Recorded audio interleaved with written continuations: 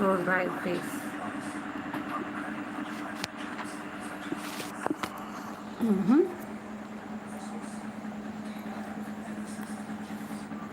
Complete the popular singing.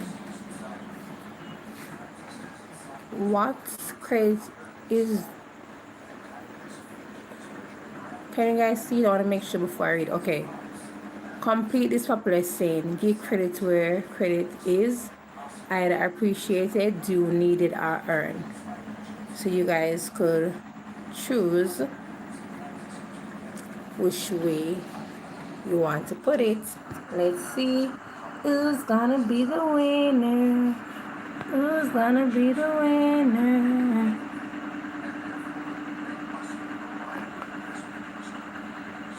Yeah. So that's question one.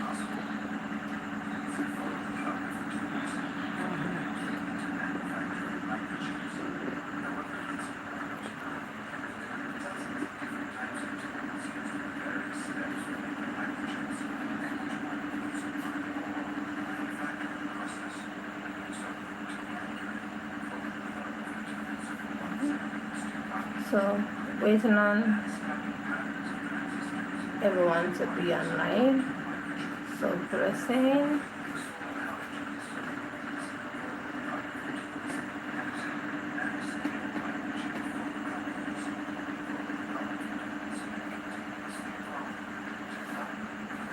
Okay, so let's see. I'm going to have a little bit more, and let's see.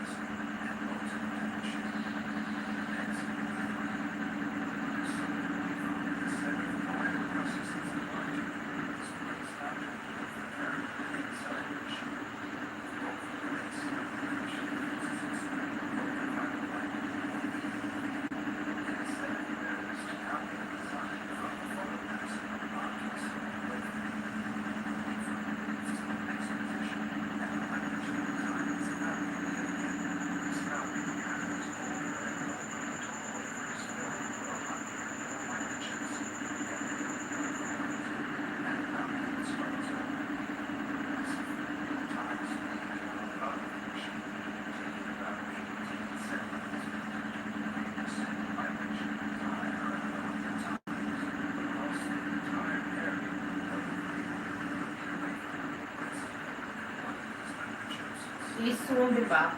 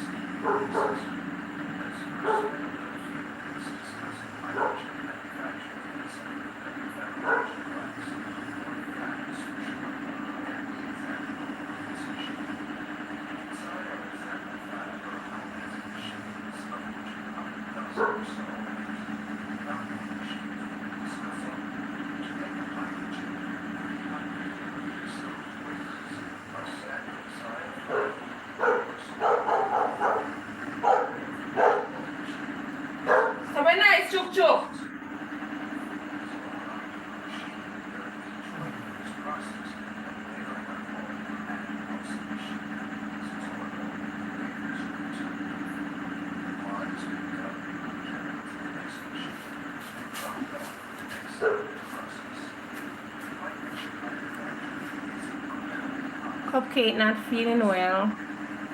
Yeah. And Andrew soon be back.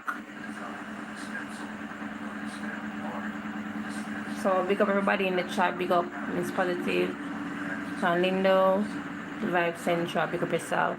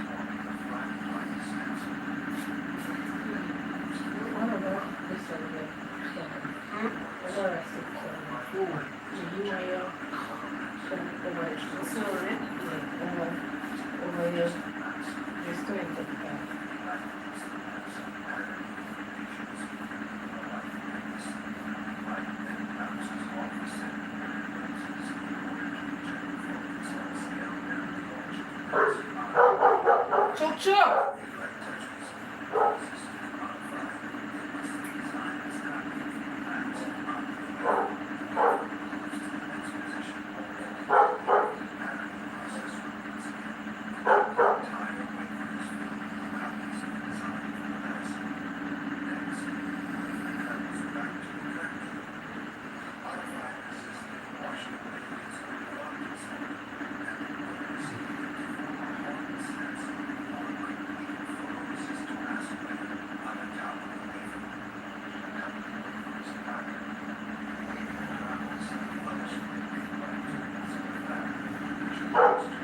Chuk chuk! Be quiet.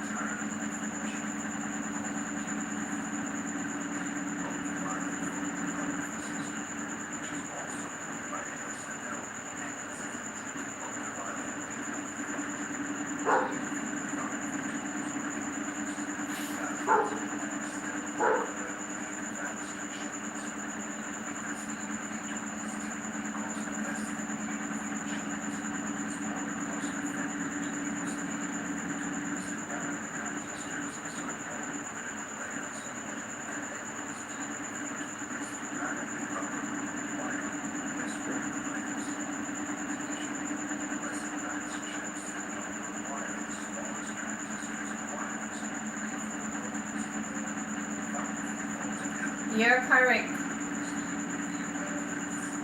The answer is due.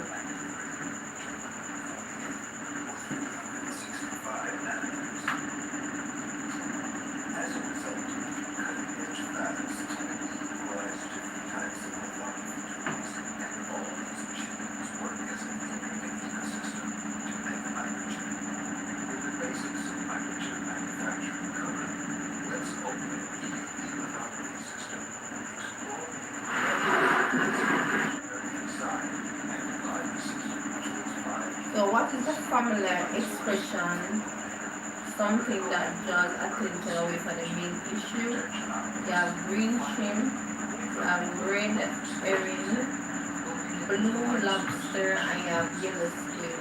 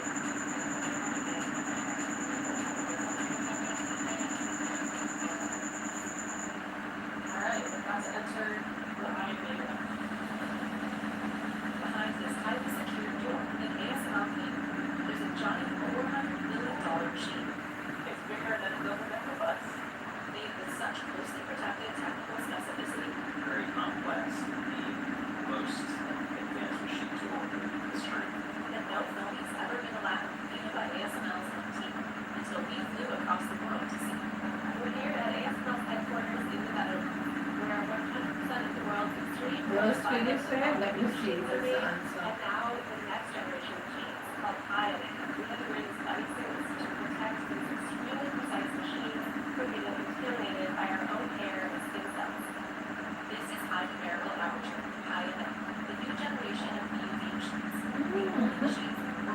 What's the name of the engineering chest zone that caused by vibration of falls will cause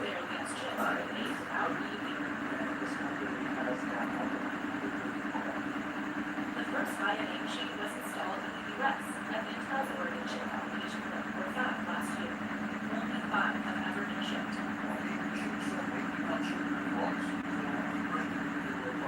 Now they're being ramped up to make millions of chips on factory floors, and a few companies have been No, that's wrong. TSMC and Samsung.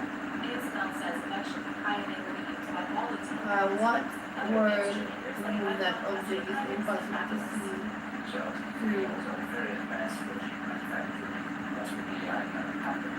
CNBC met with ASML's labs in California all the way to its Melbourne, Netherlands headquarters to bring you this ever-forcing look at the world's most advanced chip production and ask its makers exactly how it works. Okay, let's see if we get it right.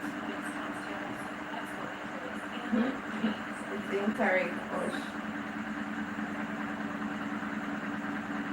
This is the most basic juggling pattern.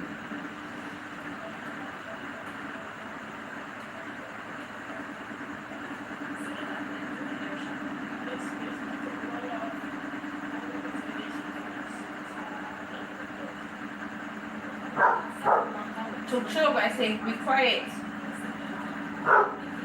Chuk chuk, be quiet.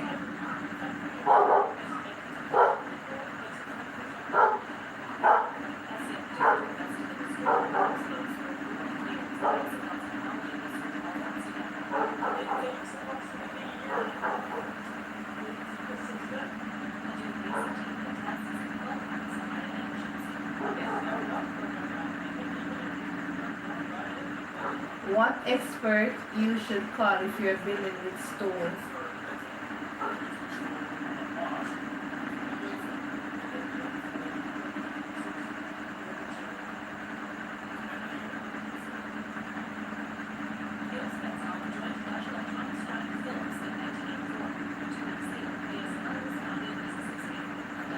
Let me see, wait and Andrew and see what his answer.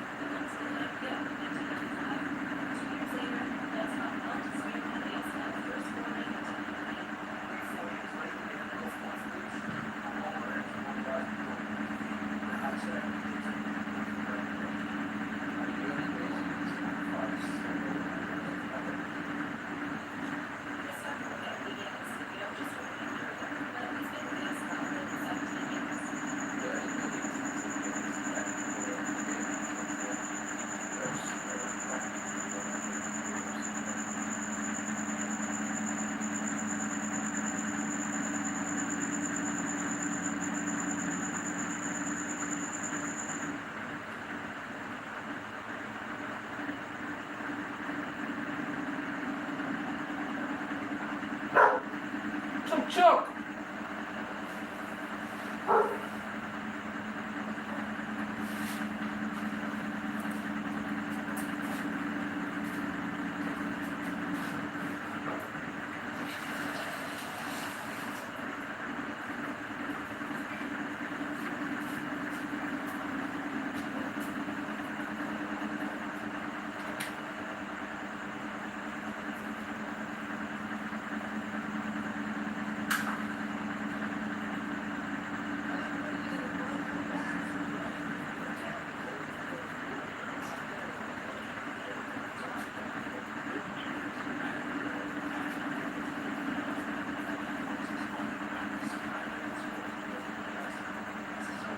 Oh, Mason. All right. So let me see if you guys get it right.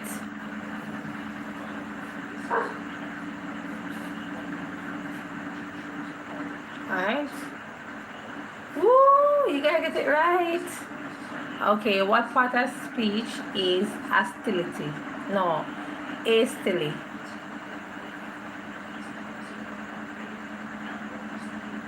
So, what part of speech is hastily?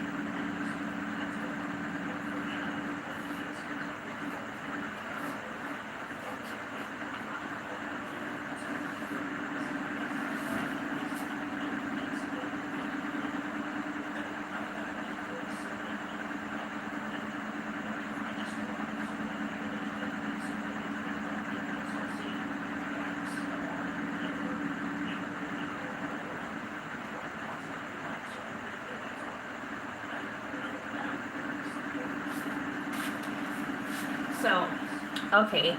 The main thing about this game is that let you guys answer the question, and then I will click on it, and then you will know if the answer is right, yes or no.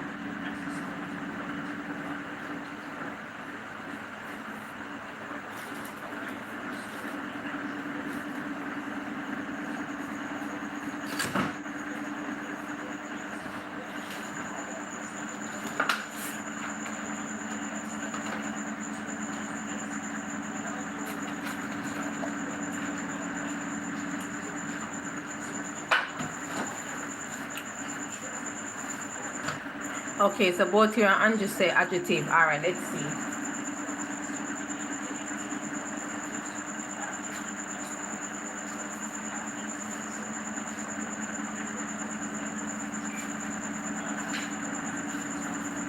Going once, going twice. Alright, that's you guys' answer. Alright, let's see. Hush, guys, it's a adverb. Hush. What is the term for what is the term for a list of places to visit on a journey?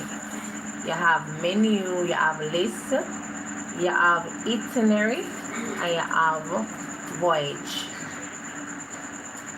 So let's see.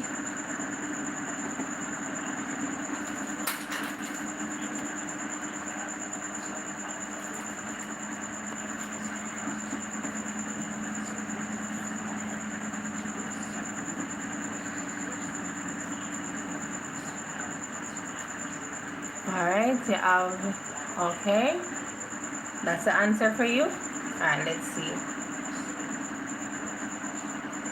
Woo! Go, Andrew, it's your birthday.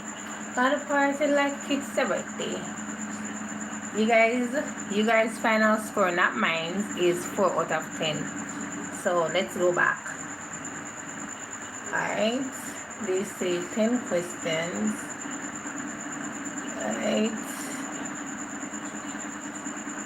20 questions. And then you go start again. Alright, what is the basic juggling pattern? So let me see if everyone can remember what is the basic juggling pattern.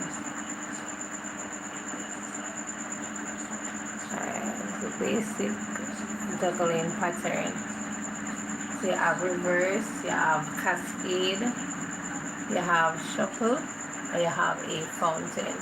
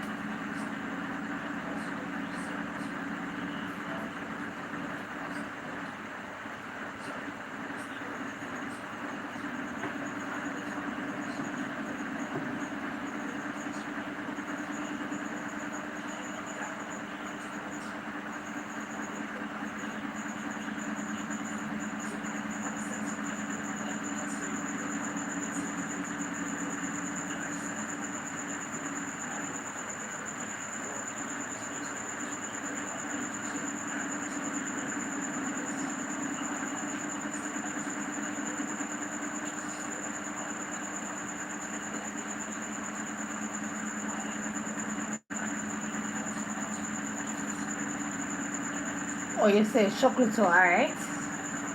Let's see now.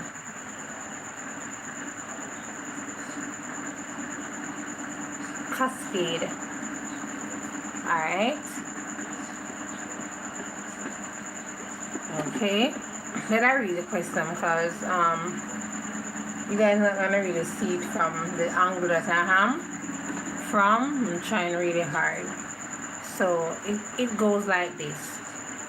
Which company was a setup? Alright, let me do something. Alright. It goes like this.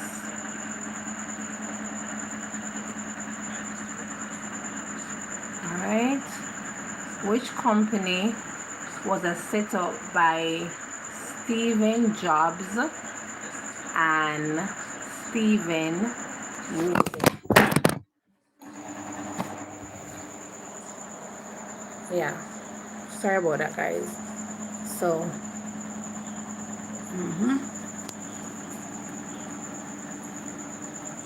so which company was set up by Stephen Jobs and Stephen Wozniak?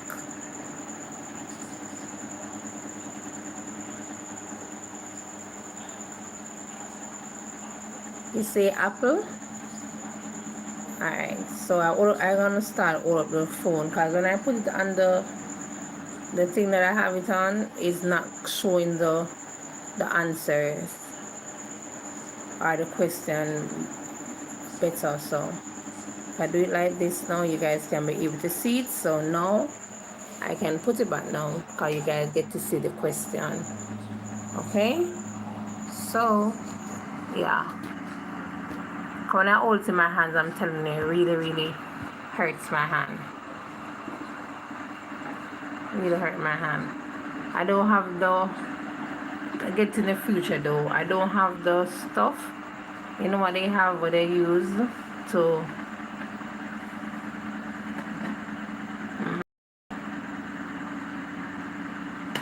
yeah. So you say Apple. I don't see Sean Linden, so I was waiting on him. Someone's checked to see if Apple correct. Woo! Congratulations, you're on a par now, Angie, on a par. Alright, then I'm gonna hold up this back again. So what is the fancy name for women's underwear, which is derived from a French word? Alright, so that is it right there.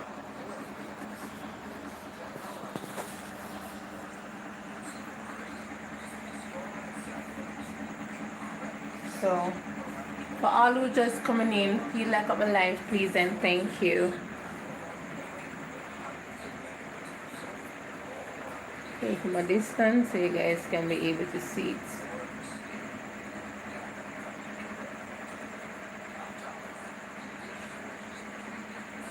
Late Steve Jobs.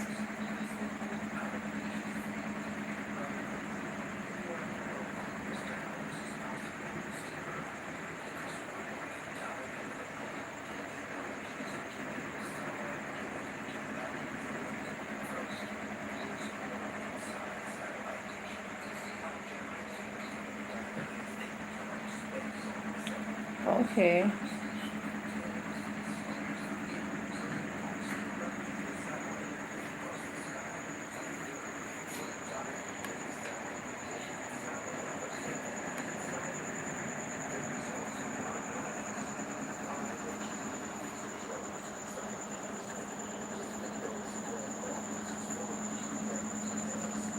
Then I'm waiting on Andrew to see what Andrew answer.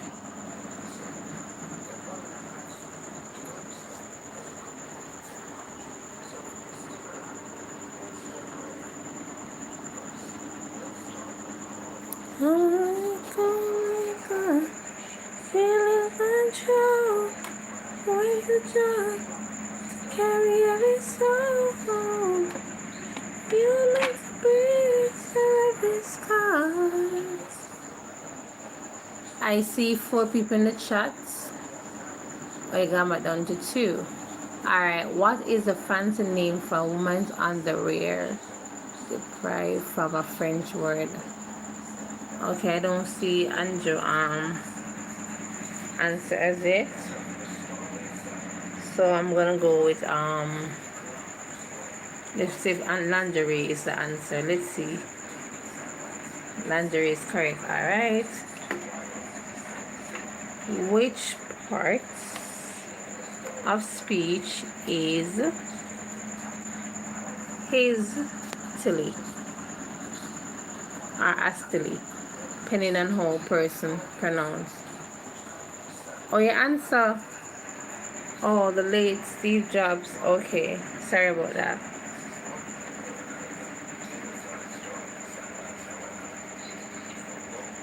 I don't know what's with the phone. I'm not really seeing all the answers coming in, so my apology.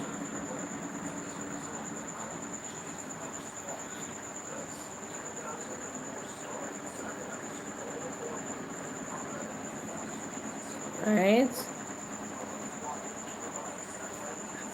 The answer was given for this one, so let's see Angie if you remember how the answer was given for this one. A noun, you said? Alright. Sure you don't want to rephrase that answer? Going once, going twice. Sure you don't want to change it? It's a noun? Alright. Let's see.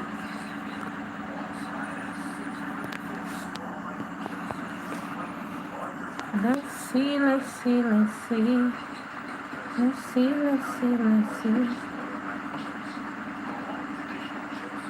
Alright, what are the rotating blades on an aircraft called?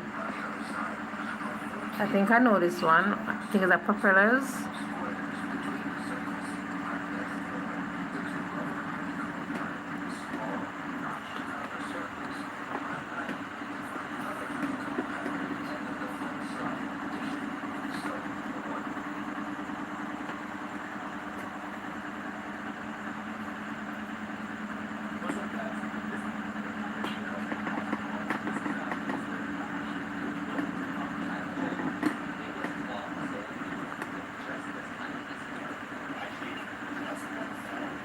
So what are the rotating blades on an aircraft called?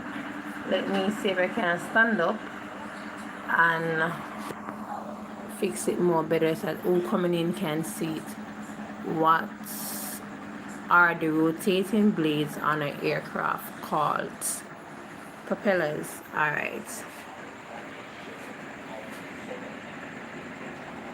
So alright, I'm gonna do it for you guys easily, so you don't have to maybe write out the words.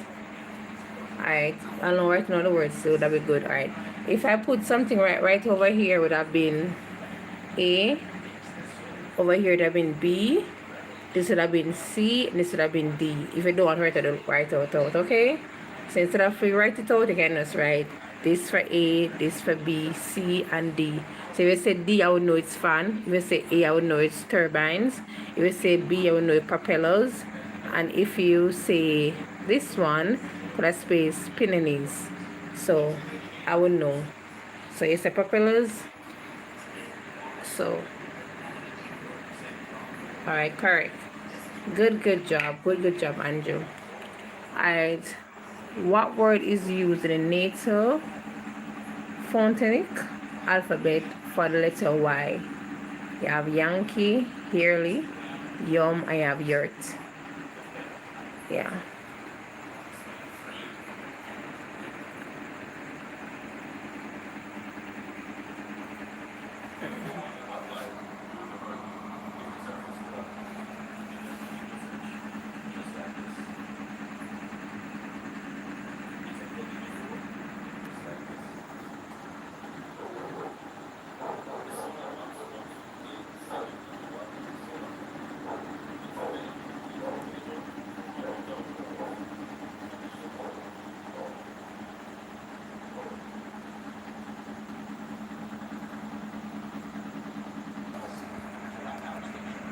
Okay.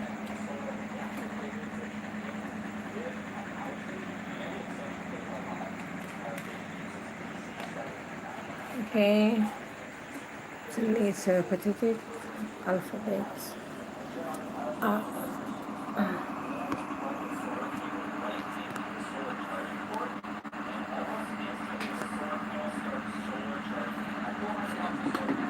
Ready to buy solar panel, Ajay?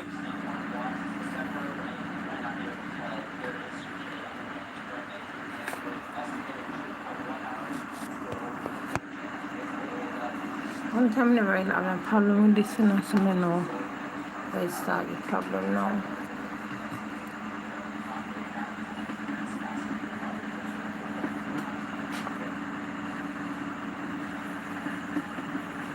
That's my time, I don't know what's happening.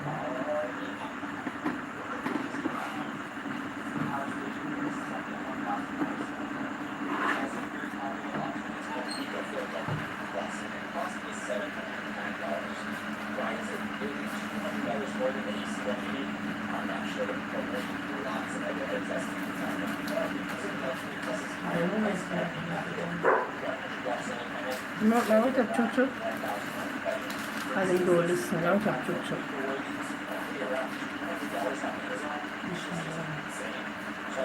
Just any comments, fix me, what you like?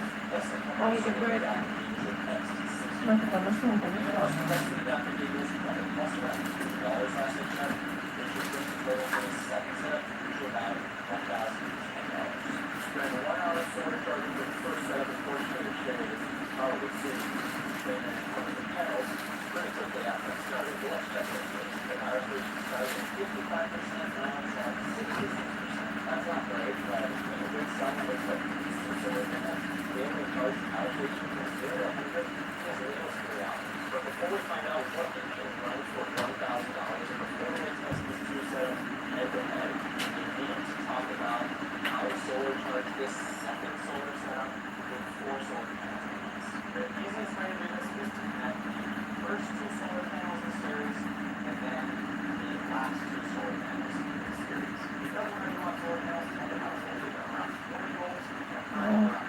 Yankee? Alright, Yankees. Alright. Woo! You got it right. What type of baby product is Huggies?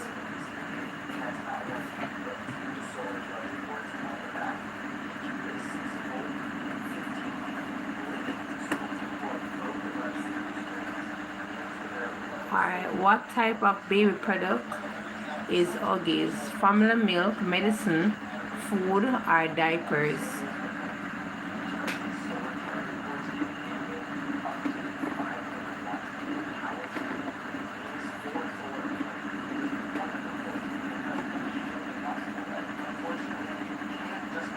Diapers. Let me see if anyone else gonna come in and say anything.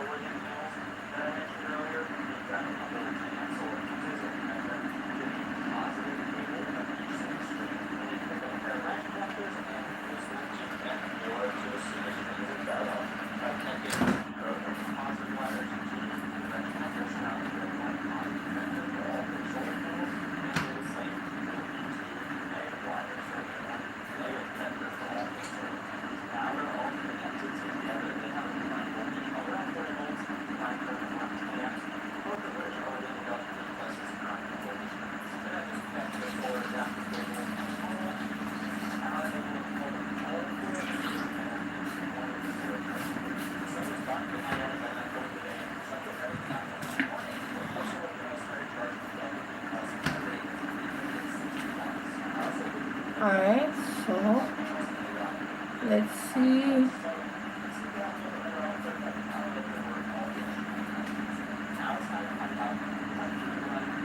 Diapers. Diapers is correct. What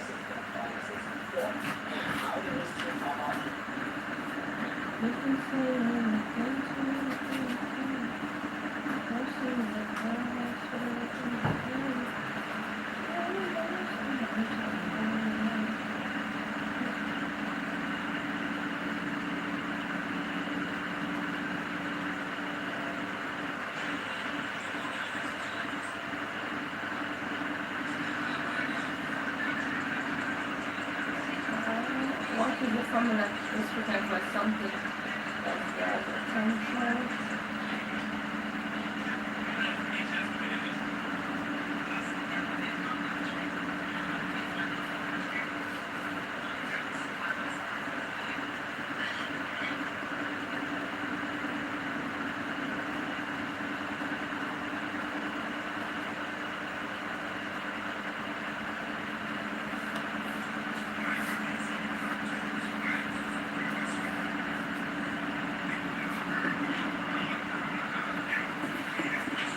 All this up.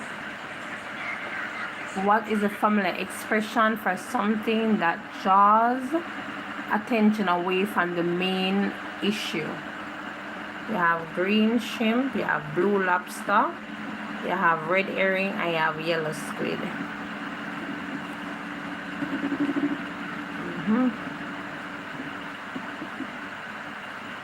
I'll read it for you, no problem. Thanks for being here. What is the formula expression for something that draws attention away from the main issue? You have green shrimp, blue lobster, red herring, and yellow squid.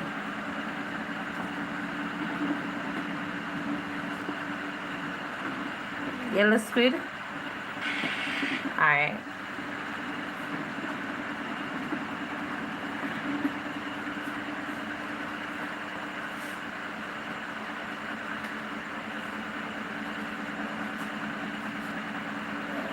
Yellow squid.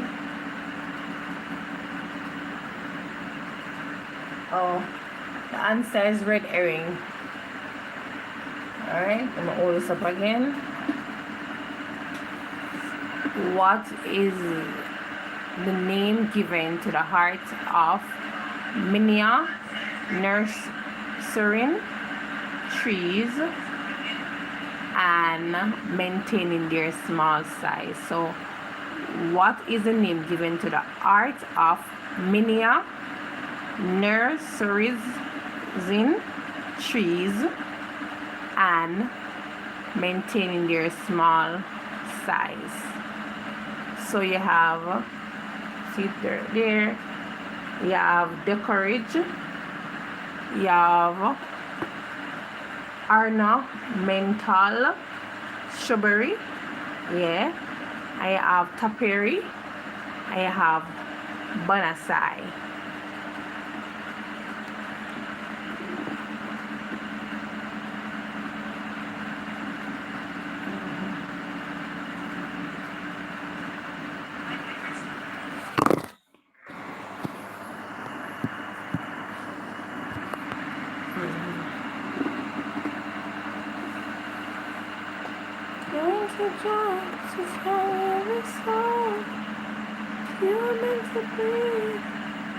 That's the final answer. Going once, going twice. Alright, let's see. The answer is bonsai. Remember the answer in Angela, I guess what sometimes the question repeat themselves. So this one says, what color do you get when you mix yellow with red? This one is very easy. This one is a walk in the park. Walk in the park.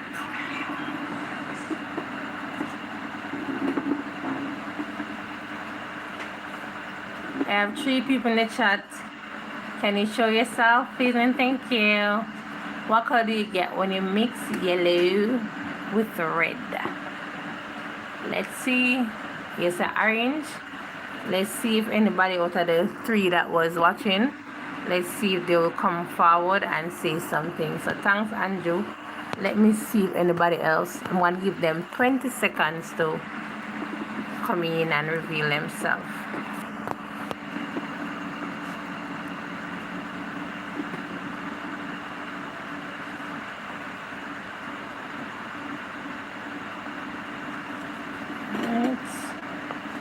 Hope my phone don't drop again.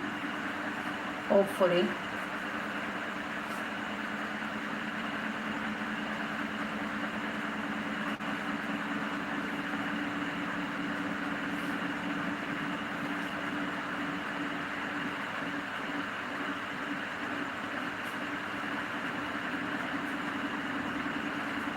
You were meant to breathe for these scars.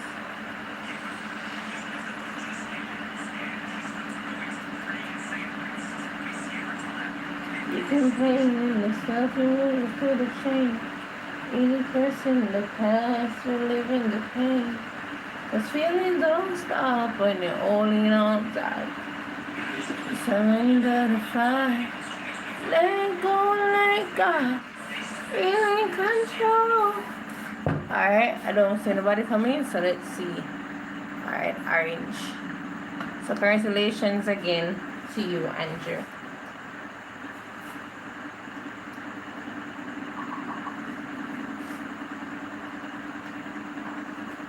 Alright, so the question for this one is, what word means that an object is impossible to see through? So let's see. So again, what words mean that an object is... So again, what word means that object is impossible to see through? Alright. So everybody in the chat that's coming in, thank you very much.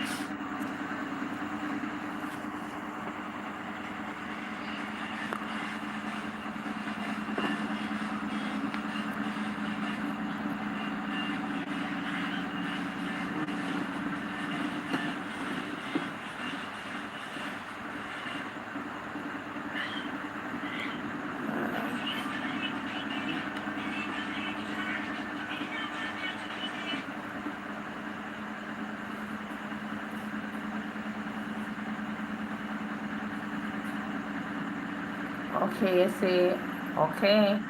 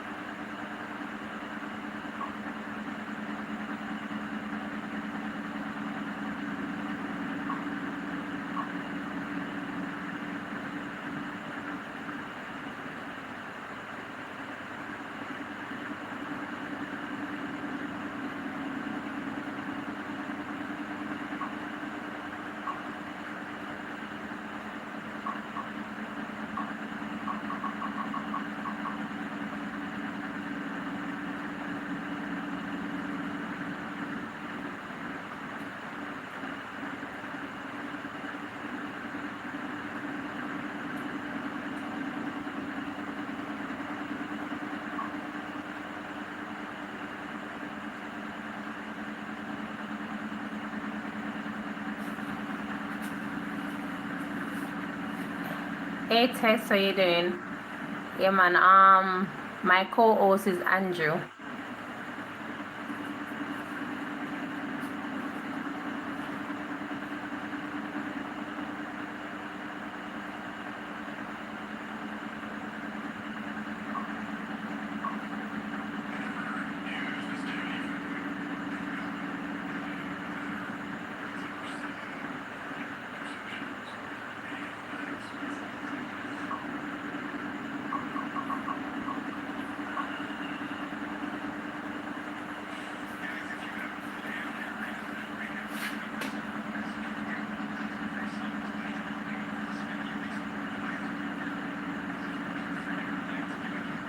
Congratulations to Andrew and Tess.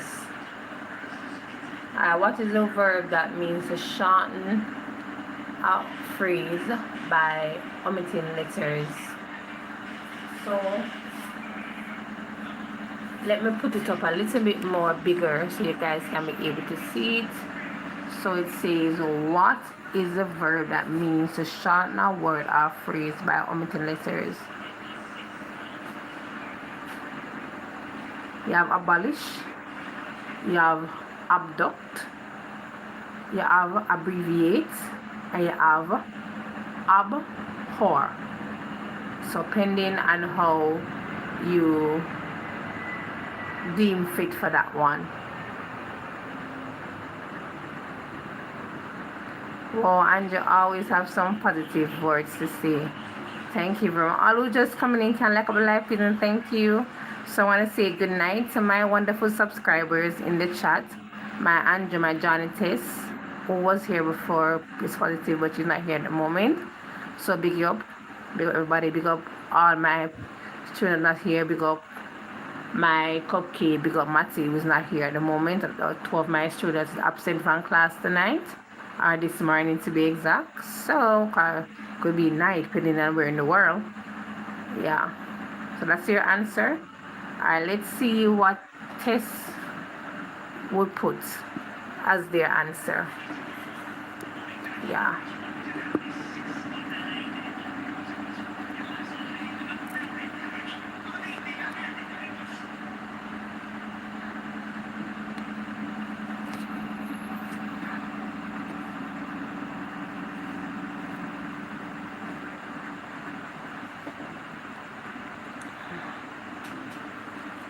Alright.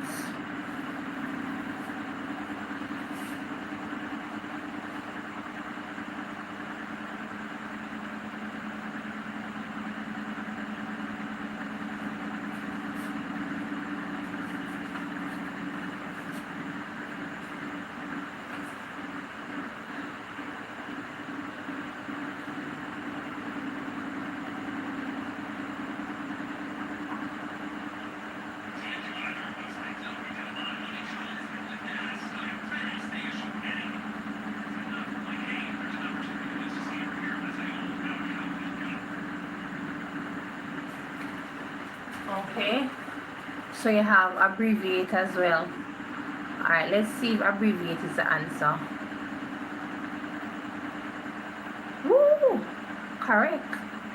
Alright, I have to lift up back this one again so you guys can be able to see it. So it goes like this. What is the name made by a horse when it whines? You have ba, ne, moo, oink, oink, oink, oink. Or you can have meh, a bear, ne, moo, oink.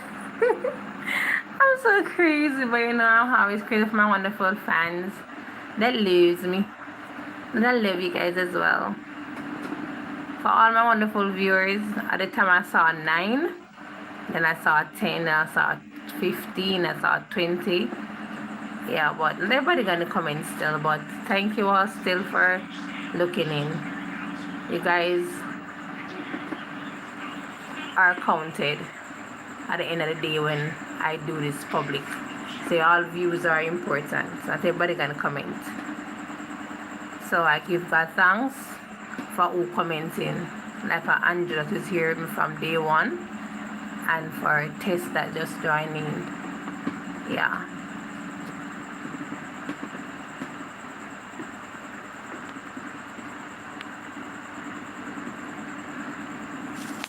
You're meant to breathe for every stars.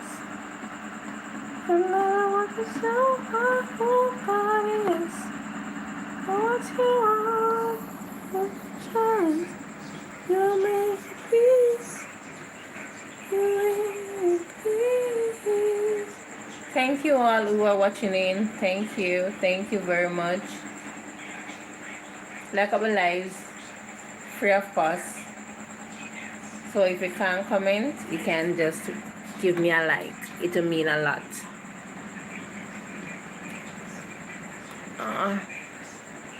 So you say, B, that's the answer. Alright. Let's see.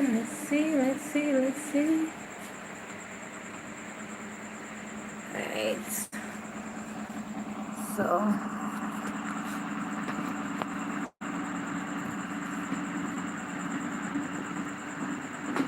I'm trying to set this so good that the phone don't drop. But I got it. Please don't make it drop. Please don't make it drop. Oh God.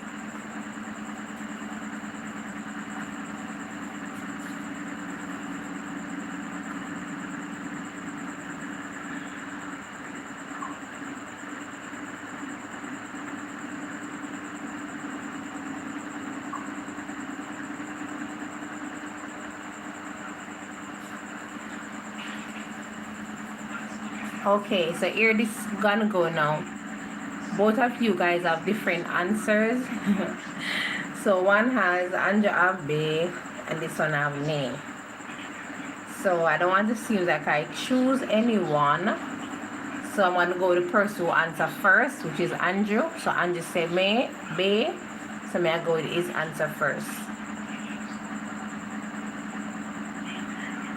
So the answer is knee. Alright. That was the answer, knee. Alright. Let's see what this one goes like. What is the P in UPS, the world's largest package delivery company? You have pound, you have parcel, you have postal, and you have pouch. So let's see.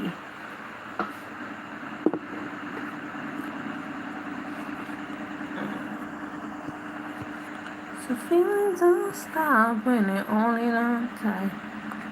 Strength to surrender the fight. I really want a fire stick so bad. Yeah.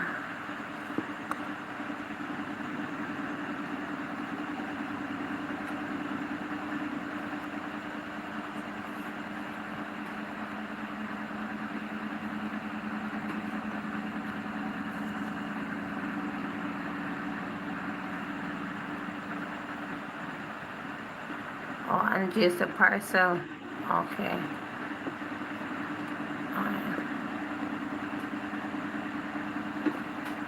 Lock up a live stream and thank you guys. Thank you. Lock up a live, it's help the channel, push the channel so you reach more people. Alright, so what's the P UPS? Word largest. Well, alright. You won't stay properly.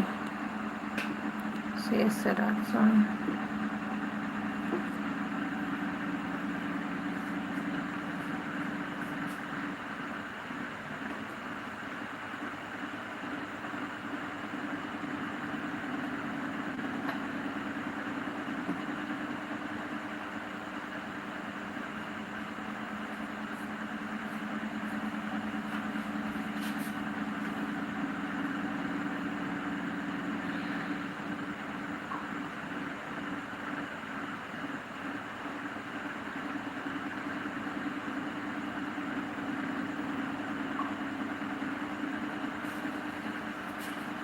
Alright, being as though is YouTube playing.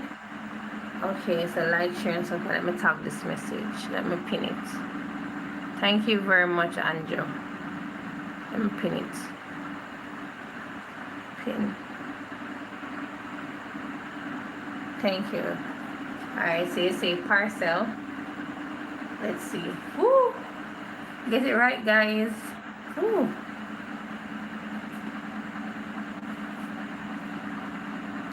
Alright. This one say what is, so still okay, what word is used in NATO phonemic alphabet for the letter B? You have Bravo, you have boot, you have baby, and you have ball. So let's see.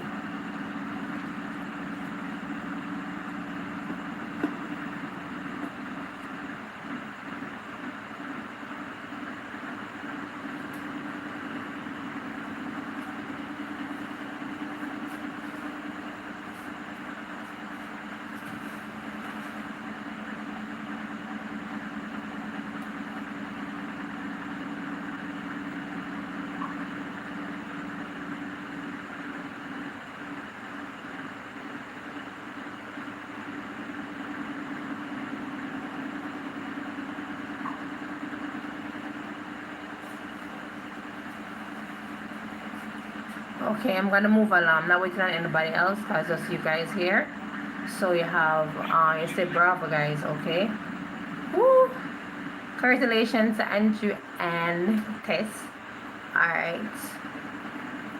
This one, let me hold it up back again, lift it up again. It says, what is the slang term commonly used for a tornado?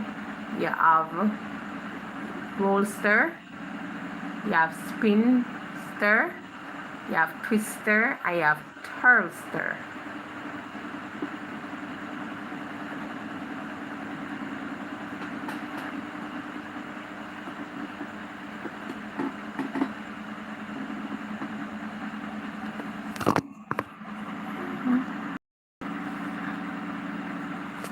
I'll put it again for all who's watching, they can be able to see it. So you have, what is a slang term commonly used for a tornado? You have rollster, spinster, you have twister, and you have twirlster. So let's see. You have twister and let's see what test will come with, because you guys are the two-person playing. So whatever answer you guys come, if anybody else come along, no problem, but just waiting on you guys, the two of you guys who's playing. Yeah, cause Angela, people coming, you know. I had, when I time I look up the top, I saw 20, and time I look I saw 18, and time I see 17, then I see come back down to you two.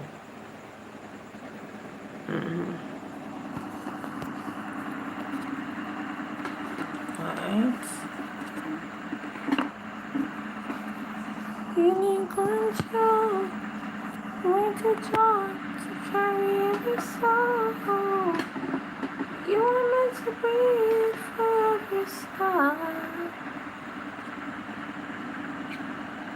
You can play in the soft of the machine.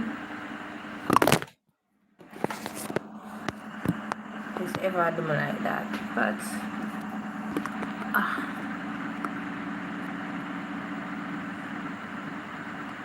oh, it's the algorithm. Okay. Thank you very much.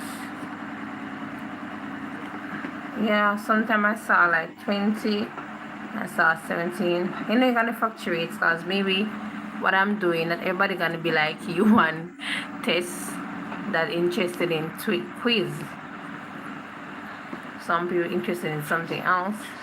I saw the little gaming still, like a football game stuff, where I can set this and it stick. See what I do is it's not sectioning.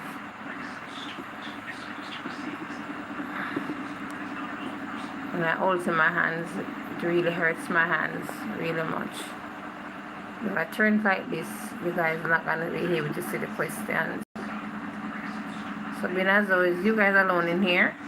For the time being, I'm just gonna put the questions and then I just hook it up to something else. So you say twister. Alright, let me see if twister is the answer. Twister. Wow, congratulations, you get that one right. I think you could get this one, you know. This one says, what is a name for a place to visit on a journey? A voyage, you have menu, you have list, you have itinerary. So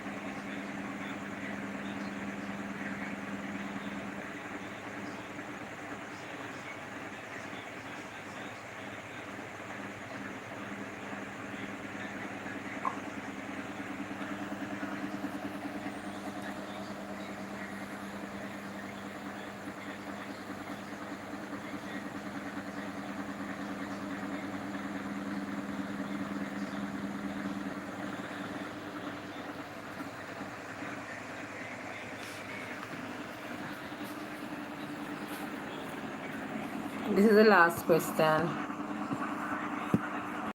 That's if I can find something else for you guys to do.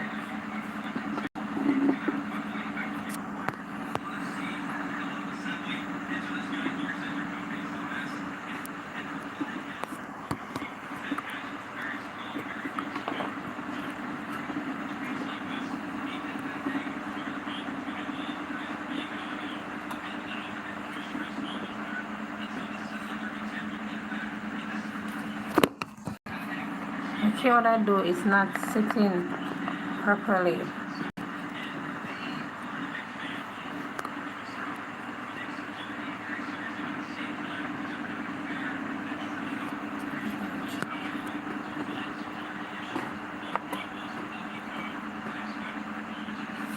I don't know what else to do. I don't know. I'm sure I do. It's not sitting good.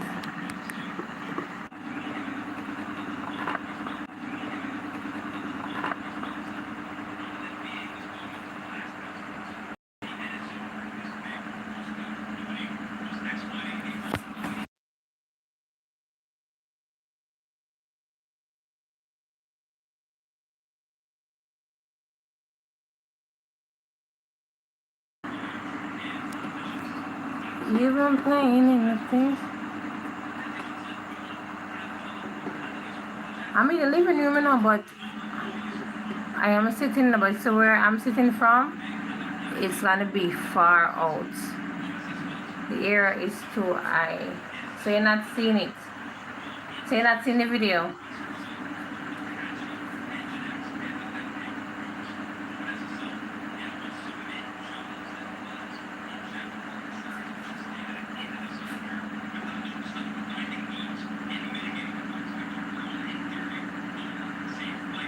You seen it now? Alright, so that was the answer. I'm gonna do something else. Alright, congratulations to you, Andrew. You're the winner for tonight. Alright, let me exit. Menu.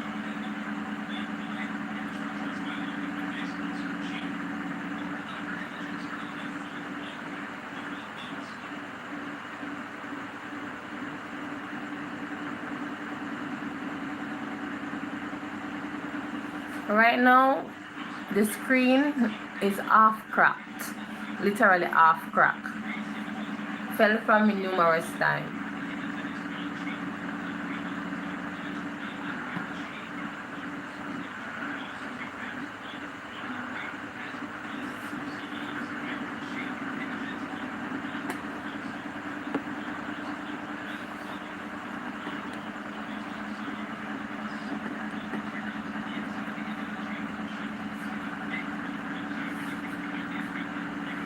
So level 1.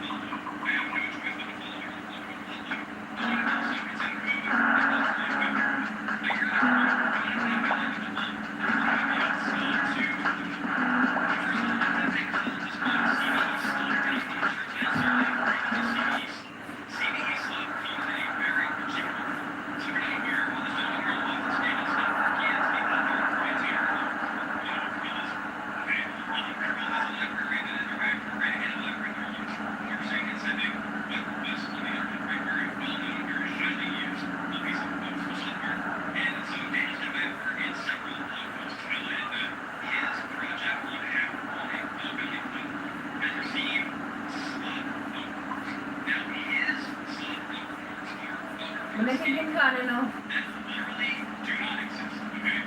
They are vulnerabilities in a piece of the world that we're not real.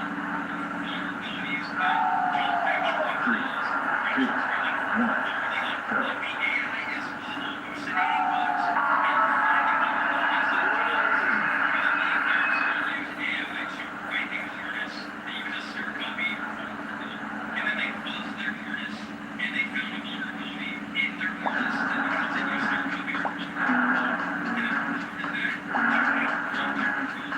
And then they start to go and triage this fake bug that exists, but then also argue with the author of this malicious harness for a couple days to eventually realize that this person used AI just to help me out in the bug isn't okay.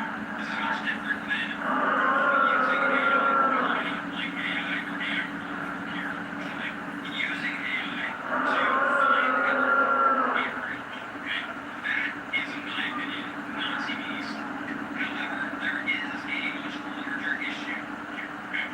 This particular bug is, again, in a codec that doesn't necessarily affect the captures, okay? It's a codec that is for a particular game that, again, if you compile it, that big by default, so turn out this codec will not be affected. However, the inclusion of this disclosure policy starts to beg very interesting questions. I think the first question we have to have is like, what is the purpose of timed disclosure? Okay, a lot of people on Twitter are saying that timed disclosure is more of like a clout gathering mechanic that researchers use, that like people who have disclosure policies so they can Three, two, one, that's go. not necessarily the case. Okay, the reason that bugs like timelines exist is this bug is real and affects a lot of people. There's some case where this one may not affect a lot of people. But let's say example, one for has a son and he explains, for instance, hey, look at this project game. You can just upload it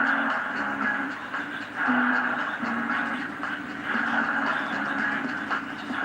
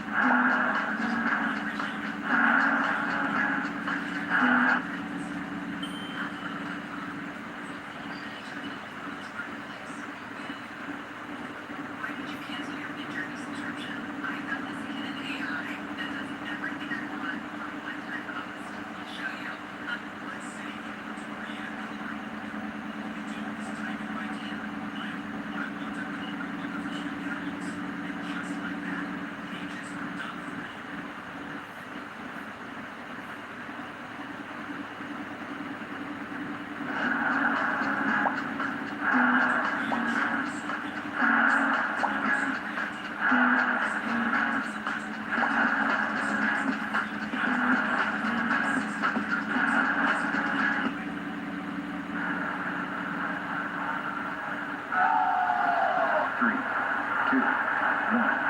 go. 3, 2, 1, go.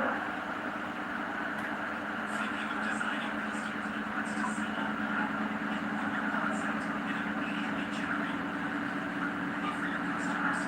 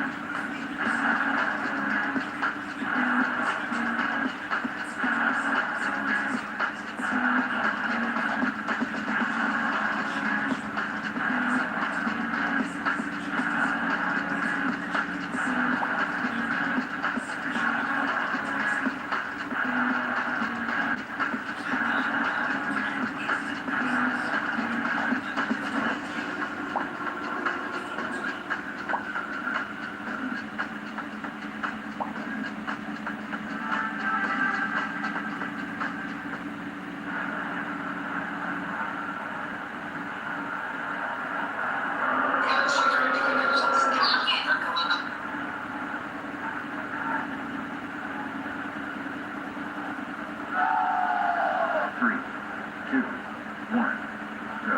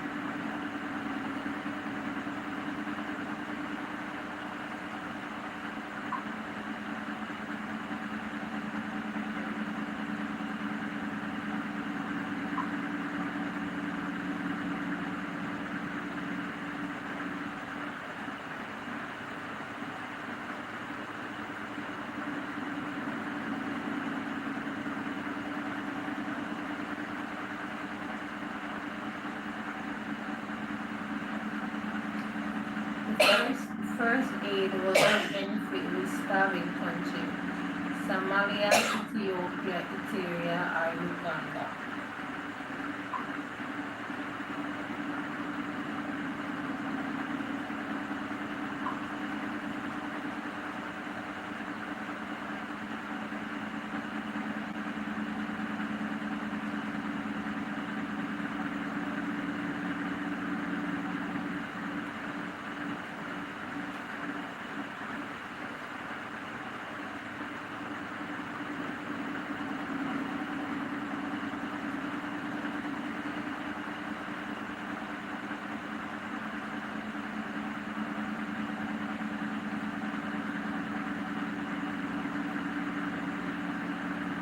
Okay, let's see. Oh, Ethiopia. Alright. What word is used in NATO photonic alphabet for letter V? You have Victor, you have Valve, you have Vile, and you have Vague. So let's see which one of the answer.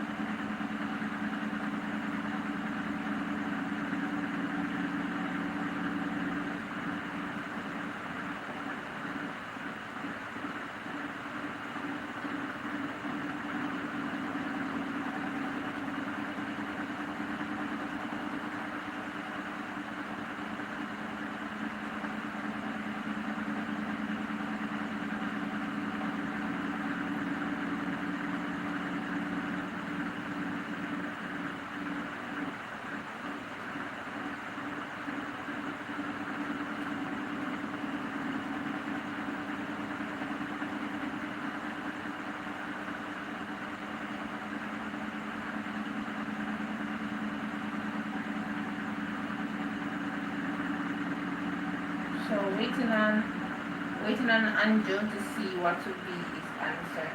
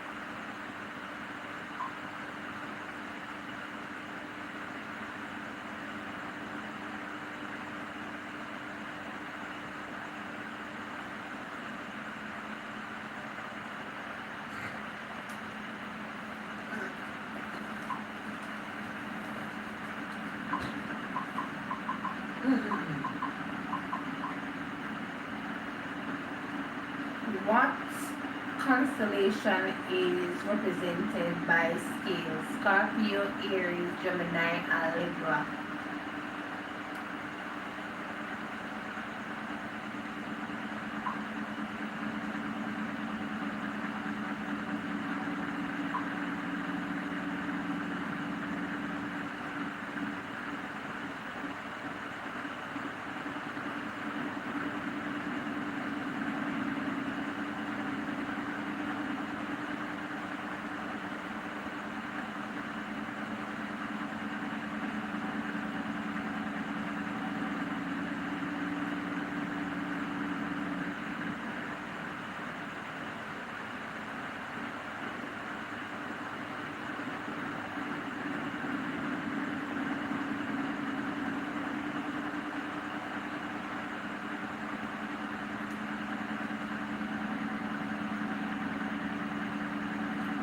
I have to go with Libra and Jereza Bean because I'm a Libra. So Libra is gonna be the answer because Libra is a scale.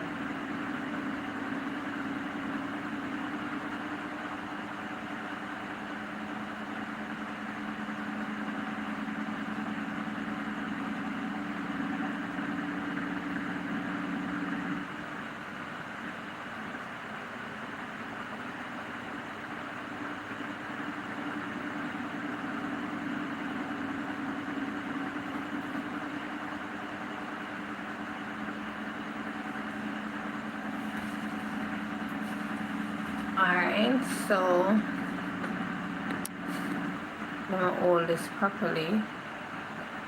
What is ghee? A cloud formation, a type of buffalo native to India, or a style of dance, or a clarified butter. So let's see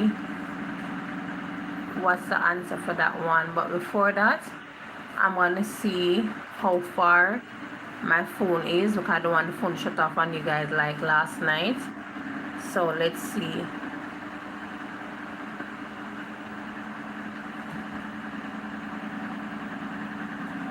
So it's 41. So it's 41% my phone is. So when I see you go 30, I'm gonna give it some charge.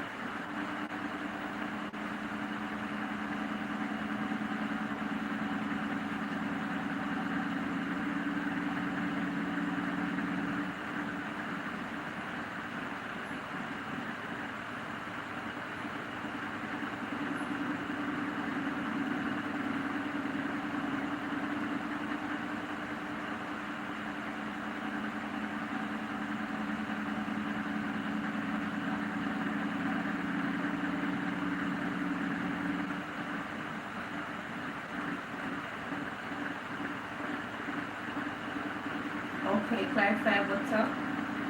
Alright, let's see. Woo, you got it right. Woo.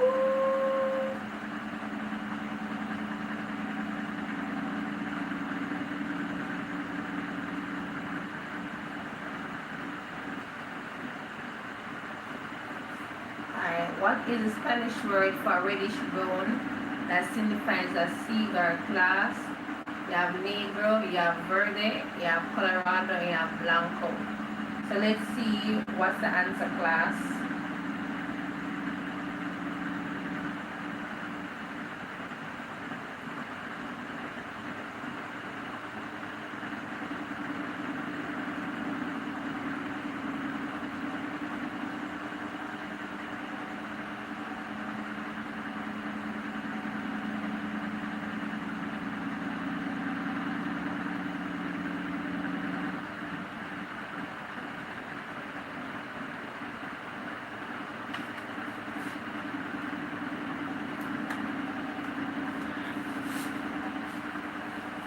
Alright, you want to see the question? Alright, my bad.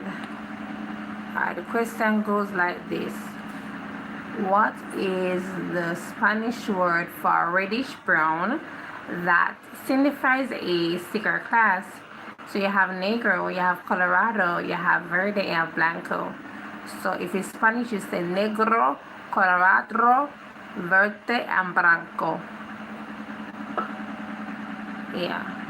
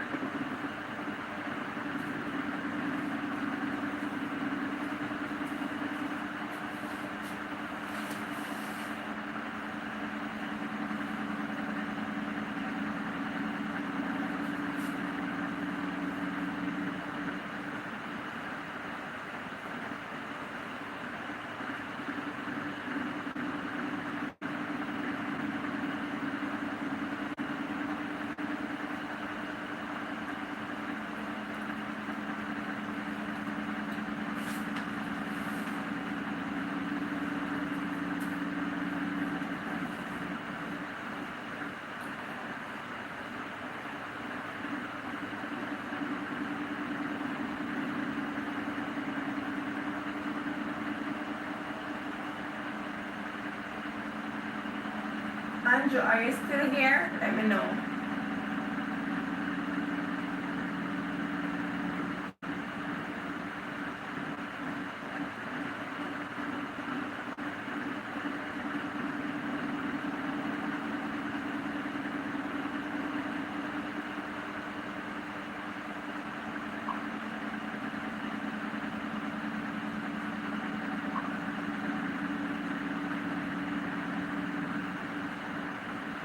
Oh, it's Colorado.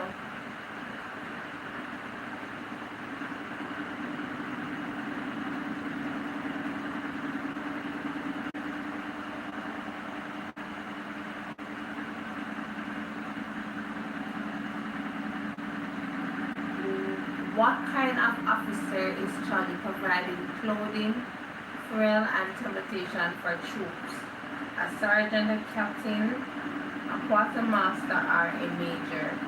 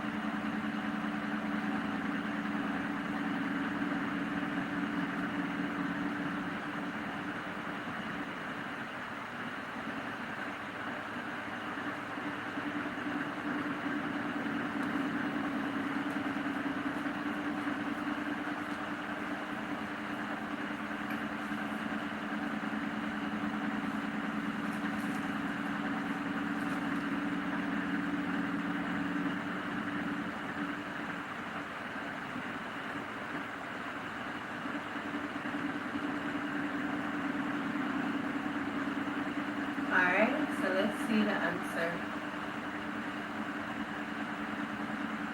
Majority rules. Let's see. Andrew C. Quartermaster. Blue Kings the quartermaster. Johnny Test C. Major. And Chataku C. Captain. So let's see quartermaster. Woo! Congratulations. Well fought. Chataku and Johnny.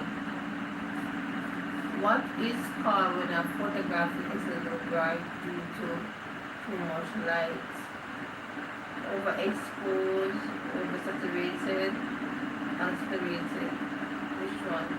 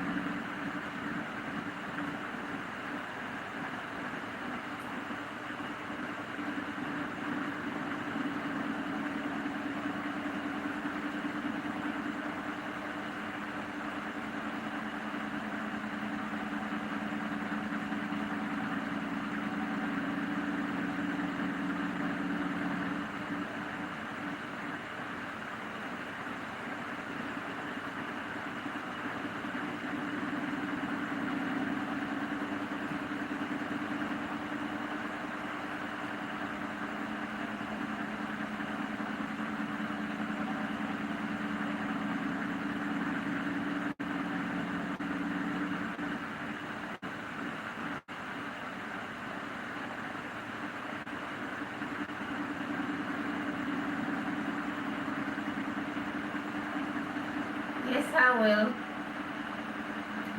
I will, okay? So you have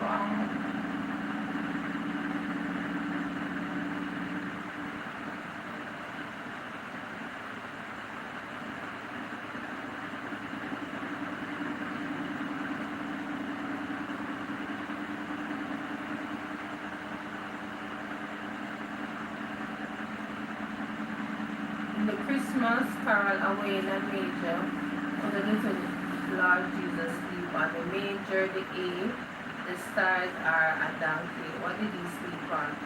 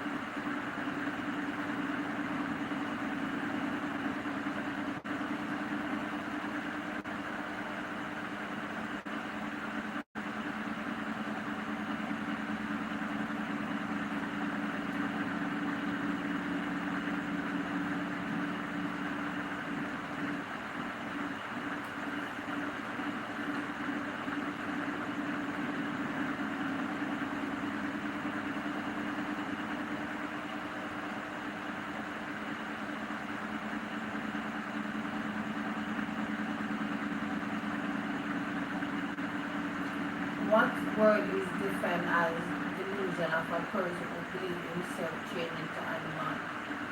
You have agastopia, zoanthropy, you have bobsidi, of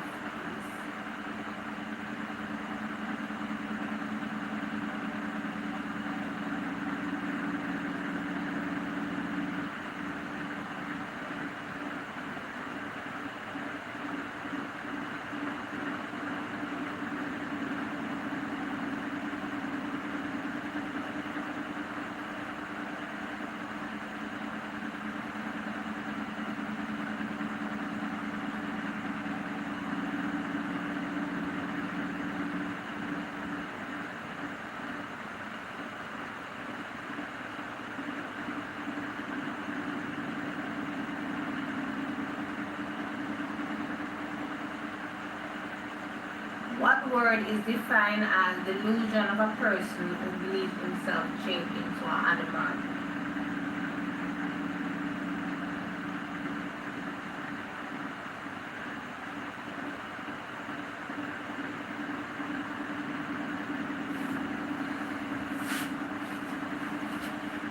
So let me put, oh, sorry guys.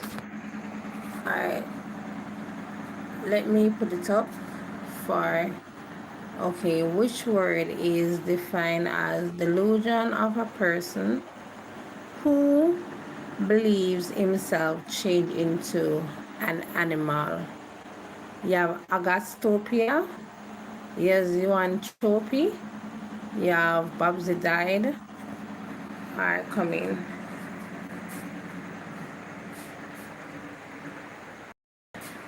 Alright.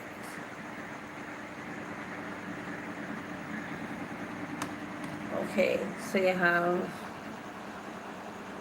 off pace. So you guys can choose the answer from any of those. You guys are the one that answering the question, so I think I answer this one in terms of message with you closing off with Bible verse, like you say, yes I will. Yeah, I will definitely do that. Definitely do it. Yeah.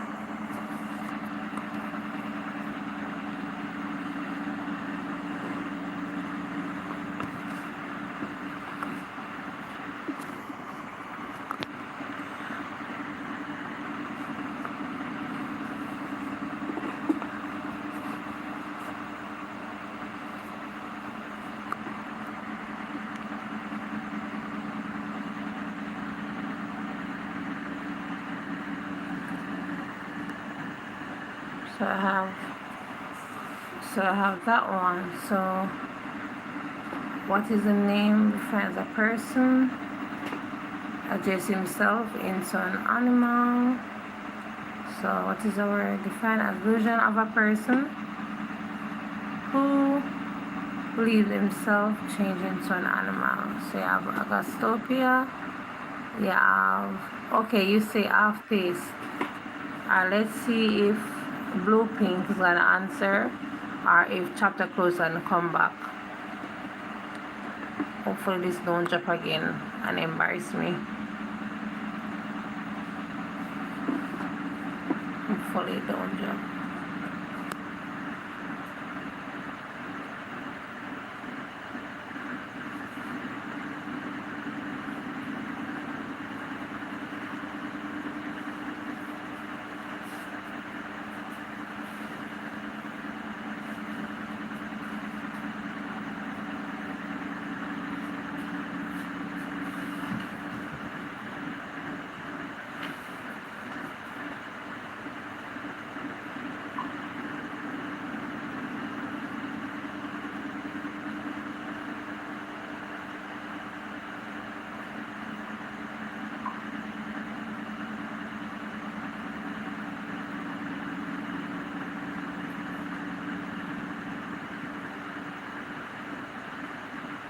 Okay, so I'm sure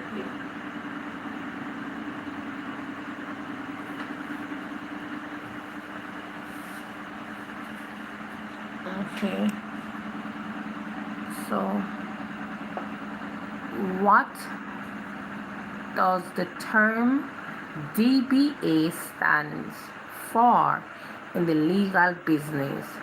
You have digital business analytics, you have direct business action, you have doing business as, you have in demanding better accountability. So let's see guys, so who's gonna get that? Hey guys, we're just coming in. Hi my viewers, thank you all for coming in. You can like out the video, please do. You can like, share and subscribe. Thank you very much.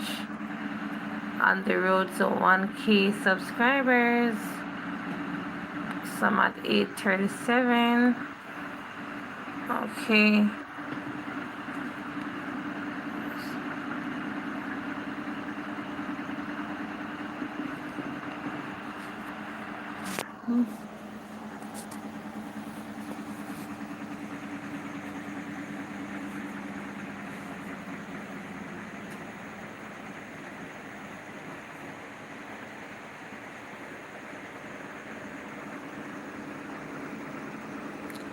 so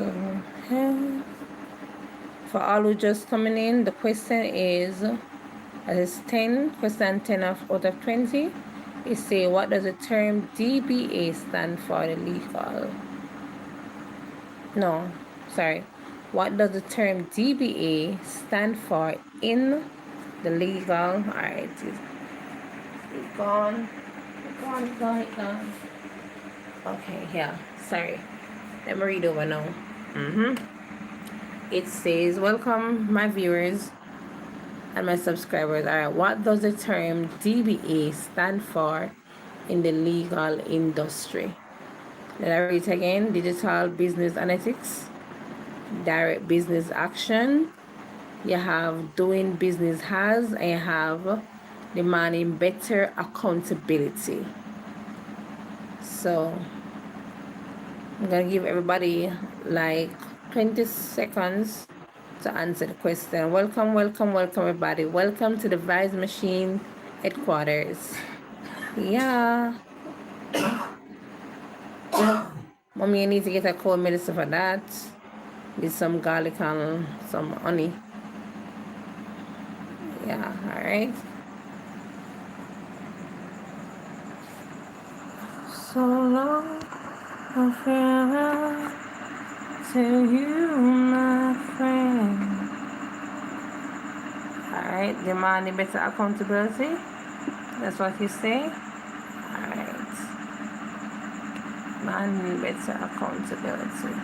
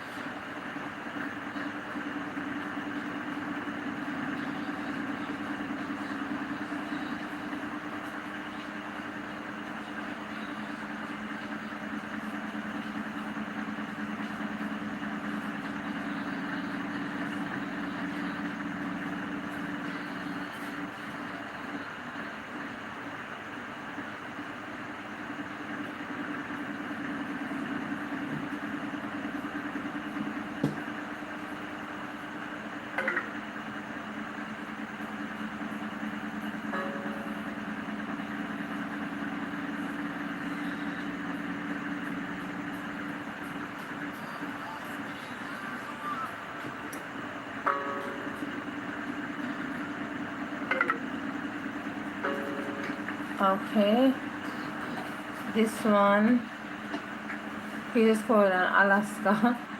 Okay, guys, so this one say, what is the meaning of the name of the constellation Leo Minor or Minor, depending on how a person pronounce it? You have Lesser Lion, you have Brave Lion, you have Ferocious Lion, I have Iron Lion. I don't want to move the phone because when I realized when I moved it, it's give me a little issue. So I will stand up and read the question. Cabina, so it's just mainly you guys are the one that answering it. Yeah, everybody that's coming in and viewing, I have no problem. Y'all are welcome.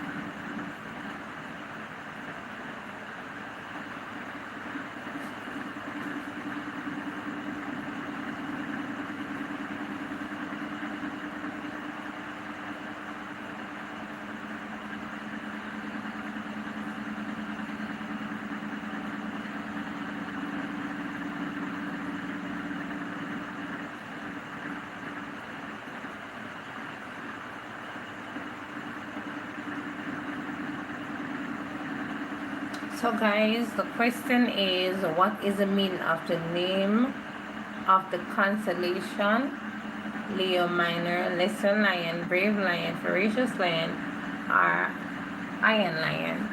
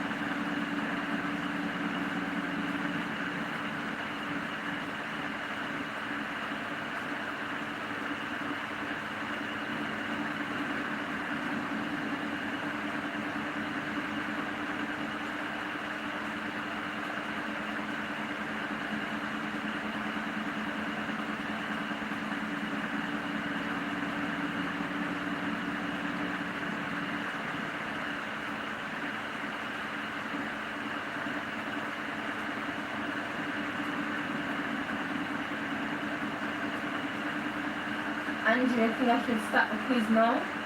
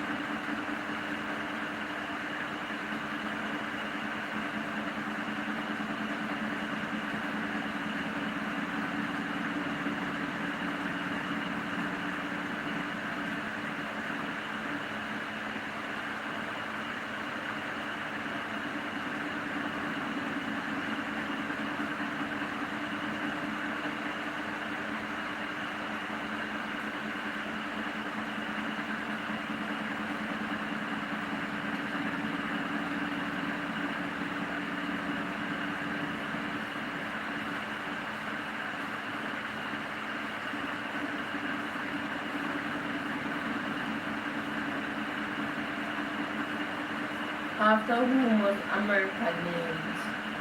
American Carlo, America Vespucci, Olympic Santiago, America Bonanucci.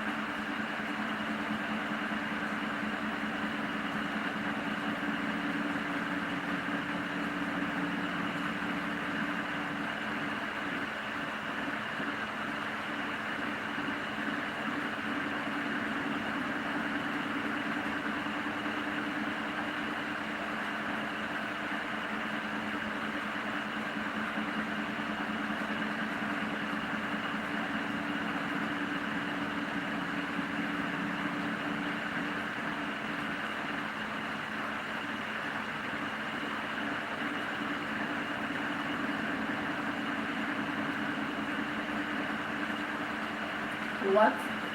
No, which word? Sorry. Which word is defined as having a good sense of smell? So you guys can see from there.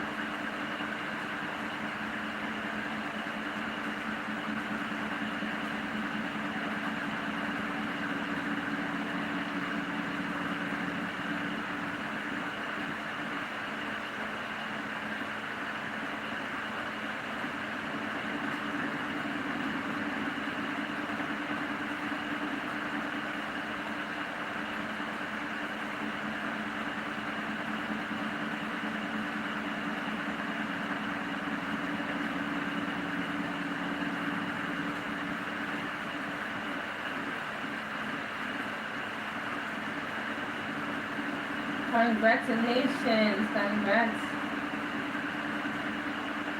What was the name of the space shuttle that exploded?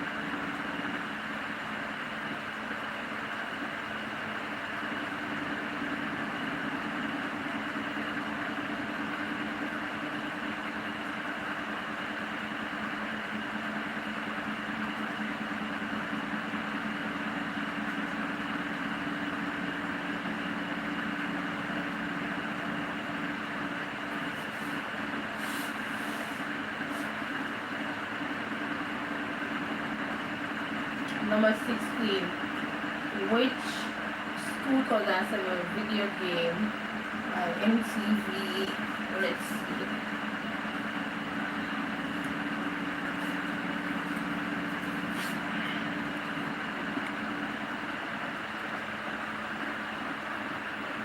Which 2007 video game by MTV game lets player form their own band and tour the world using a number of plastic instruments as controllers? So let's see who get this one. Hey viewers, how you all doing? Who just viewing the videos? How you all doing? Hope all is well. Like up a like please and thank you guys. If you like, you can leave a subscription please and thank you. Yeah.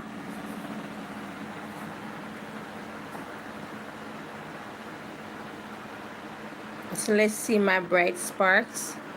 Let's see who's gonna get this one. Who's gonna get this one? Who's gonna get this one? Who's gonna get this one? Let's see.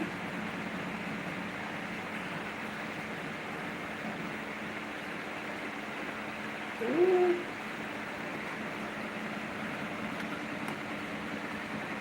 We have SingStar. Okay.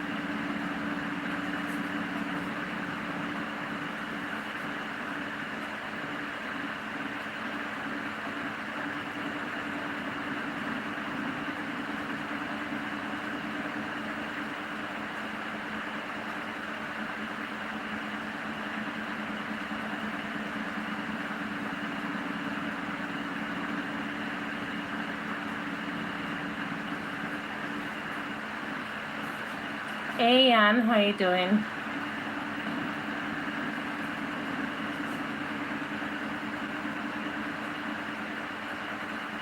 Oh, SingStar is wrong. Alright. Which university founded in 1636 is the oldest in the USA? So which university founded in 1636 is the oldest in the USA? You have Yale, you have Princeton, you have Harvard, and you have Cornell.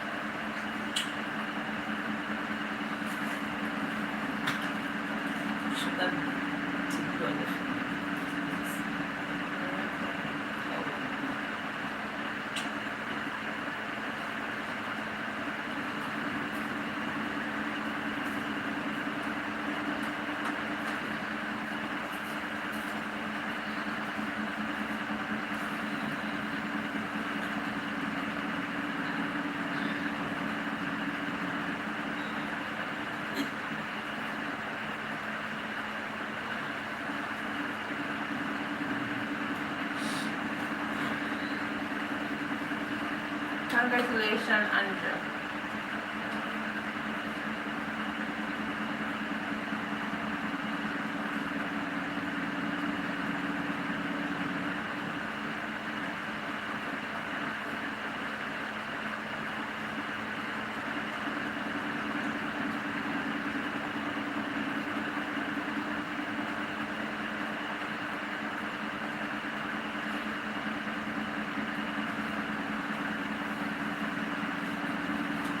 Come guys, give Andrew some heart emoji. He deserves it. Okay? So all my viewers, you can just give him some heart emojis. Not forcing anyone journey to subscribe. I only can just thank everybody who come in. Even if you're viewing the video, it's still gonna add up in the end.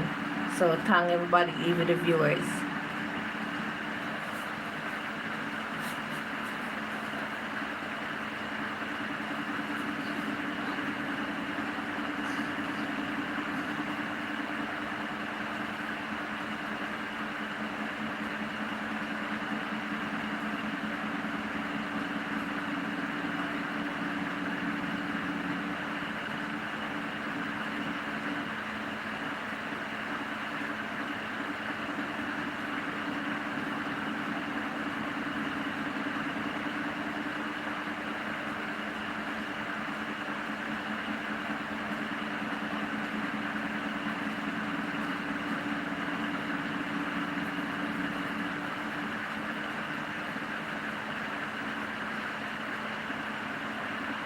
Which military academy was established in 1802 on the Hudson River? East Park, South Park, West Park,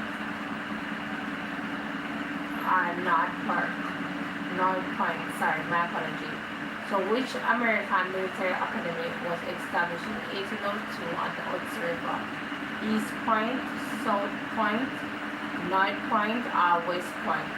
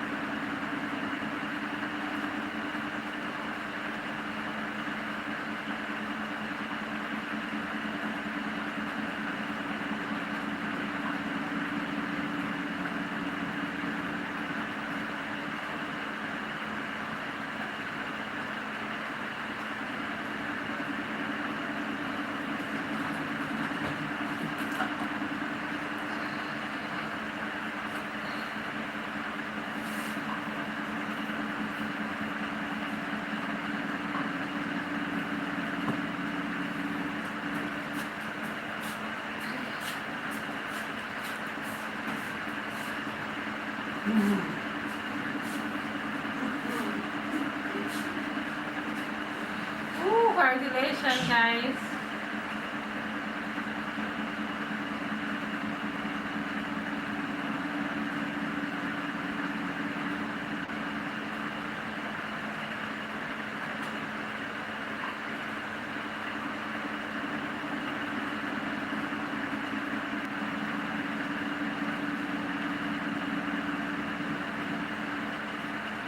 What's the total number of days in March, April, and May combined?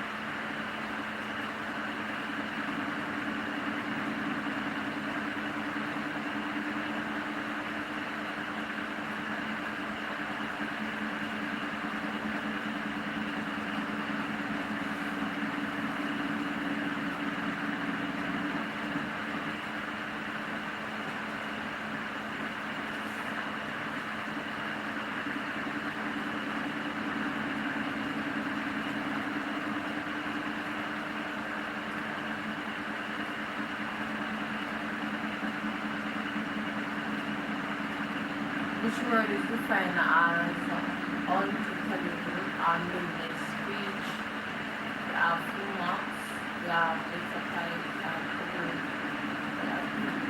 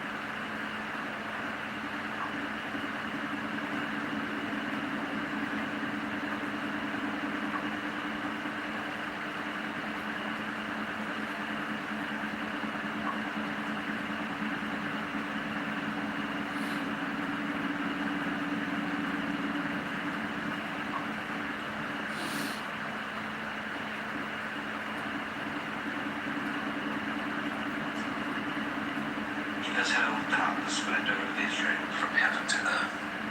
He has not remembered his footstool in the day of his anger. Without pity, the Lord has swallowed up all the dwellings of Jacob. In his wrath, he has torn down the strongholds of daughter Judah. He has brought her kingdom and its princes down to the ground in dishonor. In fierce anger, he has cut off every horn of Israel. He has withdrawn his right hand at the approach of the enemy. He has burned in Jacob like a flaming fire that consumes everything around it. Like an enemy, he has strung his bow. His right hand is ready. Like a foe, he has slain all who are pleasing to the eye. He has poured out his wrath like fire on the tent of daughter Zion. The Lord is like an enemy. He has swallowed up Israel. He has swallowed up all her palaces and destroyed her strongholds. He has multiplied mourning and lamentation for daughter Judah. He has laid waste his dwelling like a garden. He has destroyed his place of meeting. The Lord has made Zion forget her appointed festivals and her Sabbaths. In his fierce anger he has spurned both king and priest. The Lord has rejected his altar and abandoned his sanctuary. He has given the walls of her palaces into the hands of the enemy. They have raised a shout in the house of the Lord, as on the day of an appointed festival. The Lord determined to tear down the wall around daughter Zion. He stretched out a measuring line and did not withhold his hand from destroying. He made ramparts and walls lament. Together they wasted away. Her gates have sunk into the ground. Their baths he has broken and destroyed. Her king and her princes are exiled among the nations. The law is no more, and her prophets no longer find visions from the Lord. The elders of daughter Zion sit on the ground in silence. They have sprinkled dust on their heads and put on sackcloth. The young women of Jerusalem have bowed their heads to the ground. My eyes fail from weeping. I am in torment within. My heart is poured out on the ground because my people are destroyed. Because children and infants faint in the streets of the city. They say to their mothers, "Where is bread and wine?" As they faint like the wounded in the streets of the city as their lives ebb away in their mother's arms. What can I say for you? With what can I compare you, daughter Jerusalem? To what can I liken you that I may comfort you, virgin daughter Zion? Your wound is as deep as the sea. Who can heal you? The visions of your prophets were false and worthless. They did not expose your sin to ward off your captivity. The prophecies they gave you were false and misleading. All who pass your way clap their hands at you. They scoff and shake their heads at daughter Jerusalem. Is this the city that was called the perfection of beauty, the joy of the whole earth? All your enemies open their mouths wide against you. They scoff and gnash their teeth and say, "We have swallowed her up." This is the day we have waited for. We have lived to see it. The Lord has done what he planned. He has fulfilled his word, which he decreed long ago. He has overthrown you without pity. He has let the enemy gloat over you. He has exalted the horn of your foes. The hearts of the people cry out to the Lord. You walls of daughter Zion, let your tears flow like a river day and night. Give yourself no relief, your eyes no rest. Arise, cry out in the night, as the watches of the night begin. Pour out your heart like water in the presence of the Lord. Lift up your hands to him for the lives of your children who faint from hunger at every street corner.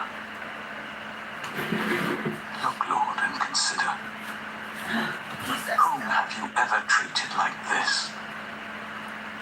Should women eat their offspring, the children they have cared for? Should priest and prophet be killed in the sanctuary of the Lord? Young and old lie together in the dust of the streets. My young men and young women have fallen by the sword. You have slain them in the day of your anger. You have slaughtered them without pity. As you summoned to a feast day, so you summoned against me terrors on every side. In the day of the Lord's anger, no one escaped or survived. Those I cared for and reared, my enemy has destroyed. Lamentations chapter 3. I am the man who has seen affliction by the rod of the Lord's wrath. He has driven me away and made me walk in darkness rather than light. Indeed, he has turned his hand against me again and again, all day long. He has made my skin and my flesh grow old, and has broken my bones. He has besieged me and surrounded me with bitterness and hardship. He has made me dwell in darkness like those long dead. He has walled me in so that I cannot escape. He has weighed me down with chains. Even when I call out or cry for help, he shuts out my prayer. He has barred my way with blocks of stone. He has made my paths crooked. Like a bear lying in wait, like a lion in hiding, he dragged me from the path and mangled me and left me without help. He drew his bow and made me the target for his arrows. He pierced my heart with arrows from his quiver. I became the laughingstock of all my people. They mock me in song all day long. He has filled me with bitter herbs and given me gall to drink. He has broken my teeth with gravel. He has trampled me in the dust.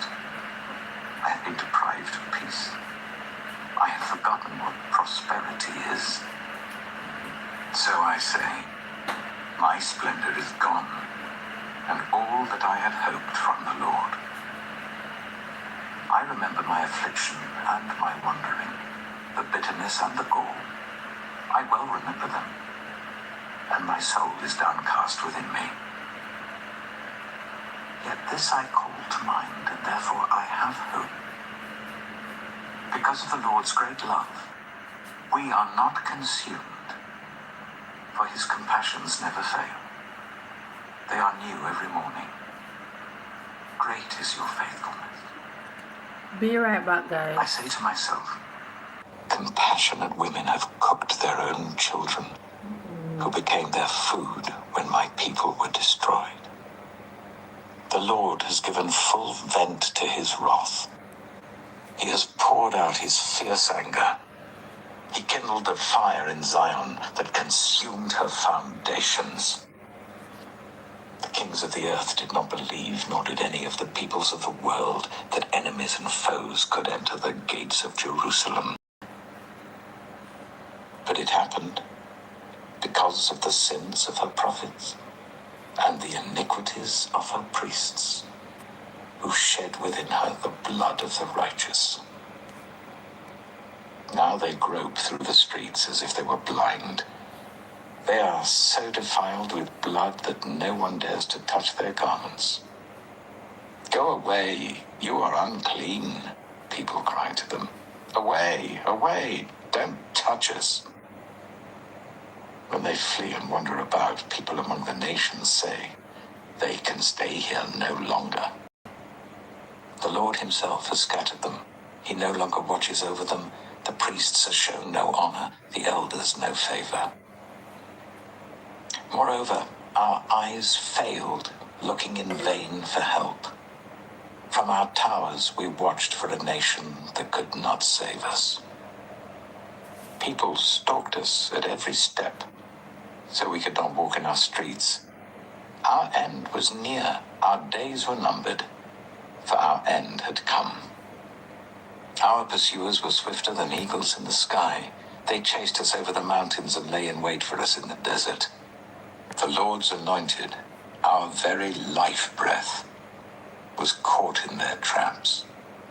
We thought that under his shadow we would live among the nations. Rejoice and be glad, daughter Edom, you who live in the land of Uz. But to you also the cup will be passed. You will be drunk and stripped naked. Your punishment will end, daughter Zion. He will not prolong your exile. But he will punish your sin, daughter Edom, and expose your wickedness. Lamentations chapter 5. Remember, Lord, what has happened to us.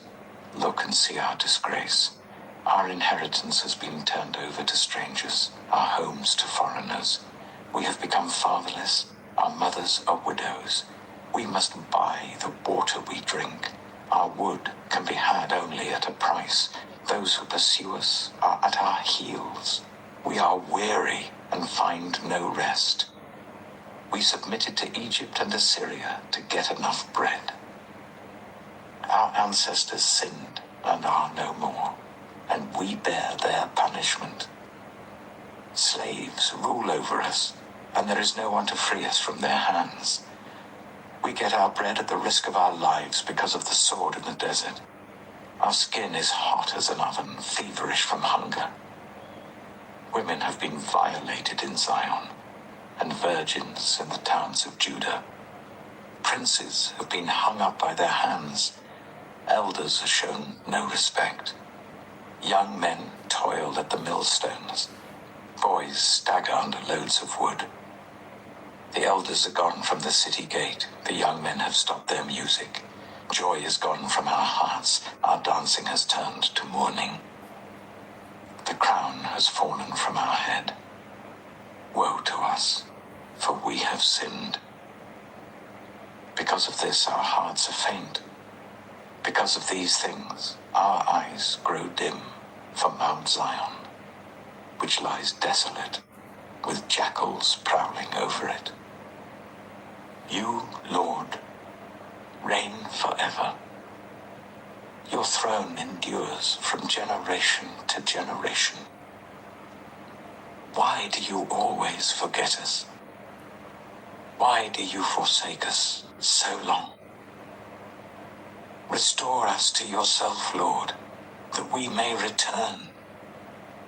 Renew our days as of old, unless you have utterly rejected us and are angry with us beyond measure.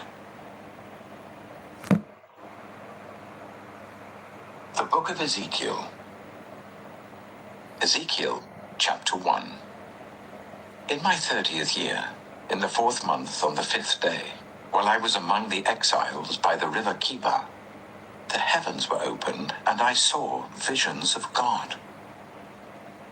On the 5th of the month, it was the 5th year of the exile of King Jehoiakim, the word of the Lord came to Ezekiel the priest, the son of Buzi, by the river Kibar in the land of the Babylonians. There the hand of the Lord was on him. I looked, and I saw a violent storm coming out of the north, an immense cloud with flashing lightning and surrounded by brilliant light. The center of the fire looked like glowing metal, and in the fire was what looked like 4 living creatures. In appearance, their form was human, but each of them had 4 faces and 4 wings. Their legs were straight. Their feet were like those of a calf and gleamed like burnished bronze. Under their wings, on their 4 sides, they had human hands. All 4 of them had faces and wings, and the wings of one touched the wings of another. Each one went straight ahead. They did not turn as they moved. Their faces looked like this. Each of the 4 had the face of a human being. And on the right side, each had the face of a lion. And on the left, the face of an ox. Each also had the face of an eagle. Such were their faces. They each had 2 wings spreading out upwards, each wing touching that of the creature on either side. and each had 2 other wings covering its body. Each one went straight ahead.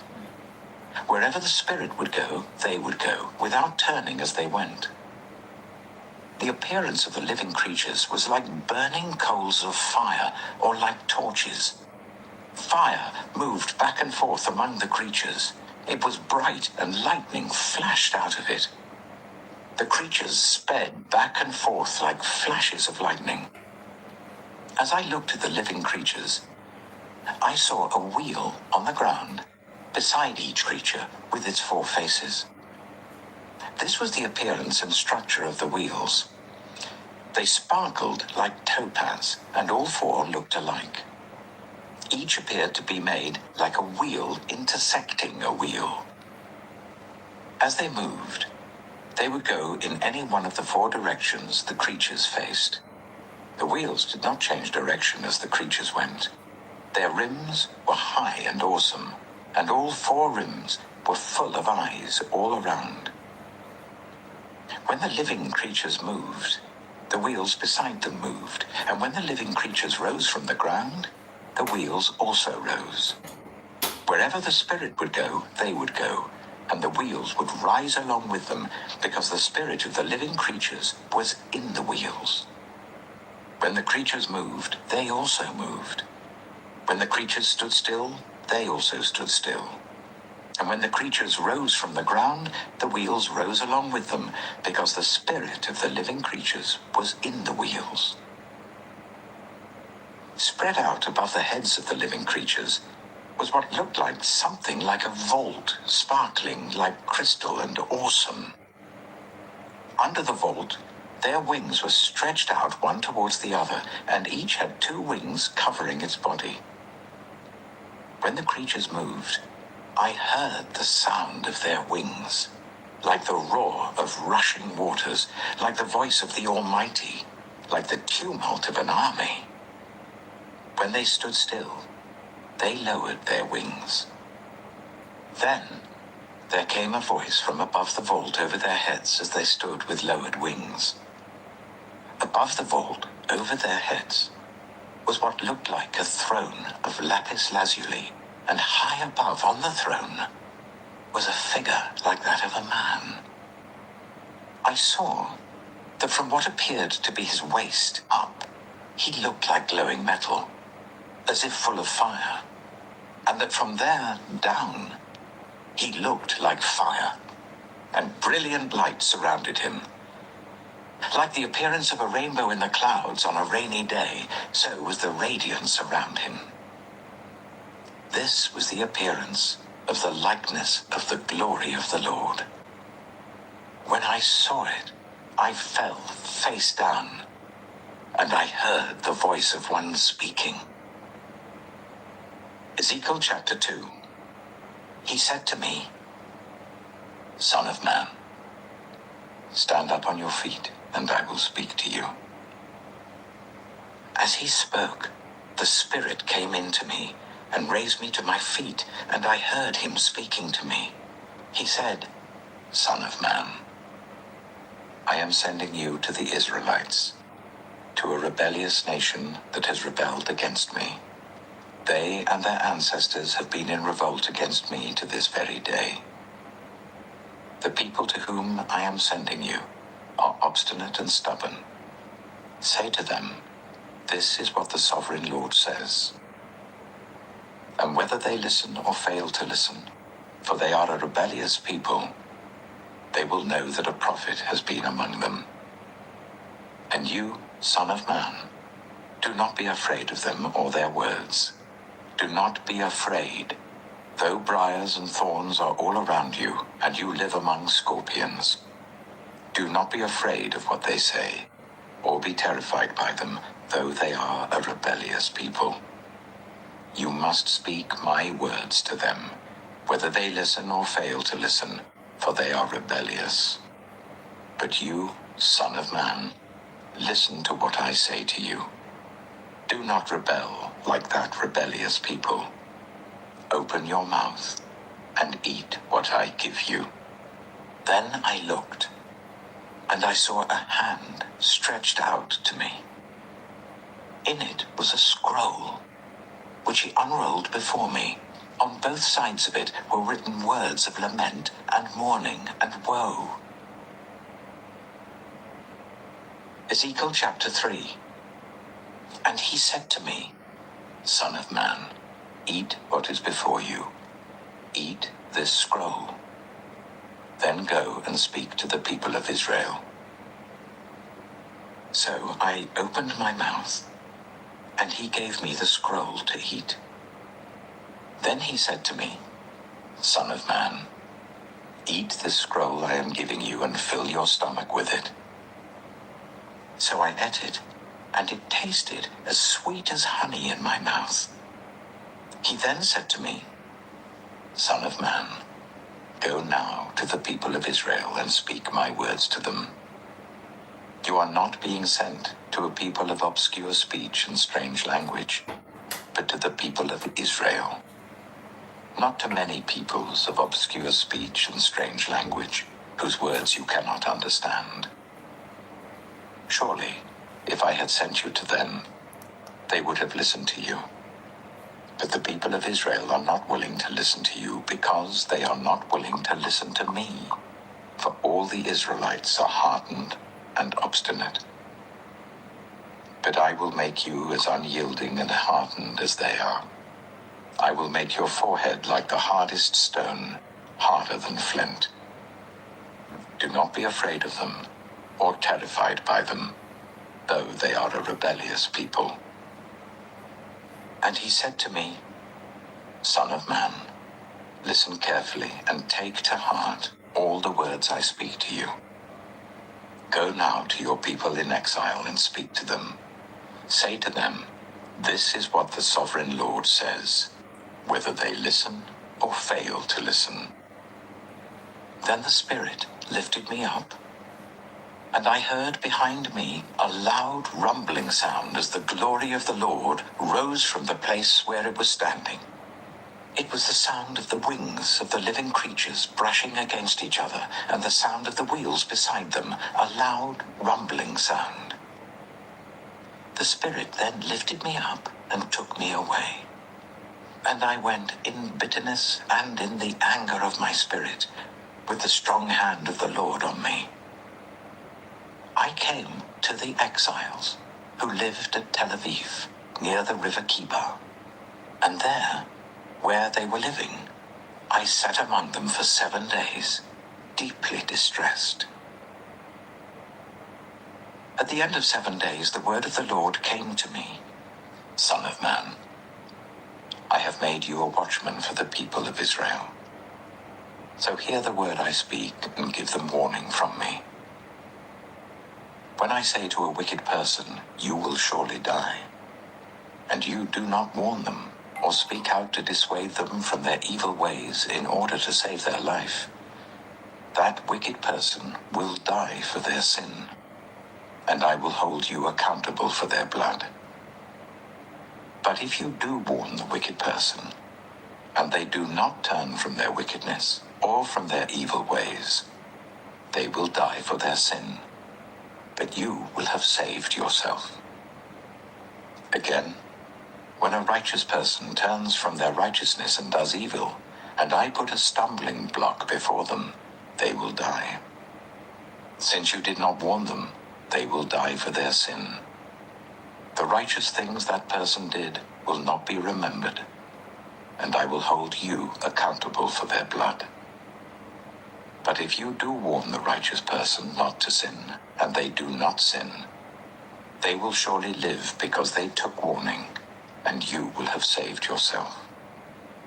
The hand of the Lord was on me there, and he said to me, Get up and go out to the plain, and there I will speak to you.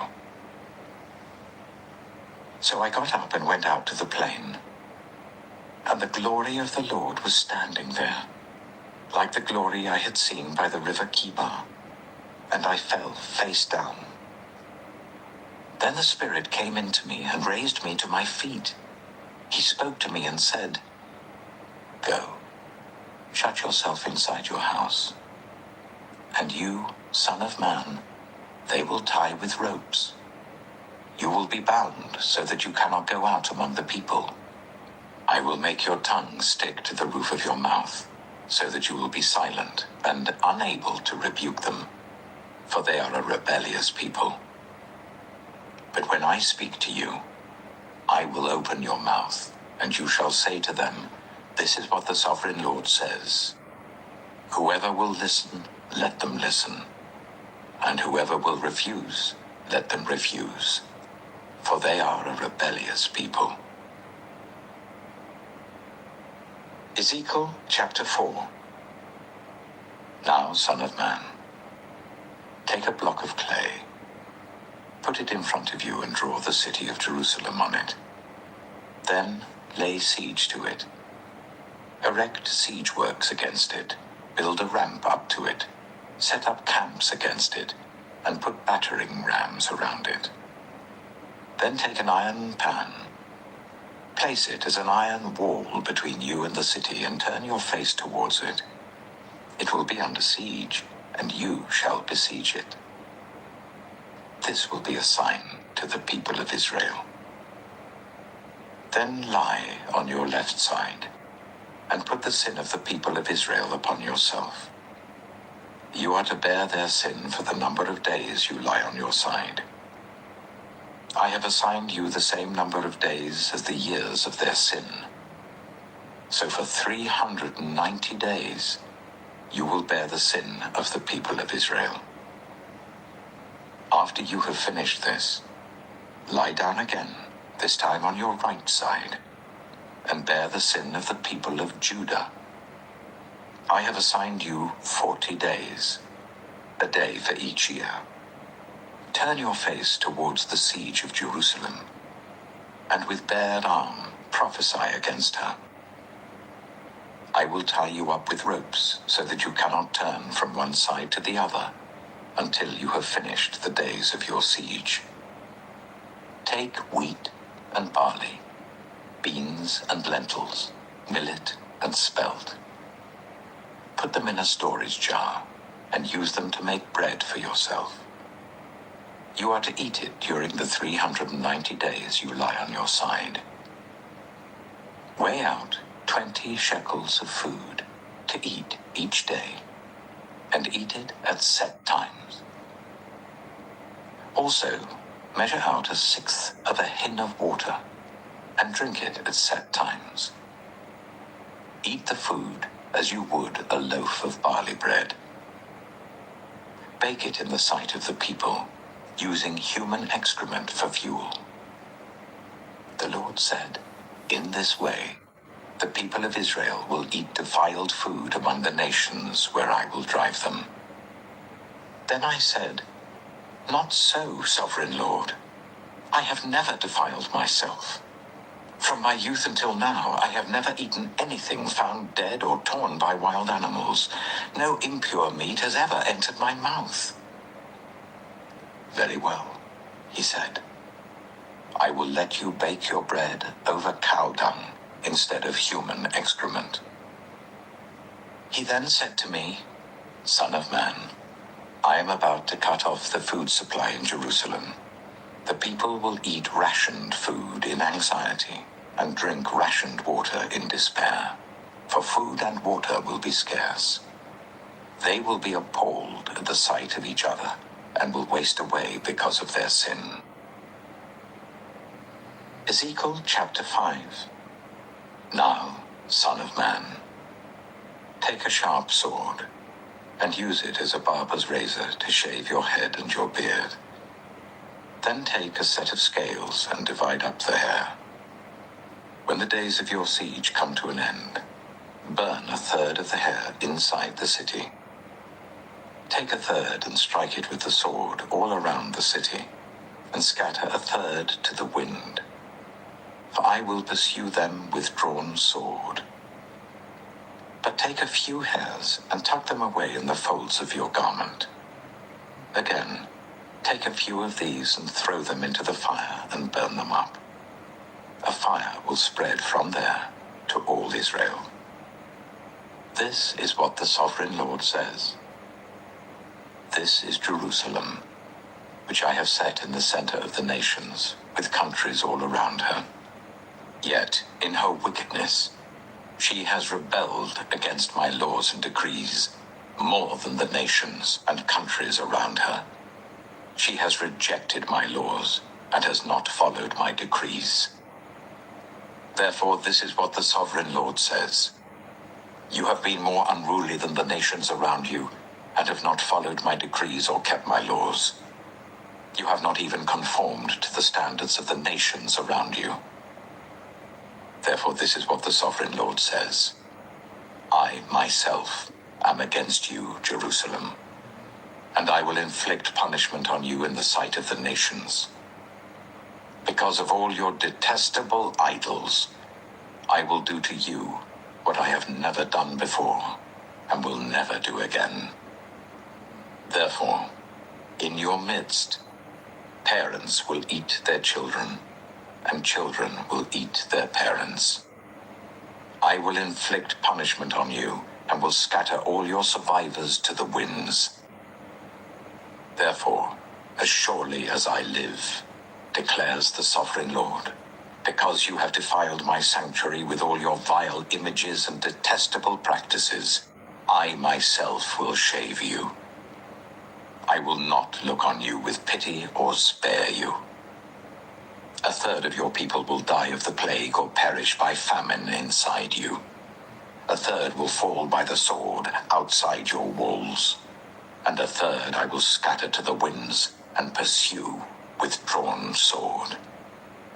Then my anger will cease, and my wrath against them will subside, and I will be avenged. And when I have spent my wrath on them, they will know that I, the Lord, have spoken in my zeal.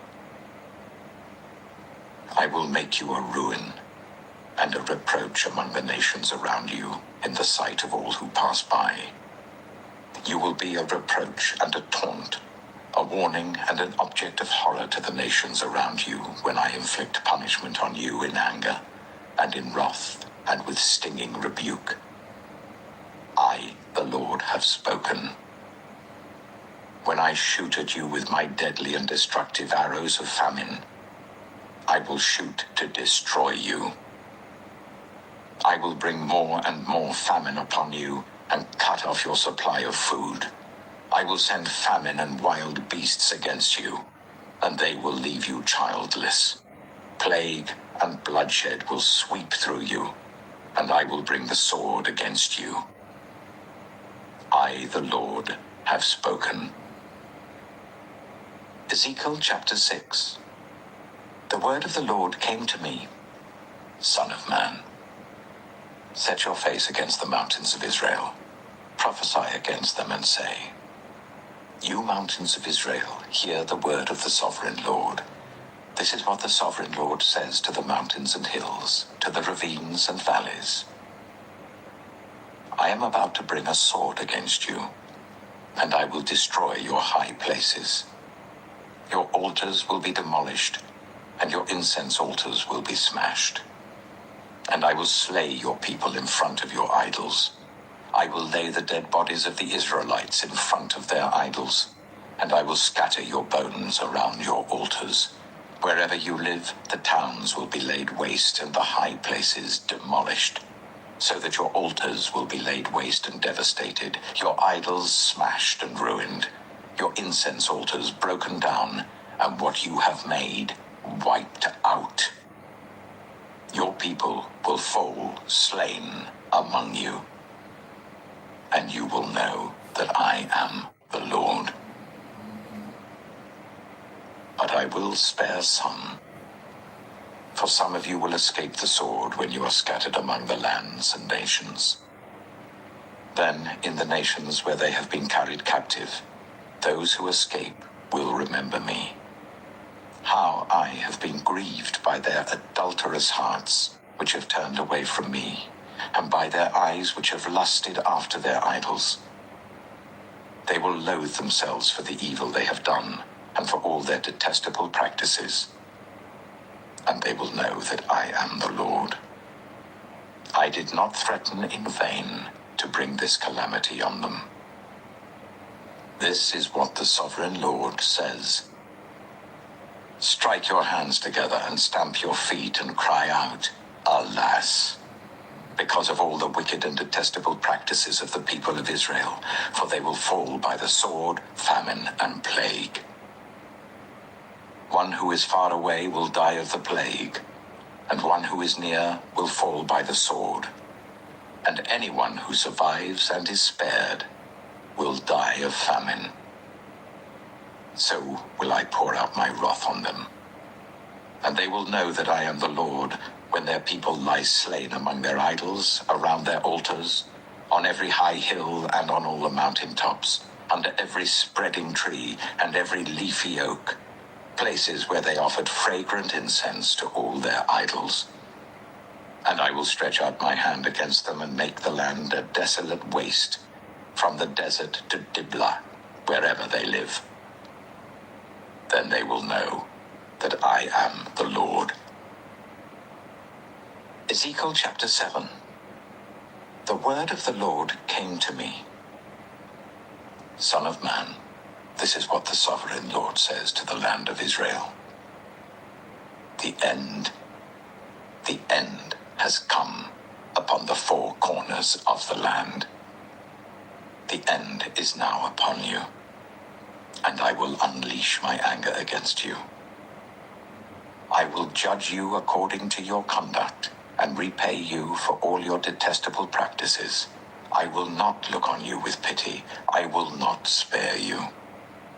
I will surely repay you for your conduct and for the detestable practices among you. Then you will know that I am the Lord. This is what the sovereign Lord says. Disaster. Unheard of disaster. See, it comes. The end has come.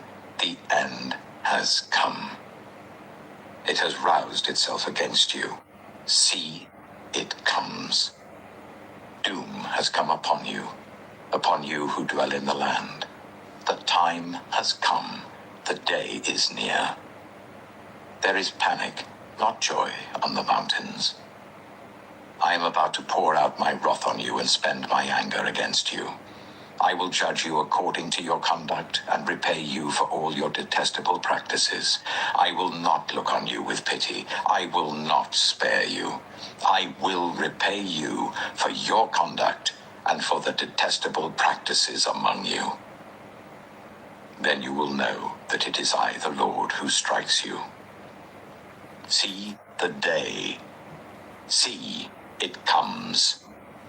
Doom has burst forth, the rod has budded, arrogance has blossomed. Violence has arisen, a rod to punish the wicked. None of the people will be left, none of that crowd, none of their wealth, nothing of value. The time has come. The day has arrived.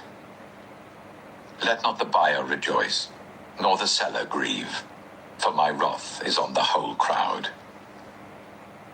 The seller will not recover the property that was sold, as long as both buyer and seller live. For the vision concerning the whole crowd will not be reversed. Because of their sins, not one of them will preserve their life. They have. Outside is the sword, inside are plague and famine. Those in the country will die by the sword. Those in the city will be devoured by famine and plague. The fugitives who escape will flee to the mountains. Like doves of the valleys, they will all moan, each for their own sins. Every hand will go limp, every leg will be wet with urine. They will put on sackcloth and be clothed with terror. Every face will be covered with shame, and every head will be shaved. They will throw their silver into the streets, and their gold will be treated as a thing unclean. Their silver and gold will not be able to deliver them in the day of the Lord's wrath. It will not satisfy their hunger or fill their stomachs, for it has caused them to stumble into sin. They took pride in their beautiful jewelry and used it to make their detestable idols. They made it into vile images. Therefore I will make it a thing unclean for them. I will give their wealth as plunder to foreigners, and as loot to the wicked of the earth who will defile it. I will turn my face away from the people, and robbers will desecrate the place I treasure. They will enter it and will defile it. Prepare chains, for the land is full of bloodshed and the city is full of violence. I will bring the most wicked of nations to take possession of their houses. I will put an end to the pride of the mighty, and their sanctuaries will be desecrated. When terror comes, they will seek peace in vain. Calamity upon calamity will come, and rumor upon rumor. They will go searching for a vision from the prophet. Priestly instruction in the law will cease. The council of the elders will come to an end. The king will mourn. The prince will be clothed with despair. And the hands of the people of the land will tremble. I will deal with them according to their conduct, and by their own standards I will judge them. Then they will know that I am the Lord. Ezekiel chapter 8. In the 6th year, in the 6th month on the 5th day, while I was sitting in my house and the elders of Judah were sitting before me, the hand of the sovereign Lord came on me there. I looked, and I saw a figure like that of a man. From what appeared to be his waist down, he was like fire, and from there up, his appearance was as bright as glowing metal. He stretched out what looked like a hand, and took me by the hair of my head. The Spirit lifted me up between earth and heaven, and in visions of God, he took me to Jerusalem, to the entrance of the north gate of the inner court, where the idol that provokes to jealousy stood. And there before me was the glory of the God of Israel, as in the vision I had seen in the plain. Then he said to me, Son of man, look towards the north. So I looked, and in the entrance north of the gate of the altar, I saw this idol of jealousy. And he said to me, Son of man, do you see what they are doing? The utterly detestable things the Israelites are doing here. Things that will drive me far from my sanctuary. But you will see things that are even more detestable. Then he brought me to the entrance to the court. I looked and I saw a hole in the wall. He said to me, Son of man, now dig into the wall. So I dug into the wall and saw a doorway there. And he said to me, Go in and see the wicked and detestable things they are doing here. So I went in and looked, and I saw portrayed over all the walls all kinds of crawling things and unclean animals and all the idols of Israel. In front of them stood 70 elders of Israel, and Jaazaniah, son of Shaphan, was standing among them.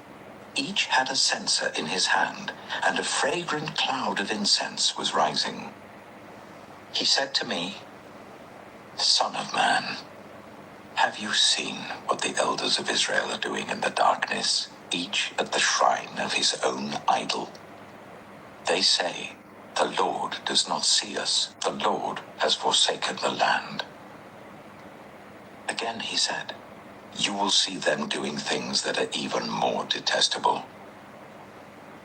Then he brought me to the entrance of the north gate of the house of the Lord, and I saw women sitting there, mourning the god Tammuz.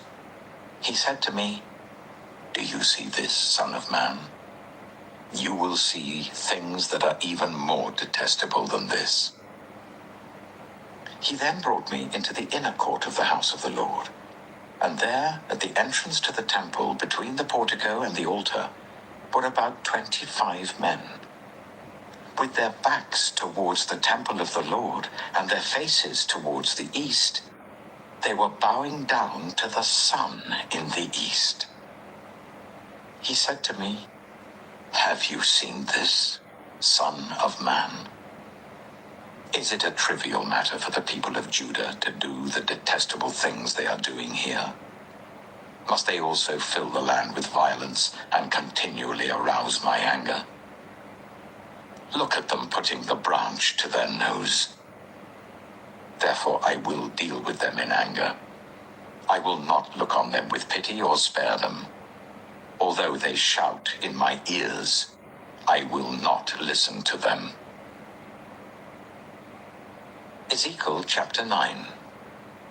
Then I heard him call out in a loud voice, "Bring near those who are appointed to execute judgment on the city, each with a weapon in his hand."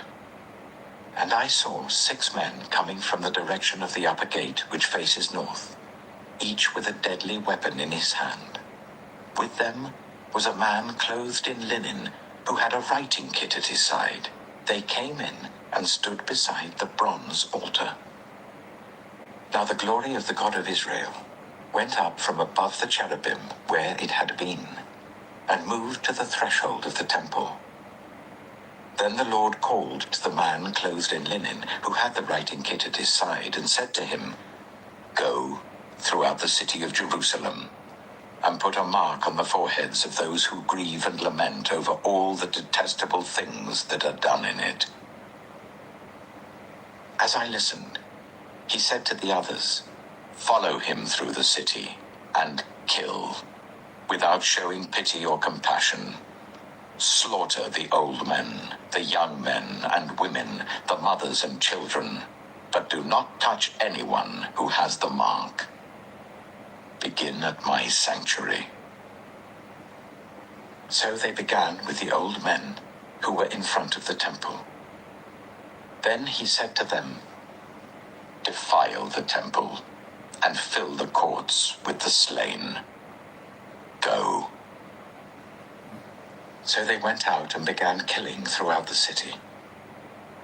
While they were killing, and I was left alone, I fell face down, crying out, "Alas, sovereign Lord, are you going to destroy the entire remnant of Israel in this outpouring of your wrath on Jerusalem?"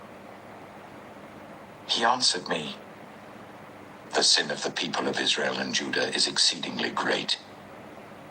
The land is full of bloodshed, and the city is full of injustice. They say, 'The Lord has forsaken the land, the Lord does not see.'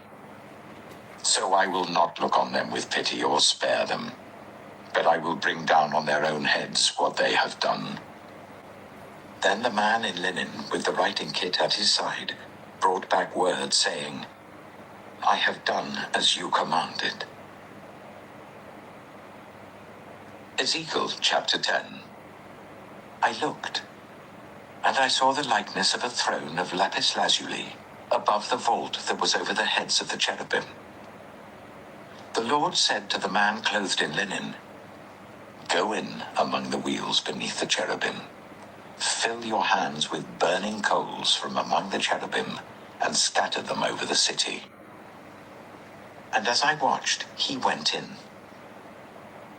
Now the cherubim were standing on the south side of the temple when the man went in, and a cloud filled the inner court. Then the glory of the Lord rose from above the cherubim and moved to the threshold of the temple. The cloud filled the temple, and the court was full of the radiance of the glory of the Lord. The sound of the wings of the cherubim could be heard as far away as the outer court, like the voice of God Almighty when he speaks. When the Lord commanded the man in linen, "Take fire from among the wheels and from among the cherubim," the man went in and stood beside the wheel. Then one of the cherubim reached out his hand to the fire that was among them. He took up some of it and put it into the hands of the man in linen, who took it and went out. Under the wings of the cherubim could be seen what looked like human hands. I looked, and I saw beside the cherubim 4 wheels, one beside each of the cherubim. The wheels sparkled like topaz. As for their appearance, the 4 of them looked alike. Each was like a wheel intersecting a wheel. As they moved, they would go in any one of the 4 directions the cherubim faced. The wheels did not turn about as the cherubim went.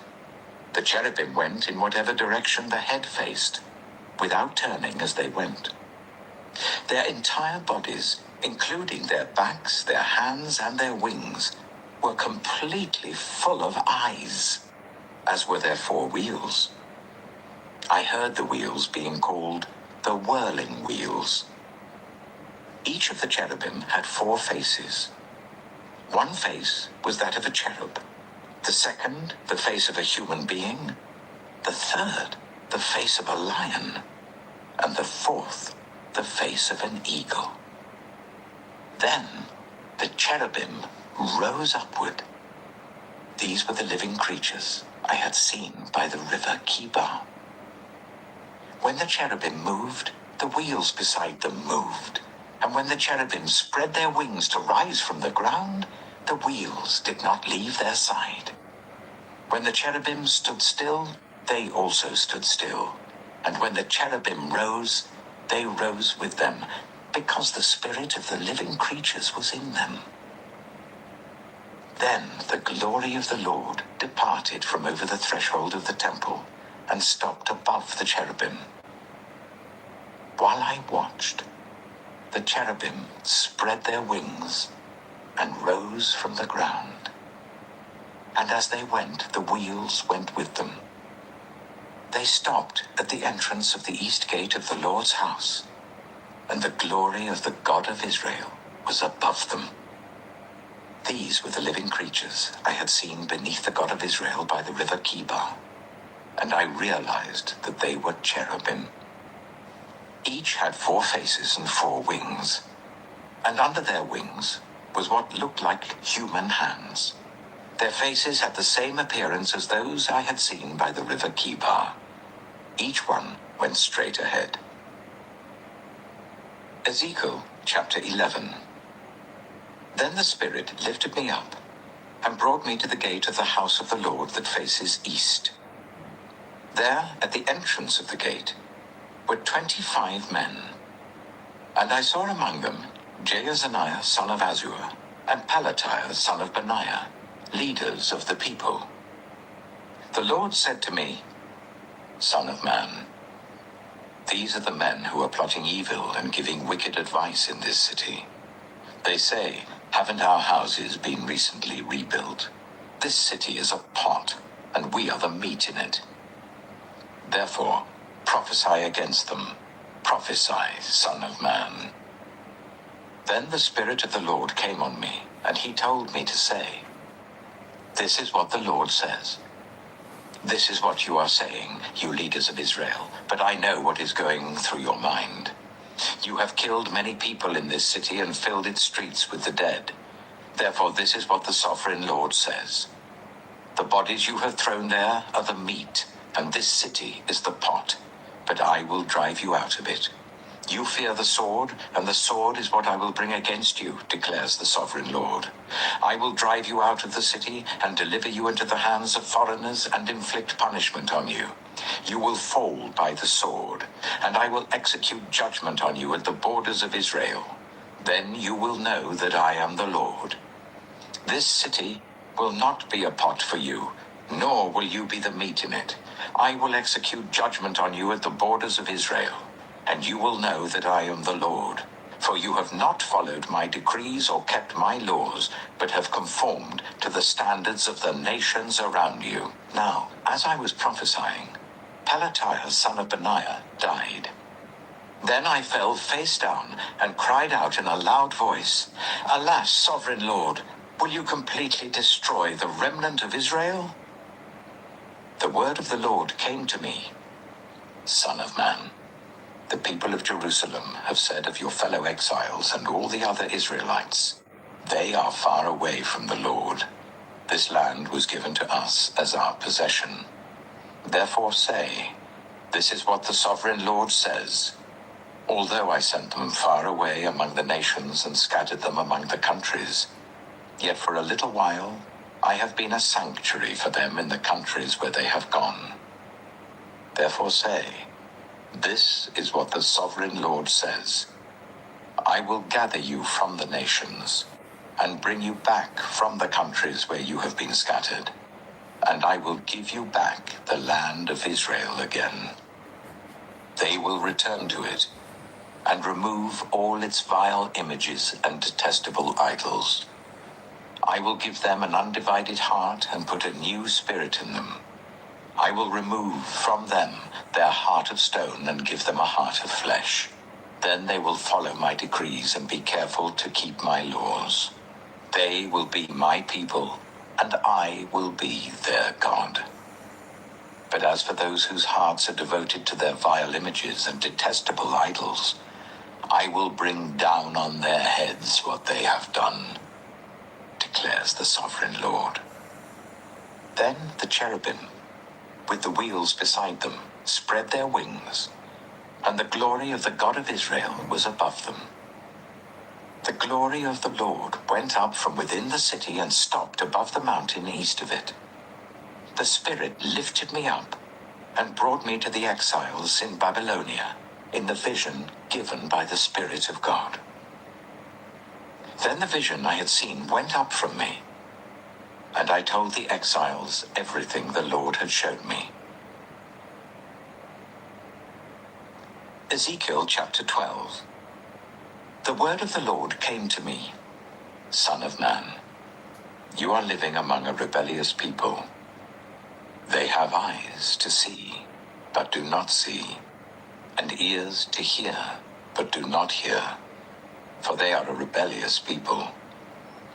Therefore, Son of man, pack your belongings for exile, and in the daytime, as they watch, set out and go from where you are to another place.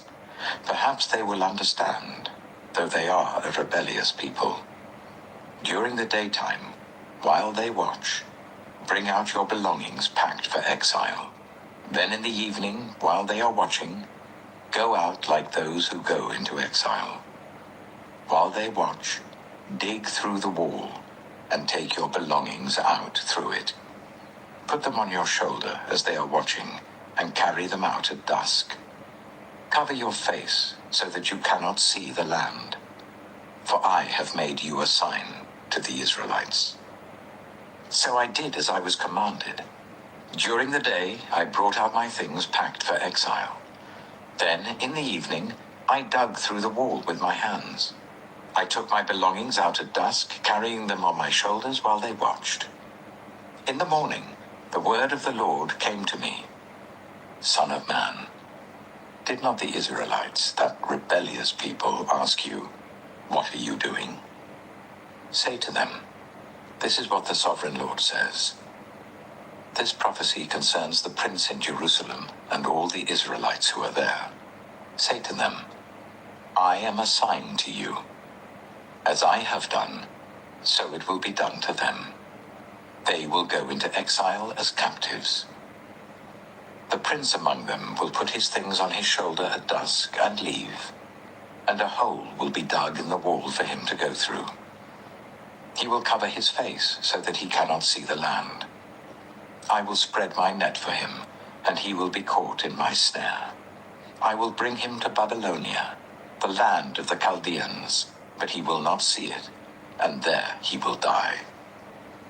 I will scatter to the winds all those around him, his staff and all his troops, and I will pursue them with drawn sword.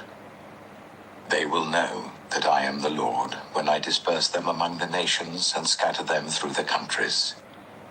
But I will spare a few of them from the sword, famine, and plague, so that in the nations where they go, they may acknowledge all their detestable practices. Then they will know that I am the Lord.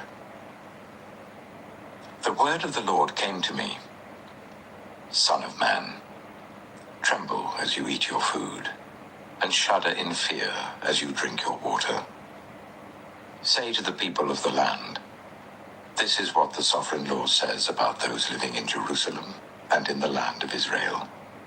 They will eat their food in anxiety and drink their water in despair, for their land will be stripped of everything in it because of the violence of all who live there.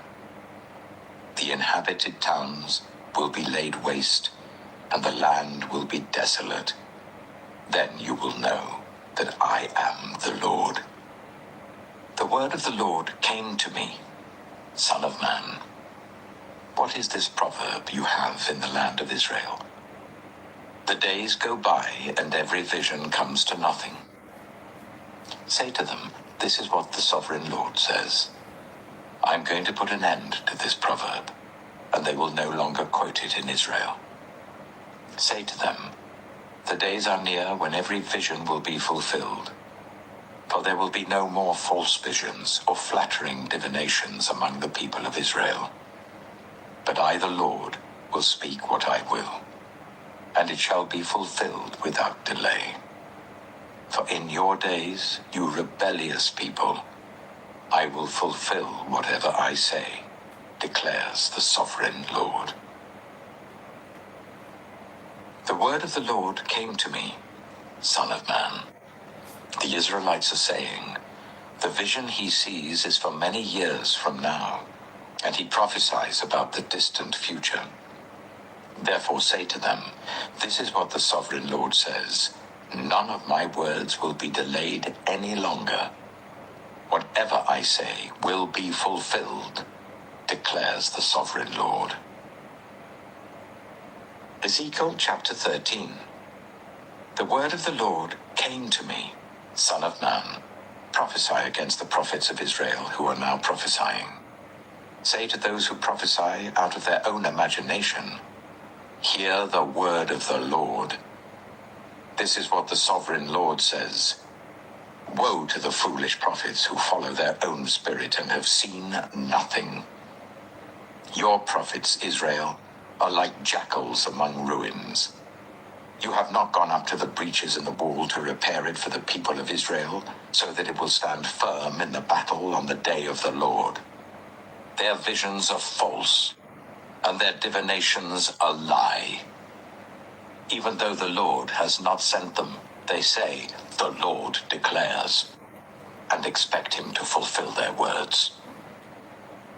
Have you not seen false visions, and uttered lying divinations when you say, the Lord declares, though I have not spoken? Therefore this is what the sovereign Lord says. Because of your false words and lying visions, I am against you, declares the sovereign Lord. My hand will be against the prophets who see false visions and utter lying divinations. They will not belong to the council of my people or be listed in the records of Israel, nor will they enter the land of Israel. Then you will know that I am the sovereign Lord. Because they lead my people astray, saying, peace, when there is no peace, and because when a flimsy wall is built, they cover it with whitewash. Therefore tell those who cover it with whitewash that it is going to fall. Rain will come in torrents, and I will send hailstones hurtling down, and violent winds will burst forth. When the wall collapses, will people not ask you, where is the whitewash you covered it with? Therefore this is what the sovereign Lord says. In my wrath I will unleash a violent wind, and in my anger hailstones and torrents of rain will fall with destructive fury. I will tear down the wall you have covered with whitewash, and will level it to the ground, so that its foundation will be laid bare. When it falls, you will be destroyed in it, and you will know that I am the Lord. So I will pour out my wrath against the wall, and against those who covered it with whitewash. I will say to you, the wall is gone, and so are those who whitewashed it, those prophets of Israel who prophesied to Jerusalem and saw visions of peace for her when there was no peace, declares the sovereign Lord. Now, Son of man, set your face against the daughters of your people who prophesy out of their own imagination. Prophesy against them, and say, this is what the sovereign Lord says. Woe to the women who sew magic charms on all their wrists, and make veils of various lengths for their heads in order to ensnare people. Will you ensnare the lives of my people but preserve your own? You have profaned me among my people for a few handfuls of barley and scraps of bread. By lying to my people, who listen to lies, you have killed those who should not have died and have spared those who should not live. Therefore, this is what the Sovereign Lord says. I am against your magic charms with which you ensnare people like birds, and I will tear them from your arms. I will set free the people that you ensnare like birds. I will tear off your veils and save my people from your hands, and they will no longer fall prey to your power. Then you will know that I am the Lord. Because you disheartened the righteous with your lies, when I had brought them no grief, and because you encouraged the wicked not to turn from their evil ways and so save their lives, therefore you will no longer see false visions or practice divination. I will save my people from your hands, and then you will know that I am the Lord. Ezekiel chapter 14. Some of the elders of Israel came to me and sat down in front of me. Then the word of the Lord came to me. Son of man, these men have set up idols in their hearts and put wicked stumbling blocks before their faces.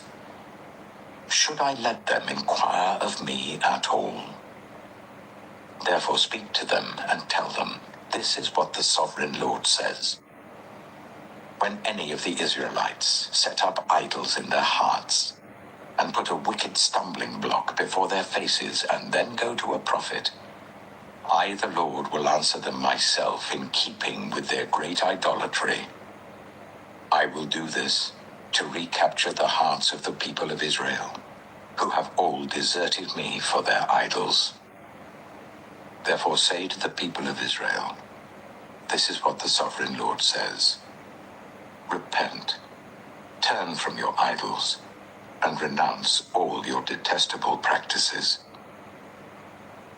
When any of the Israelites or any foreigner residing in Israel separate themselves from me and set up idols in their hearts and put a wicked stumbling block before their faces and then go to a prophet to inquire of me, I, the Lord, will answer them myself. I will set my face against them and make them an example and a byword. I will remove them from my people. Then you will know that I am the Lord. And if the prophet is enticed to utter a prophecy, I, the Lord, have enticed that prophet, and I will stretch out my hand against him and destroy him from among my people Israel. They will bear their guilt.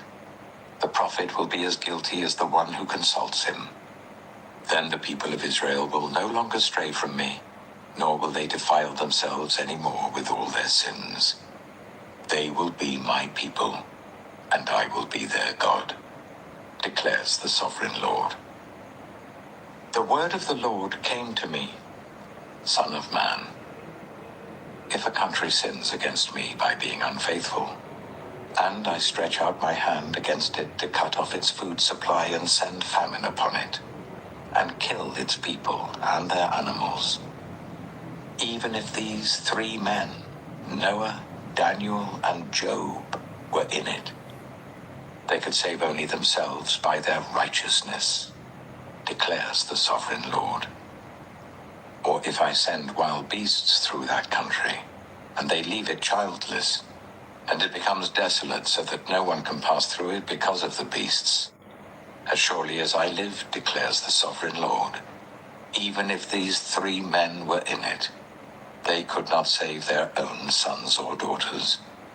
They alone would be saved, but the land would be desolate. Or if I bring a sword against that country and say, let the sword pass throughout the land, and I kill its people and their animals, as surely as I live, declares the Sovereign Lord, even if these 3 men were in it, They could not save their own sons or daughters. They alone would be saved. Or if I send a plague into that land and pour out my wrath on it through bloodshed, killing its people and their animals, as surely as I live, declares the sovereign Lord, even if Noah, Daniel, and Job were in it, they could save neither son nor daughter. They would save only themselves by their righteousness. For this is what the sovereign Lord says. How much worse will it be when I send against Jerusalem my 4 dreadful judgments, sword and famine and wild beasts and plague, to kill its men and their animals. Yet there will be some survivors, sons and daughters who will be brought out of it. They will come to you, and when you see their conduct and their actions, you will be consoled regarding the disaster I have brought on Jerusalem. Every disaster I have brought on it. You will be consoled when you see their conduct and their actions, for you will know that I have done nothing in it without cause, declares the sovereign Lord. Ezekiel chapter 15. The word of the Lord came to me. Son of man, how is the wood of a vine different from that of a branch from any of the trees in the forest? Is wood ever taken from it to make anything useful? Do they make pegs from it to hang things on? After it is thrown on the fire as fuel, and the fire burns both ends and chars the middle, is it then useful for anything? If it was not useful for anything when it was whole, how much less can it be made into something useful when the fire has burned it and it is charred? Therefore, this is what the sovereign Lord says. As I have given the wood of the vine among the trees of the forest as fuel for the fire, so will I treat the people living in Jerusalem. I will set my face against them. Although they have come out of the fire will yet consume them. And when I set my face against them, you will know that I am the Lord. I will make the land desolate because they have been unfaithful, declares the sovereign Lord. Ezekiel chapter 16. The word of the Lord came to me. Son of man, confront Jerusalem with her detestable practices and say, this is what the sovereign Lord says to Jerusalem. Your ancestry and birth were in the land of the Canaanites. Your father was an Amorite, and your mother a Hittite. On the day you were born, your cord was not cut, nor were you washed with water to make you clean, nor were you rubbed with salt or wrapped in cloths. No one looked on you with pity or had compassion enough to do any of these things for you. Rather, you were thrown out into the open field, for on the day you were born, you were despised. Then I passed by and saw you kicking about in your blood, and as you lay there in your blood, I said to you, live. I made you grow like a plant of the field. You grew and developed and entered puberty. Your breasts had formed and your hair had grown, yet you were stark naked.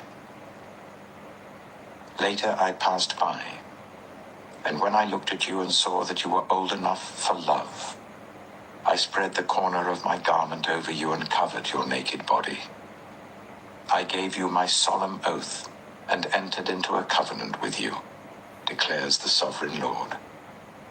And you became mine. I bathed you with water and washed the blood from you and put ointments on you. I clothed you with an embroidered dress and put sandals of fine leather on you. I dressed you in fine linen and covered you with costly garments. I adorned you with jewelry. I put bracelets on your arms and a necklace round your neck, and I put a ring on your nose, earrings on your ears, and a beautiful crown on your head. So you were adorned with gold and silver, Your clothes were of fine linen and costly fabric and embroidered cloth. Your food was honey, olive oil, and the finest flour. You became very beautiful and rose to be a queen. And your fame spread among the nations on account of your beauty, because the splendor I had given you made your beauty perfect, declares the sovereign Lord. But you trusted in your beauty and used your fame to become a prostitute.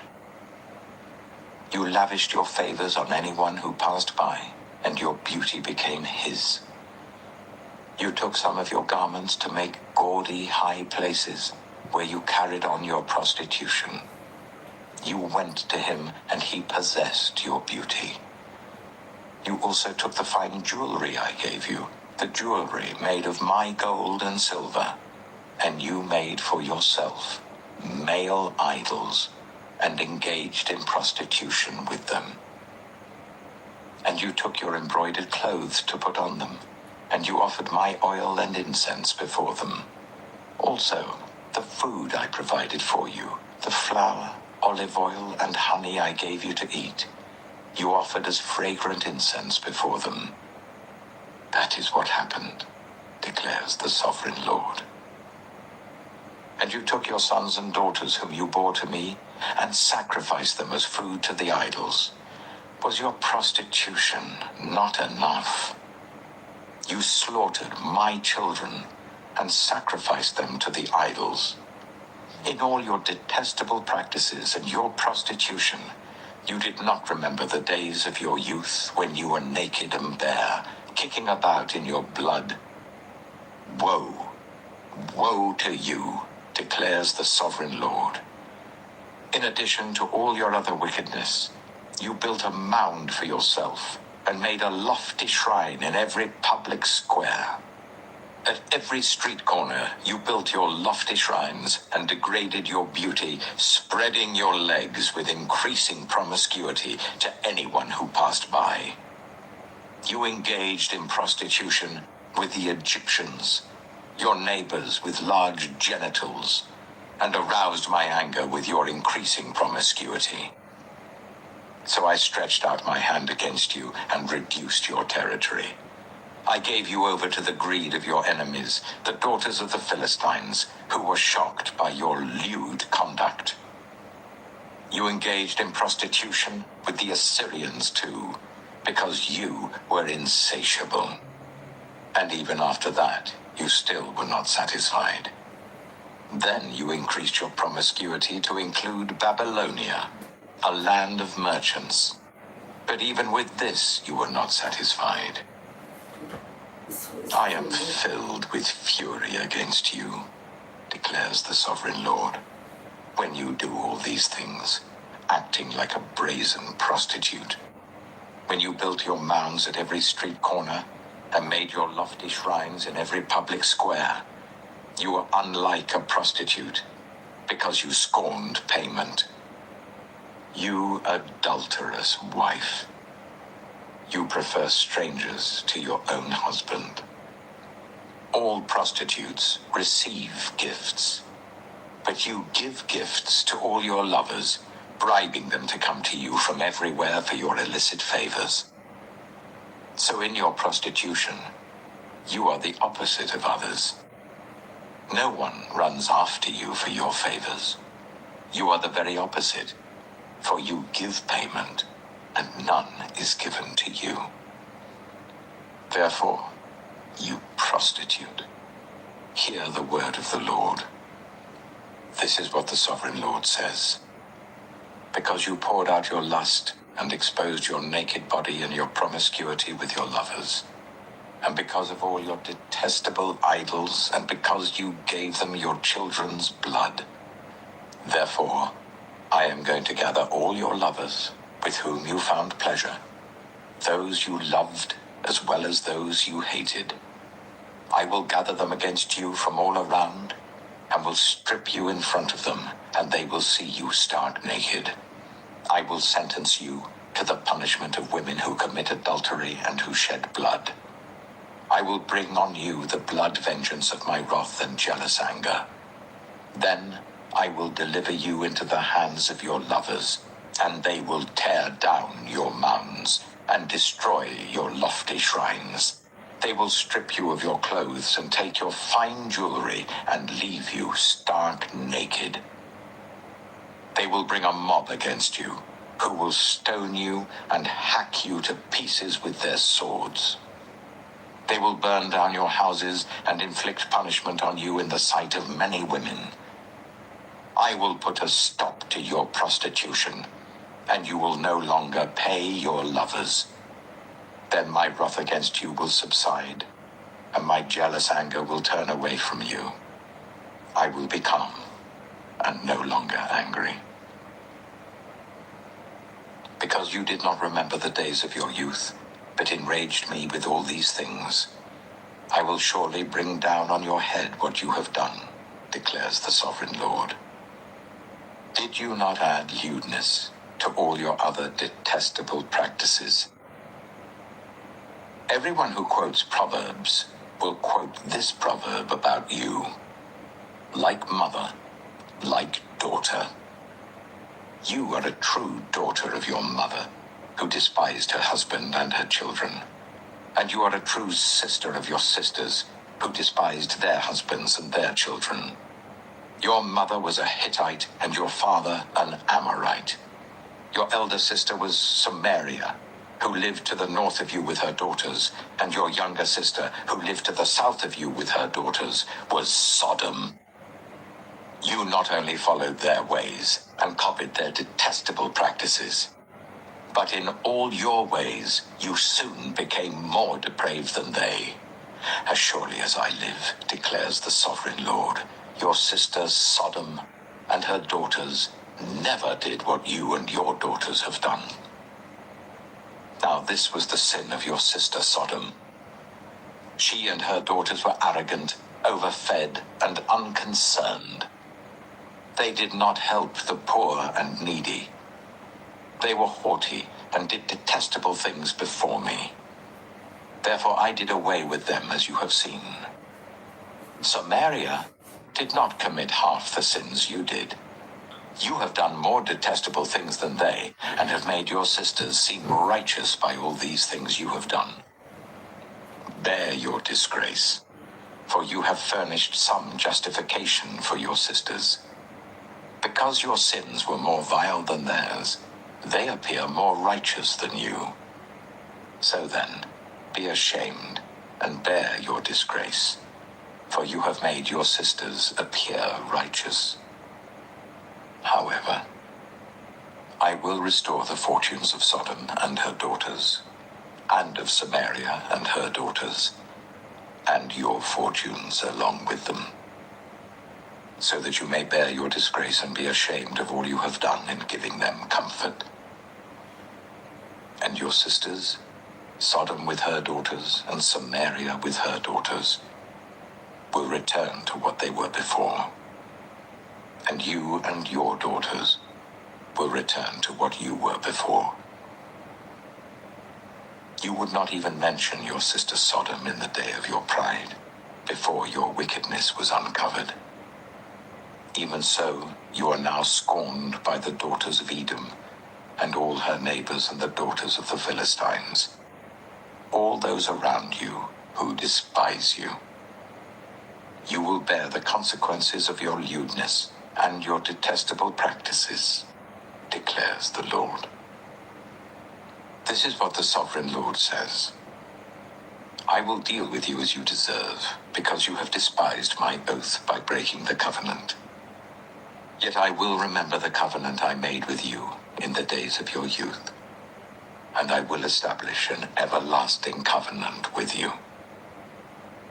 Then you will remember your ways and be ashamed when you receive your sisters, both those who are older than you and those who are younger. I will give them to you as daughters, but not on the basis of my covenant with you.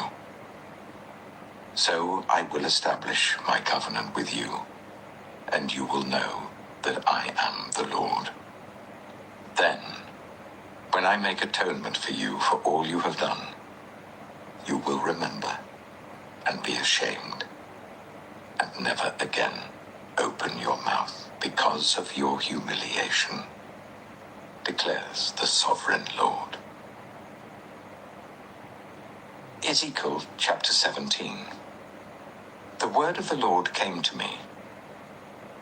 Son of man, set forth an allegory, and tell it to the Israelites as a parable. Say to them, this is what the sovereign Lord says. A great eagle with powerful wings, long feathers, and full plumage of varied colors came to Lebanon. Taking hold of the top of a cedar, he broke off its topmost shoot and carried it away to a land of merchants, where he planted it in a city of traders. He took one of the seedlings of the land and put it in fertile soil. He planted it like a willow by abundant water, and it sprouted and became a low, spreading vine. Its branches turned towards him, but its roots remained under it. So it became a vine and produced branches and put out leafy boughs. But there was another great eagle with powerful wings and full plumage. The vine now sent out its roots towards him from the plot where it was planted, and stretched out its branches to him for water. It had been planted in good soil by abundant water, so that it would produce branches, bear fruit, and become a splendid vine. Say to them, this is what the sovereign Lord says. Will it thrive? Will it not be uprooted and stripped of its fruit, so that it withers? All its new growth will wither. It will not take a strong arm or many people to pull it up by the roots. It has been planted, but will it thrive? Will it not wither completely when the east wind strikes it? Wither away in the plot where it grew? Then the word of the Lord came to me. Say to this rebellious people, do you not know what these things mean? Say to them, the king of Babylon went to Jerusalem and carried off her king and her nobles, bringing them back with him to Babylon. Then he took a member of the royal family and made a treaty with him, putting him under oath. He also carried away the leading men of the land, so that the kingdom would be brought low, unable to rise again, surviving only by keeping his treaty. But the king rebelled against him by sending his envoys to Egypt to get horses and a large army. Will he succeed? Will he who does such things escape?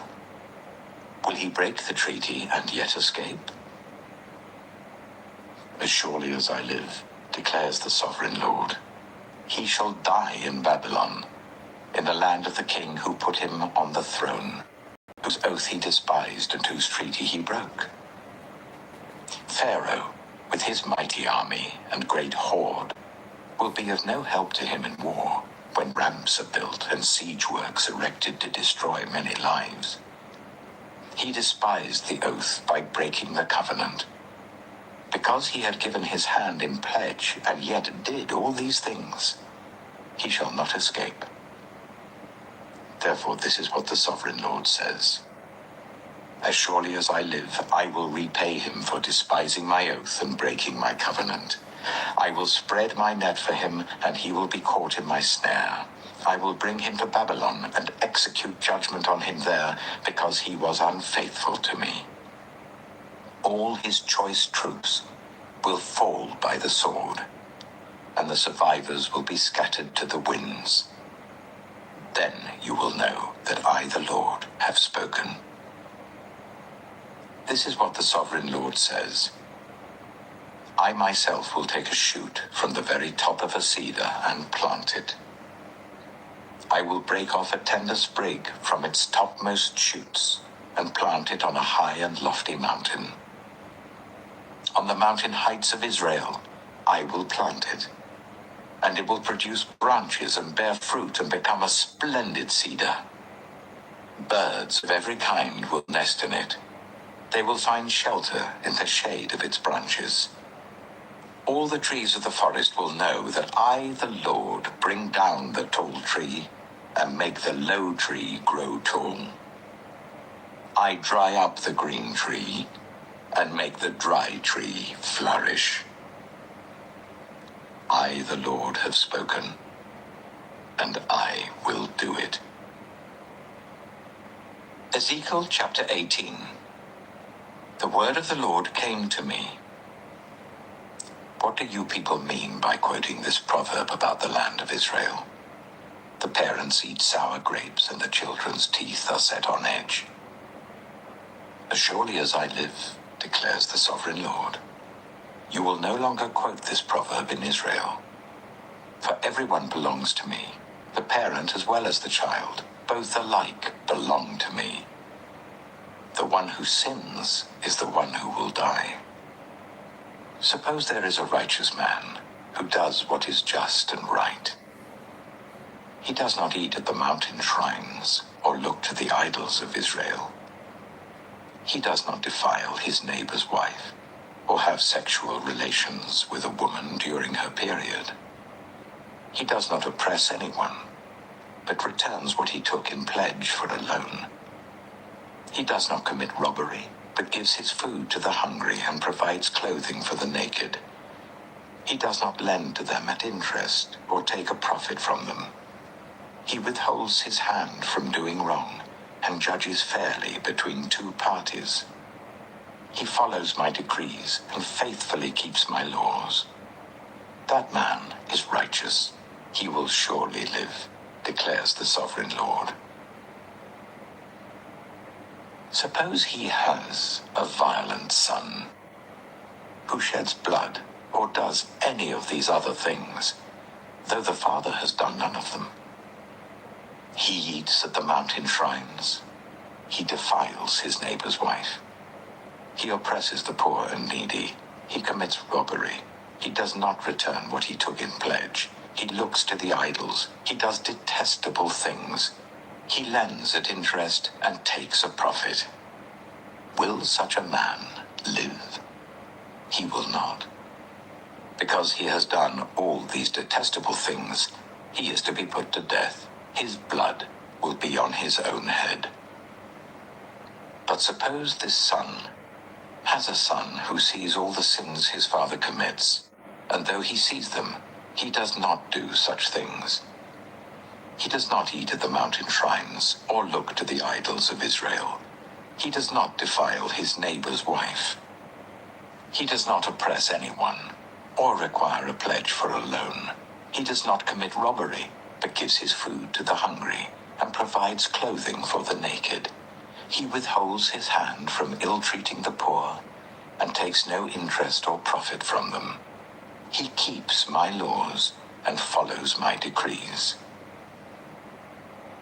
He will not die for his father's sin. He will surely live. But his father will die for his own sin, because he practiced extortion, robbed his brother, and did what was wrong among his people. Yet you ask, why does the son not share the guilt of his father?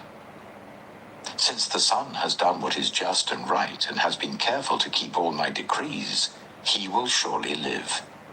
The one who sins is the one who will die. The child will not share the guilt of the parent, nor will the parent share the guilt of the child. The righteousness of the righteous will be credited to them, and the wickedness of the wicked will be charged against them. But if a wicked person turns away from all the sins they have committed and keeps all my decrees and does what is just and right, that person will surely live. They will not die. None of the offenses they have committed will be remembered against them. Because of the righteous things they have done, they will live. Do I take any pleasure in the death of the wicked? Declares the sovereign Lord. Rather am I not pleased when they turn from their ways and live. But if a righteous person turns from their righteousness and commits sin, and does the same detestable things the wicked person does, will they live? None of the righteous things that person has done will be remembered. Because of the unfaithfulness they are guilty of, and because of the sins they have committed, they will die. Yet you say, the way of the Lord is not just. Hear, you Israelites, is my way unjust? Is it not your ways that are unjust? If a righteous person turns from their righteousness and commits sin, they will die for it. Because of the sin they have committed, they will die. But if a wicked person turns away from the wickedness they have committed and does what is just and right, they will save their life. Because they consider all the offenses they have committed and turn away from them, that person will surely live. They will not die. Yet the Israelites say, the way of the Lord is not just. Are my ways unjust, people of Israel? Is it not your ways that are unjust? Therefore, you Israelites, I will judge each of you according to your own ways, declares the sovereign Lord. Repent. Turn away from all your offenses. Then sin will not be your downfall. Rid yourselves of all the offenses you have committed, and get a new heart and a new spirit. Why will you die, people of Israel? For I take no pleasure in the death of anyone, declares the sovereign Lord. Repent and live.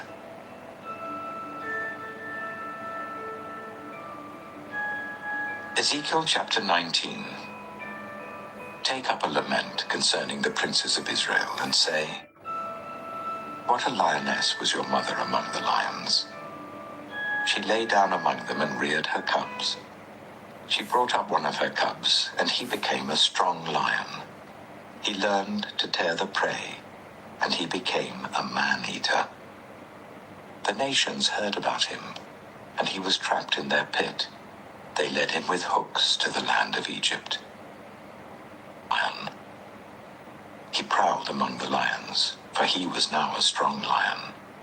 He learned to tear the prey, and he became a man-eater. He broke down their strongholds and devastated their towns. The land and all who were in it were terrified by his roaring. Then the nations came against him, those from regions round about. They spread their net for him, and he was trapped in their pit. With hooks they pulled him into a cage and brought him to the king of Babylon. They put him in prison, so his roar was heard no longer on the mountains of Israel.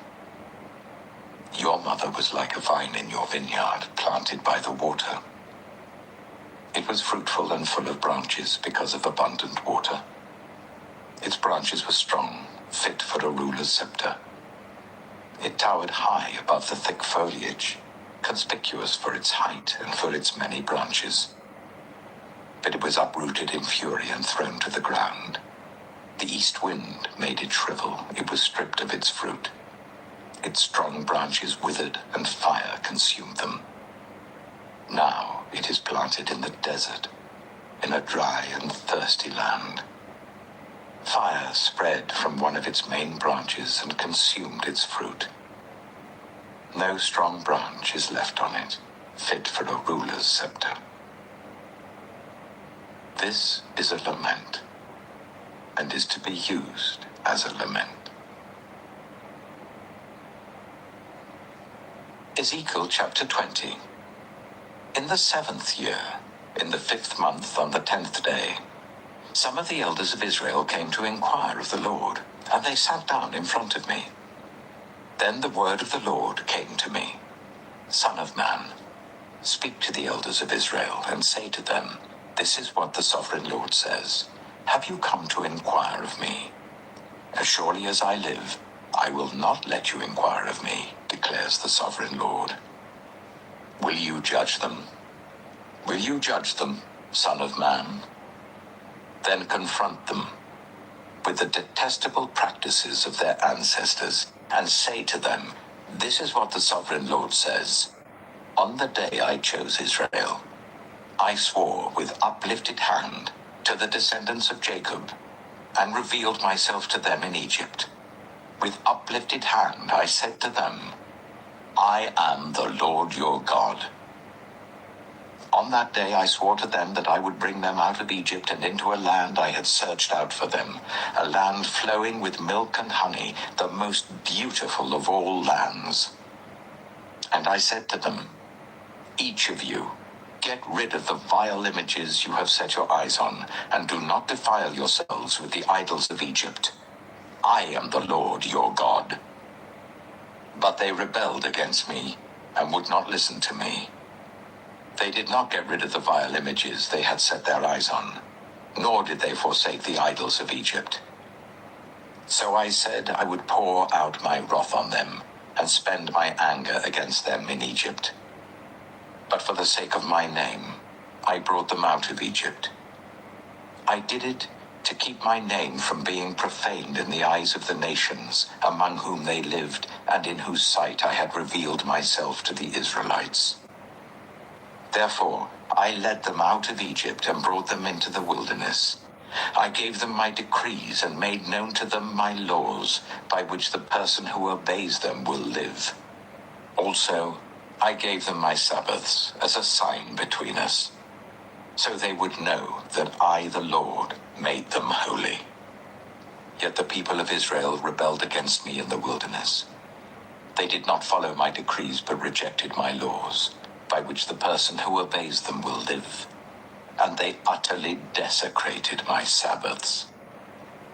So I said I would pour out my wrath on them and destroy them in the wilderness. But for the sake of my name, I did what would keep it from being profaned in the eyes of the nations, in whose sight I had brought them out. Also, with uplifted hand, I swore to them in the wilderness that I would not bring them into the land I had given them, a land flowing with milk and honey, the most beautiful of all lands, because they rejected my laws and did not follow my decrees and desecrated my Sabbaths. For their hearts were devoted to their idols. Yet I looked on them with pity and did not destroy them or put an end to them in the wilderness. I said to their children in the wilderness, Do not follow the statutes of your parents, or keep their laws, or defile yourselves with their idols. I am the Lord your God. Follow my decrees, and be careful to keep my laws. Keep my Sabbaths holy, that they may be a sign between us. Then you will know that I am the Lord your God. But the children rebelled against me. They did not follow my decrees. They were not careful to keep my laws, of which I said, The person who obeys them will live by them. And they desecrated my Sabbaths. So I said I would pour out my wrath on them and spend my anger against them in the wilderness. But I withheld my hand, and for the sake of my name, I did what would keep it from being profaned in the eyes of the nations in whose sight I had brought them out. Also, with uplifted hand, I swore to them in the wilderness that I would disperse them among the nations and scatter them through the countries, because they had not obeyed my laws, but had rejected my decrees and desecrated my Sabbaths, and their eyes lusted after their parents' idols. So I gave them other statutes that were not good, and laws through which they could not live. I defiled them through their gifts, the sacrifice of every firstborn, that I might fill them with horror, so that they would know that I am the Lord. Therefore, Son of Man, speak to the people of Israel and say to them, This is what the sovereign Lord says. In this also your ancestors blasphemed me by being unfaithful to me. When I brought them into the land I had sworn to give them, and they saw any high hill or any leafy tree, there they offered their sacrifices, made offerings that aroused my anger, presented their fragrant incense, and poured out their drink offerings. Then I said to them, "What is this high place you go to?" It is called Bamah to this day. Therefore say to the Israelites, "This is what the sovereign Lord says. Will you defile yourselves the way your ancestors did, and lust after their vile images? When you offer your gifts, the sacrifice of your children in the fire, you continue to defile yourselves with all your idols to this day. Am I to let you inquire of me, you Israelites? As surely as I live, declares the sovereign Lord, I will not let you inquire of me. You say, we want to be like the nations, like the peoples of the world who serve wood and stone. But what you have in mind will never happen. As surely as I live, declares the sovereign Lord, I will reign over you with a mighty hand and an outstretched arm, and with outpoured wrath. I will bring you from the nations and gather you from the countries where you have been scattered, with a mighty hand and an outstretched arm, and with outpoured wrath. I will bring you into the wilderness of the nations, and there, face to face, I will execute judgment upon you. As I judged your ancestors in the wilderness of the land of Egypt, so I will judge you, declares the sovereign Lord. I will take note of you as you pass under my rod, and I will bring you into the bond of the covenant. I will purge you of those who revolt and rebel against me. Although I will bring them out of the land where they are living, yet they will not enter the land of Israel.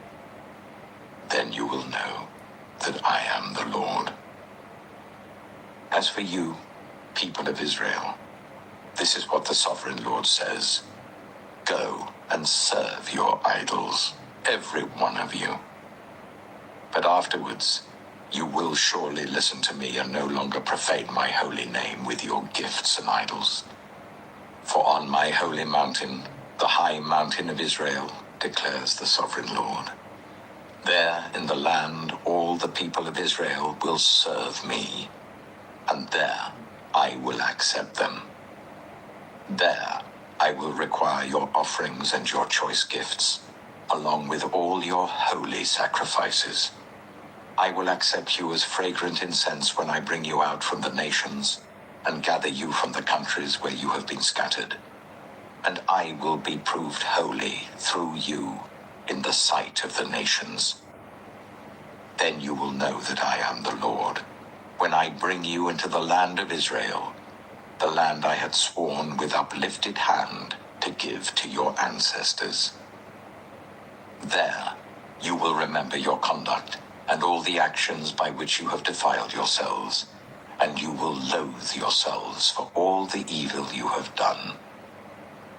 You will know that I am the Lord, when I deal with you for my name's sake, and not according to your evil ways and your corrupt practices, you people of Israel, declares the sovereign Lord. The word of the Lord came to me. Son of man, set your face towards the south. Preach against the south, and prophesy against the forest of the southland. Say to the southern forest, hear the word of the Lord. This is what the sovereign Lord says. I am about to set fire to you, and it will consume all your trees, both green and dry. The blazing flame will not be quenched, and every face from south to north will be scorched by it. Everyone will see that I, the Lord, have kindled it. It will not be quenched. Then I said, Sovereign Lord, they are saying of me, isn't he just telling parables?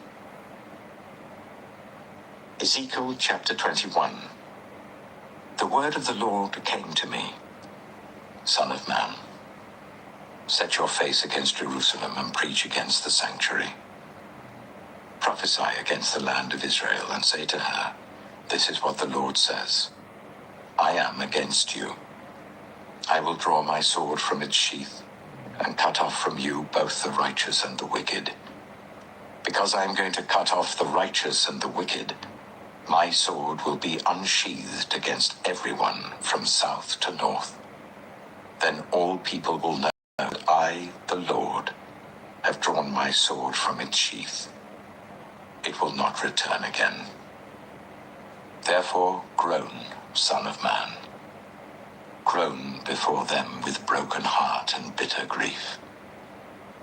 And when they ask you, why are you groaning? You shall say, because of the news that is coming. Every heart will melt with fear, and every hand grow limp. Every spirit will become faint, and every leg will be wet with urine. It is coming. It will surely take place, declares the sovereign Lord. The word of the Lord came to me. Son of man, prophesy and say, this is what the Lord says. A sword sharpened and polished, sharpened for the slaughter, polished to flash like lightning. Shall we rejoice in the scepter of my royal son? The sword despises every such stick. The sword is appointed to be polished, to be grasped with the hand. It is sharpened and polished, made ready for the hand of the slayer. Cry out and wail, Son of man, for it is against my people, it is against all the princes of Israel. They are thrown to the sword along with my people. Therefore beat your breast. Testing will surely come. And what if even the scepter, which the sword despises, does not continue, declares the sovereign Lord. So then, Son of man, prophesy and strike your hands together. Let the sword strike twice, even 3 times. It is a sword for slaughter, a sword for great slaughter, closing in on them from every side. So that hearts may melt with fear and the fallen be many, I have stationed the sword for slaughter at all their gates. Look, it is forged to strike like lightning. It is grasped for slaughter. Slash to the right, you sword, then to the left, wherever your blade is turned. I too will strike my hands together, and my wrath will subside. I, the Lord, have spoken. The word of the Lord came to me, Son of man, mark out 2 roads for the sword of the king of Babylon to take, both starting from the same country. Make a signpost where the road branches off to the city. Mark out 1 road for the sword to come against Rabbah of the Ammonites, and another against Judah and fortified Jerusalem. For the king of Babylon will stop at the fork in the road, at the junction of the 2 roads, to seek an omen. He will cast lots with arrows. He will consult his idols. He will examine the liver. Into his right hand will come the lot for Jerusalem, where he is to set up battering rams, to give the command to slaughter, to sound the battle cry, to set battering rams against the gates, to build a ramp, and to erect siege works. It will seem like a false omen to those who have sworn allegiance to him, but he will remind them of their guilt and take them captive. Therefore, this is what the sovereign Lord says. Because you people have brought to mind your guilt by your open rebellion, revealing your sins in all that you do, because you have done this, you will be taken captive. You profane and wicked prince of Israel, whose day has come, whose time of punishment has reached its climax. This is what the sovereign Lord says. Take off the turban, remove the crown. It will not be as it was. The lowly will be exalted, and the exalted will be brought low. A ruin, I will make it a ruin. The crown will not be restored until he to whom it rightfully belongs shall come. To him I will give it. And you, son of man, prophesy and say, this is what the sovereign Lord says about the Ammonites and their insults. A sword, drawn for the slaughter, polished to consume and to flash like lightning. Despite false visions concerning you and lying divinations about you, it will be laid on the necks of the wicked who are to be slain, whose day has come, whose time of punishment has reached its climax. Let the sword return to its sheath. In the place where you were created, in the land of your ancestry, I will judge you. I will pour out my wrath on you and breathe out my fiery anger against you. I will deliver you into the hands of brutal men skilled in destruction. You will be fuel for the fire. Your blood will be shed in your land. You will be remembered no more. For I, the Lord, have spoken. Ezekiel chapter 22. The word of the Lord came to me, Son of man, will you judge her? Will you judge this city of bloodshed? Then confront her with all her detestable practices and say, this is what the sovereign Lord says. You city that brings on herself doom by shedding blood in her midst and defiles herself by making idols. You have become guilty because of the blood you have shed and have become defiled by the idols you have made. You have brought your days to a close, and the end of your years has come. Therefore, I will make you an object of scorn to the nations and a laughingstock to all the countries. Those who are near and those who are far away will mock you, you infamous city, full of turmoil.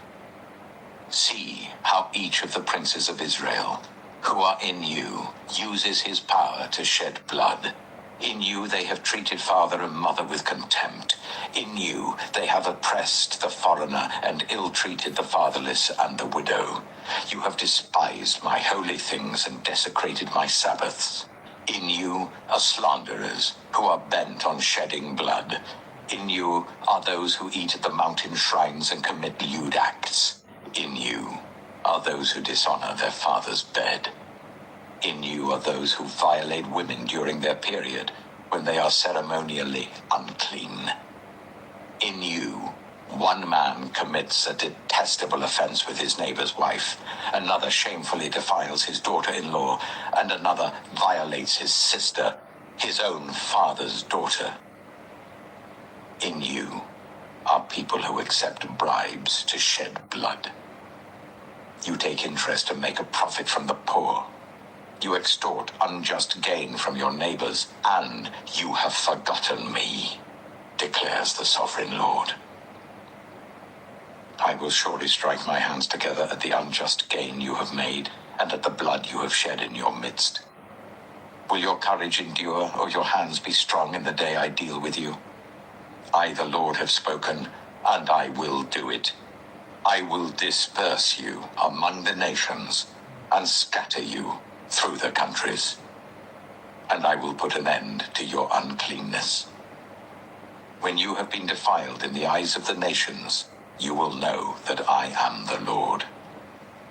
Then the word of the Lord came to me, Son of man, the people of Israel have become dross to me. All of them are the copper, tin, iron, and lead left inside a furnace. They are but the dross of silver. Therefore this is what the sovereign Lord says. Because you have all become dross, I will gather you into Jerusalem.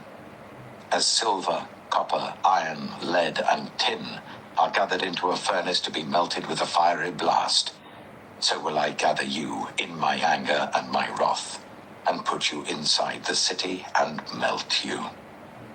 I will gather you, and I will blow on you with my fiery wrath, and you will be melted inside her. As silver is melted in a furnace, so you will be melted inside her, and you will know that I, the Lord, have poured out my wrath on you. Again the word of the Lord came to me. Son of man, say to the land, you are a land that has not been cleansed or rained on in the day of wrath. There is a conspiracy of her princes within her, like a roaring lion tearing its prey. They devour people, take treasures and precious things, and make many widows within her. Her priests do violence to my law and profane my holy things. They do not distinguish between the holy and the common. They teach that there is no difference between the unclean and the clean, and they shut their eyes to the keeping of my Sabbaths, so that I am profaned among them. Her officials within her are like wolves tearing their prey. They shed blood and kill people to make unjust gain. Her prophets whitewash these deeds for them by false visions and lying divinations. They say, this is what the sovereign Lord says, when the Lord has not spoken. The people of the land practice extortion and commit robbery. They oppress the poor and needy and ill-treat the foreigner, denying them justice. I looked for someone among them who would build up the wall and stand before me in the gap on behalf of the land, so that I would not have to destroy it. But I found no one. So I will pour out my wrath on them and consume them with my fiery anger, bringing down on their own heads all they have done, declares the sovereign Lord. Ezekiel chapter 23. The word of the Lord came to me. Son of man, there were 2 women, daughters of the same mother. They became prostitutes in Egypt, engaging in prostitution from their youth. In that land their breasts were fondled and their virgin bosoms caressed.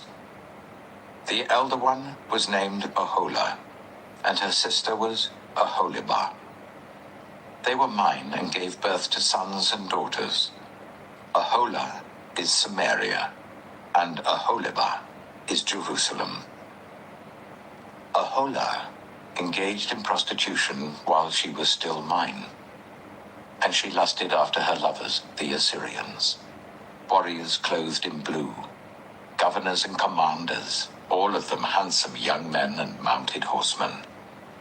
She gave herself as a prostitute to all the elite of the Assyrians and defiled herself with all the idols of everyone she lusted after. She did not give up the prostitution she began in Egypt, when during her youth men slept with her, caressed her virgin bosom, and poured out their lust on her. Therefore I delivered her into the hands of her lovers, the Assyrians, for whom she lusted. They stripped her naked, took away her sons and daughters, and killed her with the sword.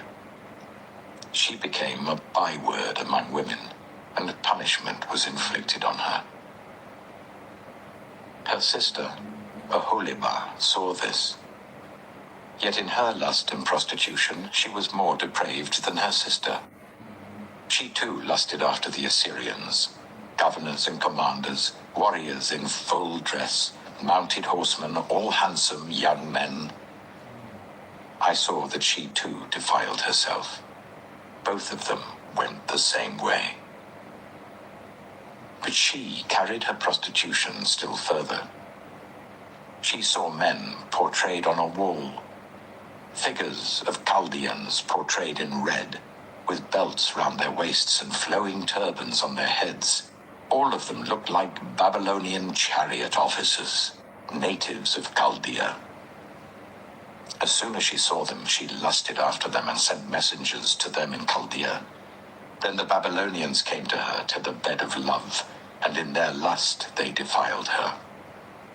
After she had been defiled by them, she turned away from them in disgust. When she carried on her prostitution openly and exposed her naked body, I turned away from her in disgust, just as I had turned away from her sister. Yet she became more and more promiscuous, as she recalled the days of her youth, when she was a prostitute in Egypt. There she lusted after her lovers, whose genitals were like those of donkeys, and whose emission was like that of horses. So you longed for the lewdness of your youth, where in Egypt your bosom was caressed, and your young breasts fondled. Therefore, Oholibah, this is what the Sovereign Lord says. I will stir up your lovers against you, those you turned away from in disgust, and I will bring them against you from every side. The Babylonians and all the Chaldeans, the men of Pekod and Shoa and Koa, and all the Assyrians with them, handsome young men, all of them governors and commanders, chariot officers and men of high rank, all mounted on horses. They will come against you with weapons, chariots, and wagons, and with a throng of people. They will take up positions against you on every side with large and small shields and with helmets. I will turn you over to them for punishment, and they will punish you according to their standards. I will direct my jealous anger against you, and they will deal with you in fury. They will cut off your noses and your ears, and those of you who are left will fall by the sword. They will take away your sons and daughters, and those of you who are left will be consumed by fire. They will also strip you of your clothes and take your fine jewelry. So I will put a stop to the lewdness and prostitution you began in Egypt. You will not look on these things with longing or remember Egypt anymore. For this is what the Sovereign Lord says. I am about to deliver you into the hands of those you hate, to those you turned away from in disgust. They will deal with you in hatred and take away everything you have worked for. They will leave you stark naked, and the shame of your prostitution will be exposed. Your lewdness and promiscuity have brought this on you because you lusted after the nations and defiled yourself with their idols. You have gone the way of your sister, so I will put her cup into your hand. This is what the Sovereign Lord says. You will drink your sister's cup, a cup large and deep. It will bring scorn and derision, for it holds so much. You will be filled with drunkenness and sorrow, the cup of ruin and desolation, the cup of your sister Samaria. You will drink it and drain it dry, and chew on its pieces, and you will tear your breasts. I have spoken, declares the Sovereign Lord. Therefore, this is what the Sovereign Lord says. Since you have forgotten me and turned your back on me, you must bear the consequences of your lewdness and prostitution. The Lord said to me, Son of man, will you judge Oholah and Oholibah? Then confront them with their detestable practices, for they have committed adultery, and blood is on their hands. They committed adultery with their idols. They even sacrificed their children, whom they bore to me, as food for them. They have also done this to me. At the same time, they defiled my sanctuary and desecrated my Sabbaths. On the very day they sacrificed their children to their idols, they entered my sanctuary and desecrated it.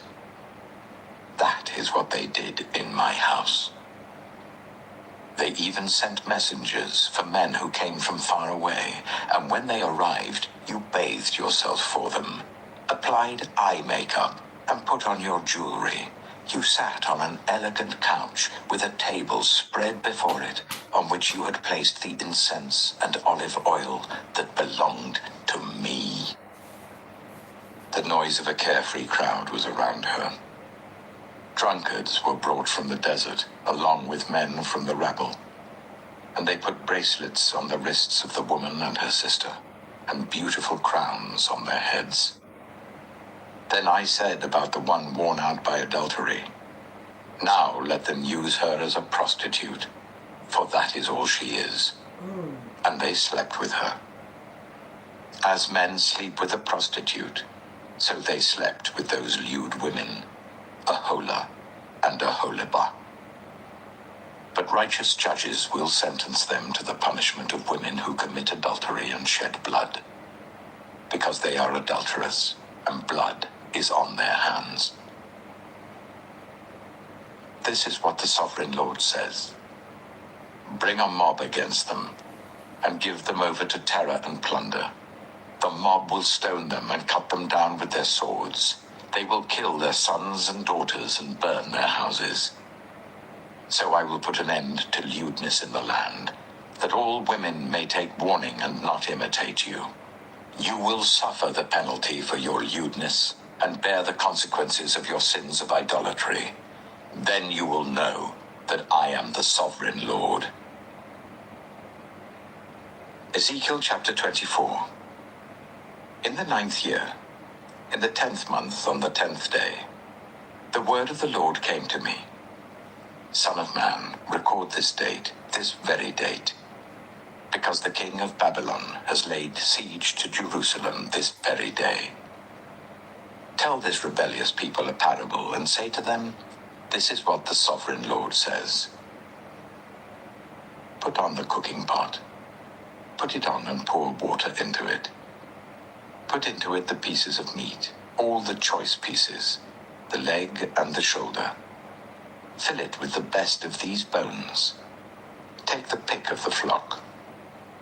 Pile wood beneath it for the bones. Bring it to the boil and cook the bones in it. For this is what the Sovereign Lord says. Woe to the city of bloodshed, to the pot now encrusted, whose deposit will not go away. Take the meat out piece by piece, in whatever order it comes. For the blood she shed is in her midst. She poured it on the bare rock. She did not pour it on the ground where the dust would cover it. To stir up wrath and take revenge, I put her blood on the bare rock, so that it would not be covered.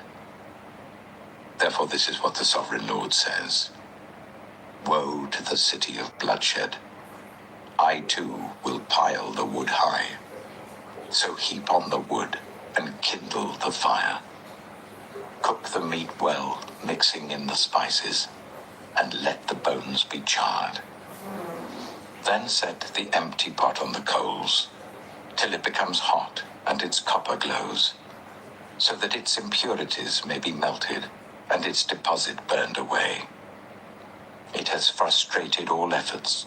Its heavy deposit has not been removed, not even by fire. Now your impurity is lewdness. Because I tried to cleanse you, but you would not be cleansed from your impurity. You will not be clean again until my wrath against you has subsided. I, the Lord, have spoken. The time has come for me to act. I will not hold back. I will not have pity, nor will I relent. You will be judged according to your conduct and your actions, declares the Sovereign Lord. The word of the Lord came to me. Son of man, with one blow I am about to take away from you the delight of your eyes. Yet do not lament, or weep, or shed any tears. Groan quietly. Do not mourn for the dead. Keep your turban fastened and your sandals on your feet. Do not cover your mustache and beard, or eat the customary food of mourners. So I spoke to the people in the morning, and in the evening my wife died. The next morning I did as I had been commanded. Then the people asked me, won't you tell us what these things have to do with us? Why are you acting like this? So I said to them, the word of the Lord came to me. Say to the people of Israel, this is what the Sovereign Lord says. I am about to desecrate my sanctuary, the stronghold in which you take pride, the delight of your eyes, the object of your affection. The sons and daughters you left behind will fall by the sword. And you will do as I have done. You will not cover your moustache and beard, or eat the customary food of mourners. You will keep your turbans on your heads and your sandals on your feet. You will not mourn nor weep, but will waste away because of your sins and groan among yourselves. Ezekiel will be a sign to you. You will do just as he has done. When this happens, you will know that I am the sovereign Lord. And you, Son of Man, on the day I take away their stronghold, their joy and glory, the delight of their eyes, their heart's desire, and their sons and daughters as well. On that day, a fugitive will come to tell you the news. At that time, your mouth will be opened. You will speak with him and will no longer be silent. So you will be a sign to them, and they will know that I am the Lord. Ezekiel chapter 25. The word of the Lord came to me, Son of man, set your face against the Ammonites and prophesy against them. Say to them, hear the word of the sovereign Lord. This is what the sovereign Lord says. Because you said, aha, over my sanctuary when it was desecrated, and over the land of Israel when it was laid waste, and over the people of Judah when they went into exile. Therefore I am going to give you to the people of the east as a possession. They will set up their camps and pitch their tents among you. They will eat your fruit and drink your milk. I will turn Rabbah into a pasture for camels, and Ammon into a resting place for sheep. Then you will know that I am the Lord. For this is what the sovereign Lord says.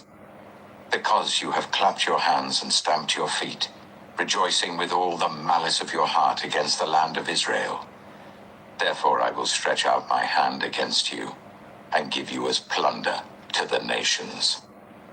I will wipe you out from among the nations and exterminate you from the countries. I will destroy you, and you will know that I am the Lord. This is what the sovereign Lord says. Because Moab and Seir said, look, Judah has become like all the other nations. Therefore I will expose the flank of Moab, beginning at its frontier towns, Beth Jeshimoth, Baal Meon, and Kiriathaim, the glory of that land.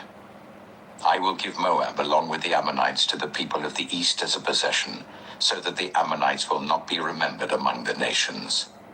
And I will inflict punishment on Moab.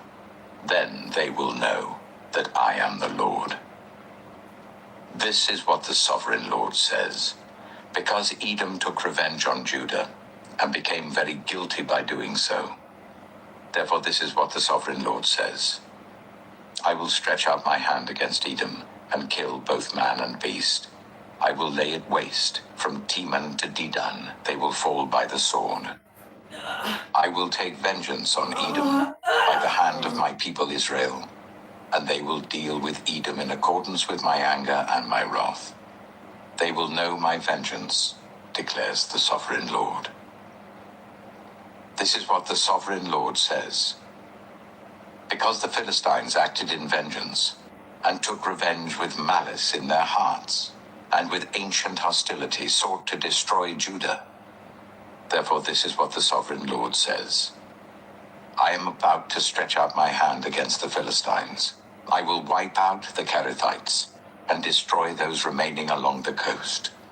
I will carry out great vengeance on them, and punish them in my wrath.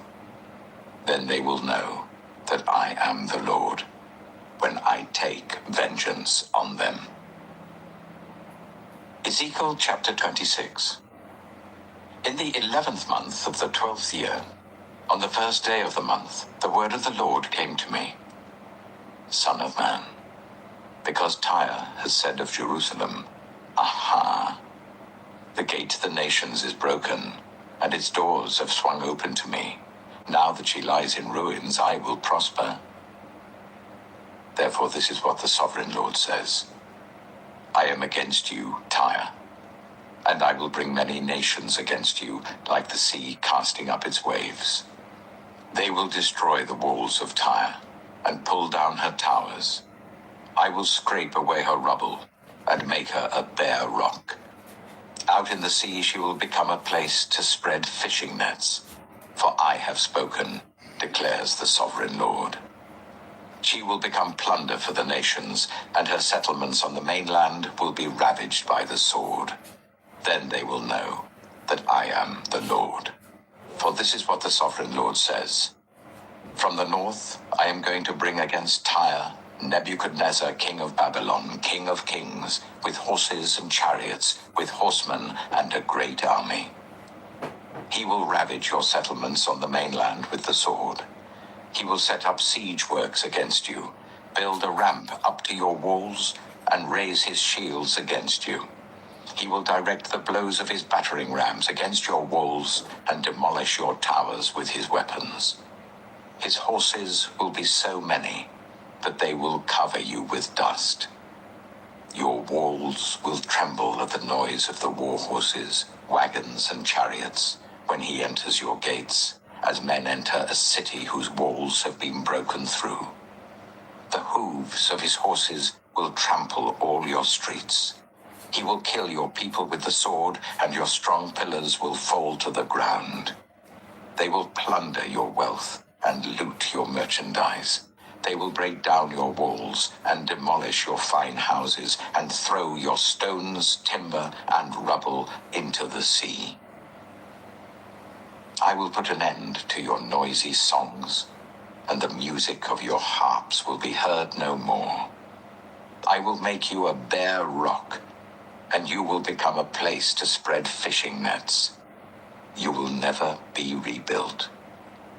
For I, the Lord, have spoken, declares the sovereign Lord. This is what the sovereign Lord says to Tyre. Will not the coastlands tremble at the sound of your fall, when the wounded groan and the slaughter takes place in you? Then all the princes of the coast will step down from their thrones and lay aside their robes and take off their embroidered garments. Clothed with terror, they will sit on the ground, trembling every moment, appalled at you. Then they will take up a lament concerning you, and say to you, how you are destroyed, city of renown, peopled by men of the sea. You were a power on the seas, you and your citizens.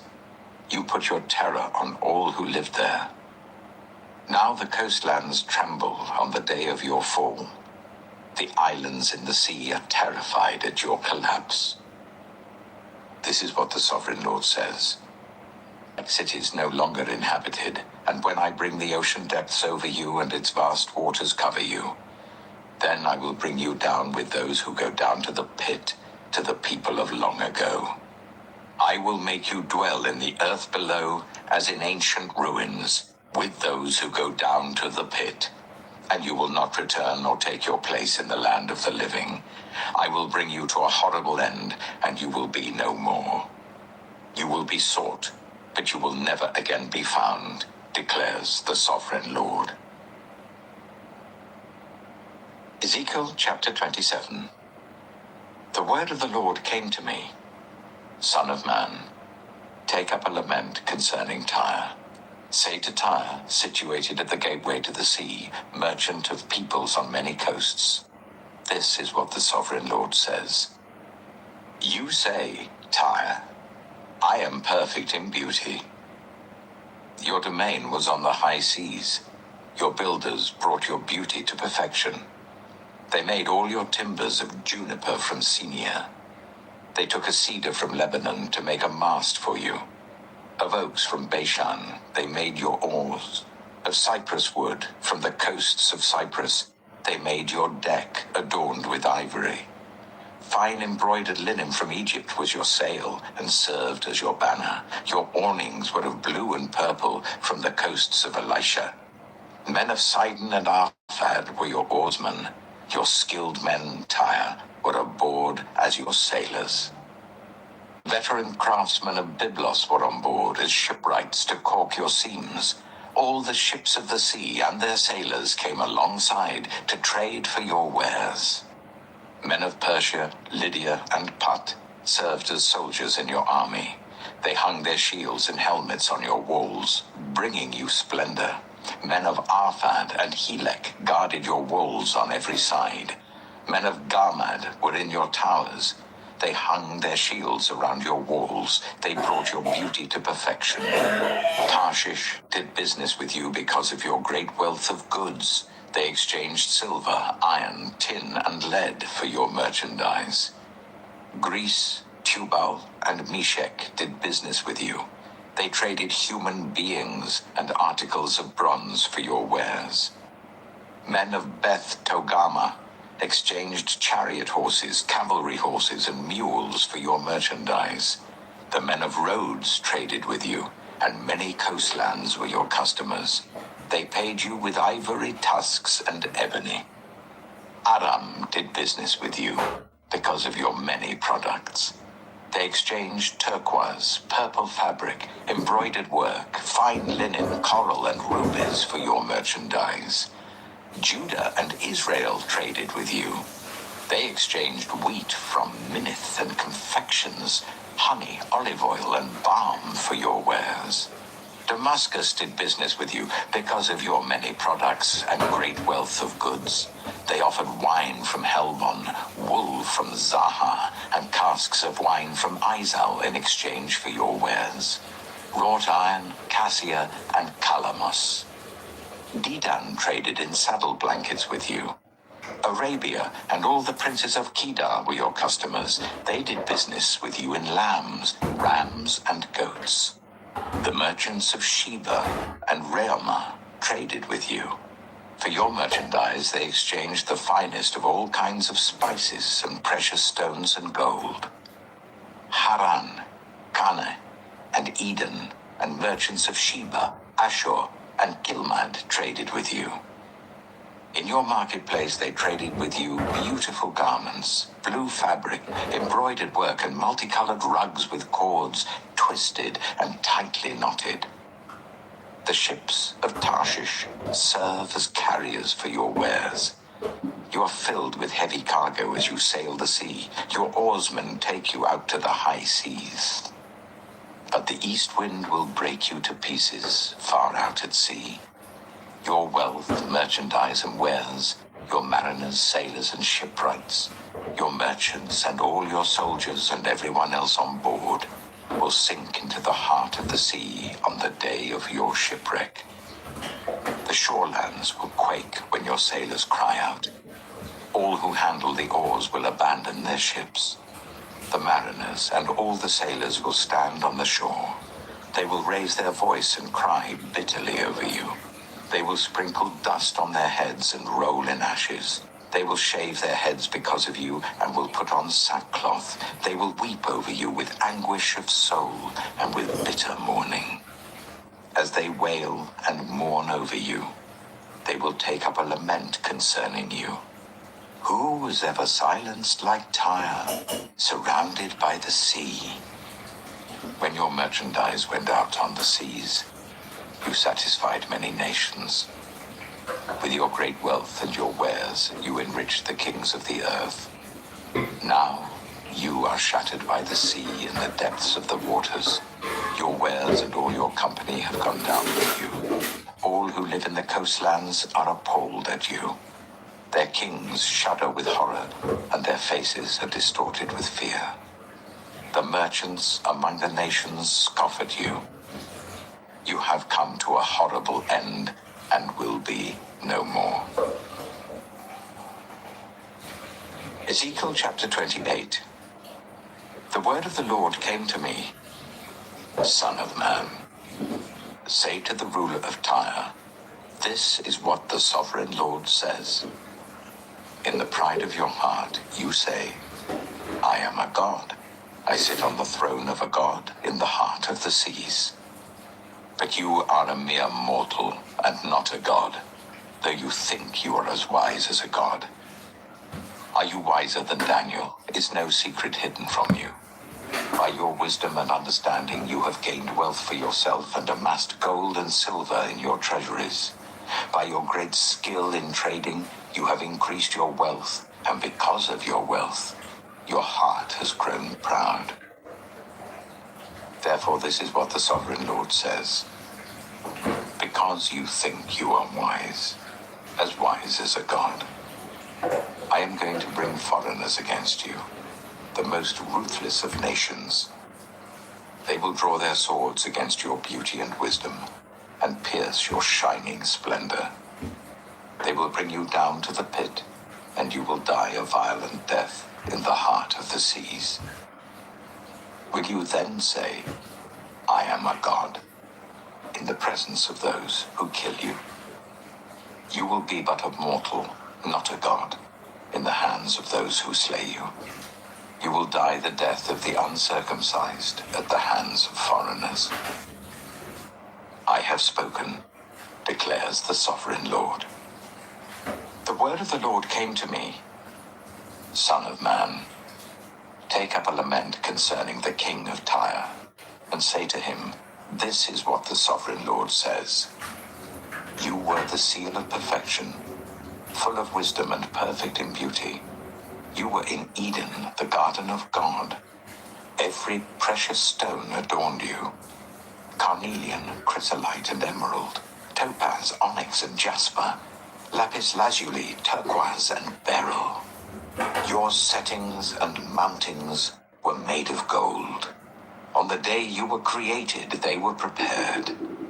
You were anointed as a guardian cherub, for so I ordained you.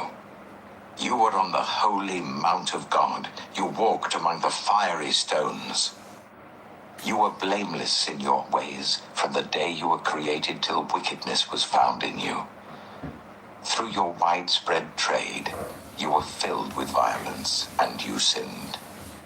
So I drove you in disgrace from the mount of God, and I expelled you, guardian cherub, from among the fiery stones.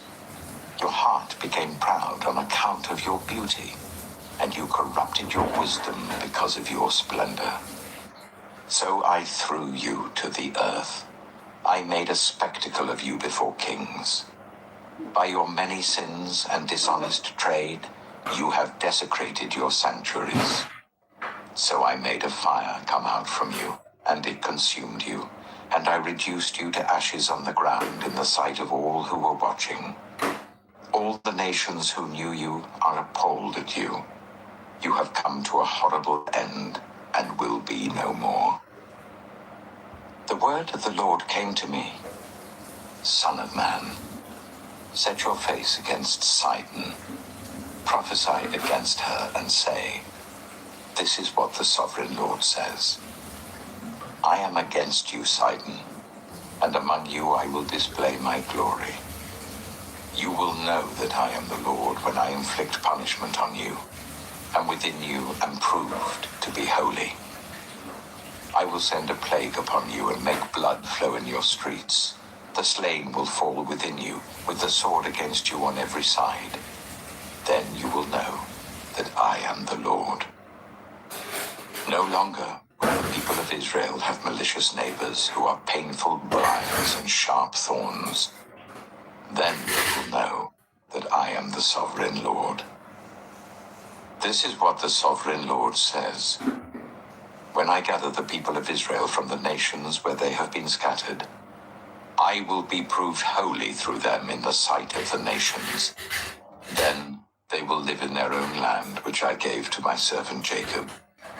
They will live there in safety, and will build houses and plant vineyards. They will live in safety when I inflict punishment on all their neighbors who malign them. Then they will know that I am the Lord, their God. Ezekiel chapter 29. In the 10th year, in the 10th month, on the 12th day, the word of the Lord came to me. Son of man, set your face against Pharaoh, king of Egypt, and prophesy against him and against all Egypt. Speak to him and say, this is what the Sovereign Lord says. I am against you, Pharaoh, king of Egypt, you great monster lying among your streams. You say, the Nile belongs to me, I made it for myself. But I will put hooks in your jaws, and make the fish of your streams stick to your scales. I will pull you out from among your streams with all the fish sticking to your scales. I will leave you in the desert, you and all the fish of your streams. You will fall on the open field and not be gathered or picked up. I will give you as food to the beasts of the earth and the birds of the sky. Then all who live in Egypt will know that I am the Lord. You have been a staff of reed for the people of Israel. When they grasped you with their hands, you splintered and you tore open their shoulders.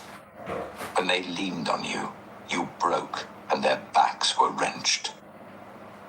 Therefore, this is what the Sovereign Lord says. I will bring a sword against you and kill both man and beast. Egypt will become a desolate wasteland. Then they will know that I am the Lord. Because you said, the Nile is mine, I made it.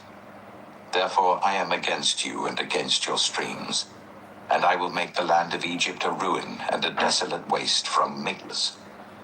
I will make the land of Egypt desolate among devastated lands, and her cities will lie desolate for 40 years among ruined cities. And I will disperse the Egyptians among the nations, and scatter them through the countries. Yet this is what the Sovereign Lord says. At the end of 40 years, I will gather the Egyptians from the nations where they were scattered. I will bring them back from captivity and return them to Upper Egypt, the land of their ancestry. There will be a lowly kingdom. It will be the lowliest of kingdoms, and will never again exalt itself above the other nations. I will make it so weak that it will never again rule over the nations. Egypt will no longer be a source of confidence for the people of Israel, but will be a reminder of their sin in turning to her for help. Then they will know that I am the Sovereign Lord. In the 27th year, in the first month on the first day, the word of the Lord came to me. Son of man, Nebuchadnezzar, king of Babylon, drove his army in a hard campaign against Tyre. Every head was rubbed bare and every shoulder made raw. Yet he and his army got no reward from the campaign he led against Tyre. Therefore this is what the Sovereign Lord says. I am going to give Egypt to Nebuchadnezzar, king of Babylon, and he will carry off its wealth. He will loot and plunder the land as pay for his army. I have given him Egypt as a reward for his efforts, because he and his army did it for me, declares the Sovereign Lord. On that day, I will make a horn grow for the Israelites, and I will open your mouth among them. Then they will know that I am the Lord. Ezekiel chapter 30. The word of the Lord came to me. Son of man, prophesy and say, this is what the Sovereign Lord says.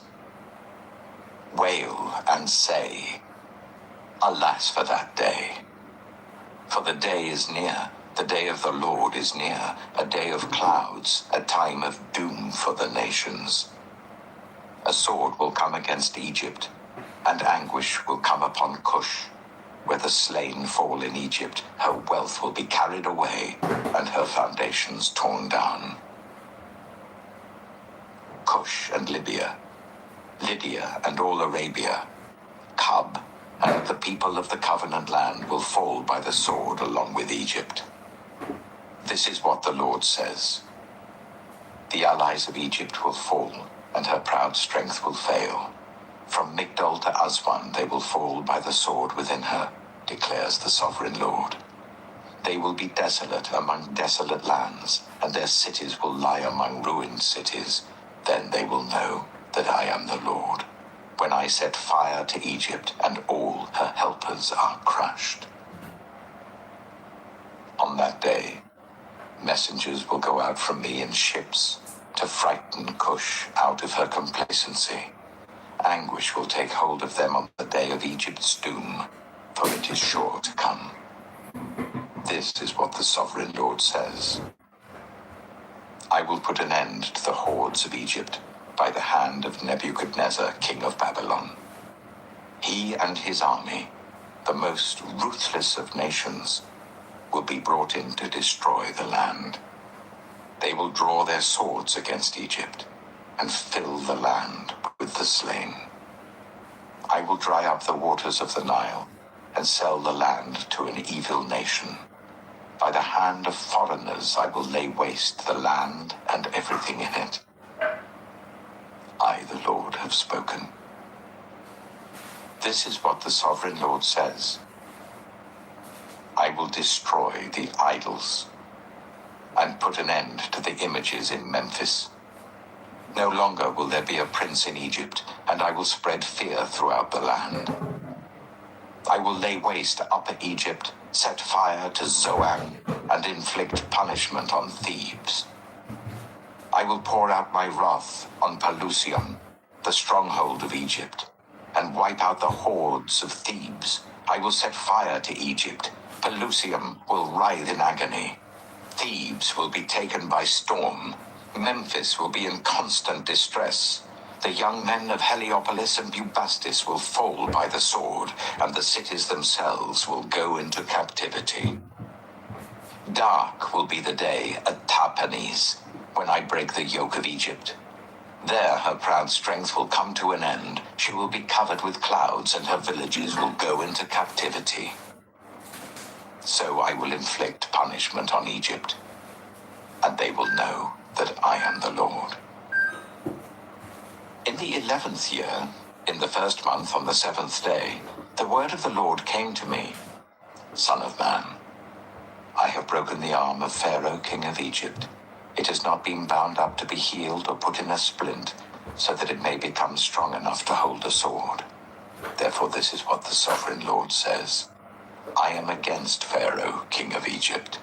I will break both his arms, the good arm as well as the broken one, and make the sword fall from his hand. I will disperse the Egyptians among the nations and scatter them through the countries. I will strengthen the arms of the king of Babylon and put my sword in his hand. But I will break the arms of Pharaoh, and he will groan before him like a mortally wounded man. I will strengthen the arms of the king of Babylon, but the arms of Pharaoh will fall limp. Then they will know that I am the Lord, when I put my sword into the hand of the king of Babylon, and he brandishes it against Egypt. I will disperse the Egyptians among the nations and scatter them through the countries. Then they will know that I am the Lord. Ezekiel chapter 31. In the 11th year, in the 3rd month on the 1st day, the word of the Lord came to me. Son of man, say to Pharaoh, king of Egypt, and to his hordes, who can be compared with you in majesty? Consider Assyria, once a cedar in Lebanon, with beautiful branches overshadowing the forest. It towered on high, its top above the thick foliage. The waters nourished it, deep springs made it grow tall. Their streams flowed all around its base and sent their channels to all the trees of the field. So it towered higher than all the trees of the field. Its boughs increased and its branches grew long, spreading because of abundant waters. All the birds of the sky nested in its boughs. All the wild animals gave birth under its branches. All the great nations lived in its shade. It was majestic in beauty with its spreading boughs, for its roots went down to abundant waters. The cedars in the garden of God could not rival it, nor could the junipers equal its boughs, nor could the plane trees compare with its branches. No tree in the garden of God could match its beauty. I made it beautiful, with abundant branches, the envy of all the trees of Eden in the garden of God. Therefore, this is what the sovereign Lord says. Because the great cedar towered over the thick foliage, and because it was proud of its height, I gave it into the hands of the ruler of the nations for him to deal with according to its wickedness. I cast it aside, and the most ruthless of foreign nations cut it down and left it. Its boughs fell on the mountains and in all the valleys. Its branches lay broken in all the ravines of the land. All the nations of the earth came out from under its shade and left it.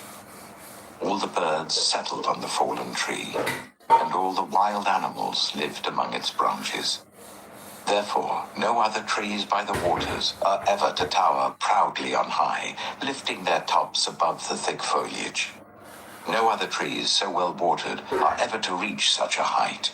They are all destined for death, for the earth below, among mortals who go down to the realm of the dead. This is what the sovereign Lord says. On the day it was brought down to the realm of the dead, I covered the deep springs with mourning for it. I held back its streams, its abundant waters were restrained. Because of it, I clothed Lebanon with gloom, and all the trees of the field withered away. I made the nations tremble at the sound of its fall, when I brought it down to the realm of the dead, to be with those who go down to the pit. Then all the trees of Eden, the choicest and best of Lebanon, the well-watered trees, were consoled in the earth below. They too, like the great cedar, had gone down to the realm of the dead, to those killed by the sword, along with the armed men who lived in its shade among the nations. Which of the trees of Eden can be compared with you in splendor and majesty? Yet you too will be brought down with the trees of Eden to the earth below.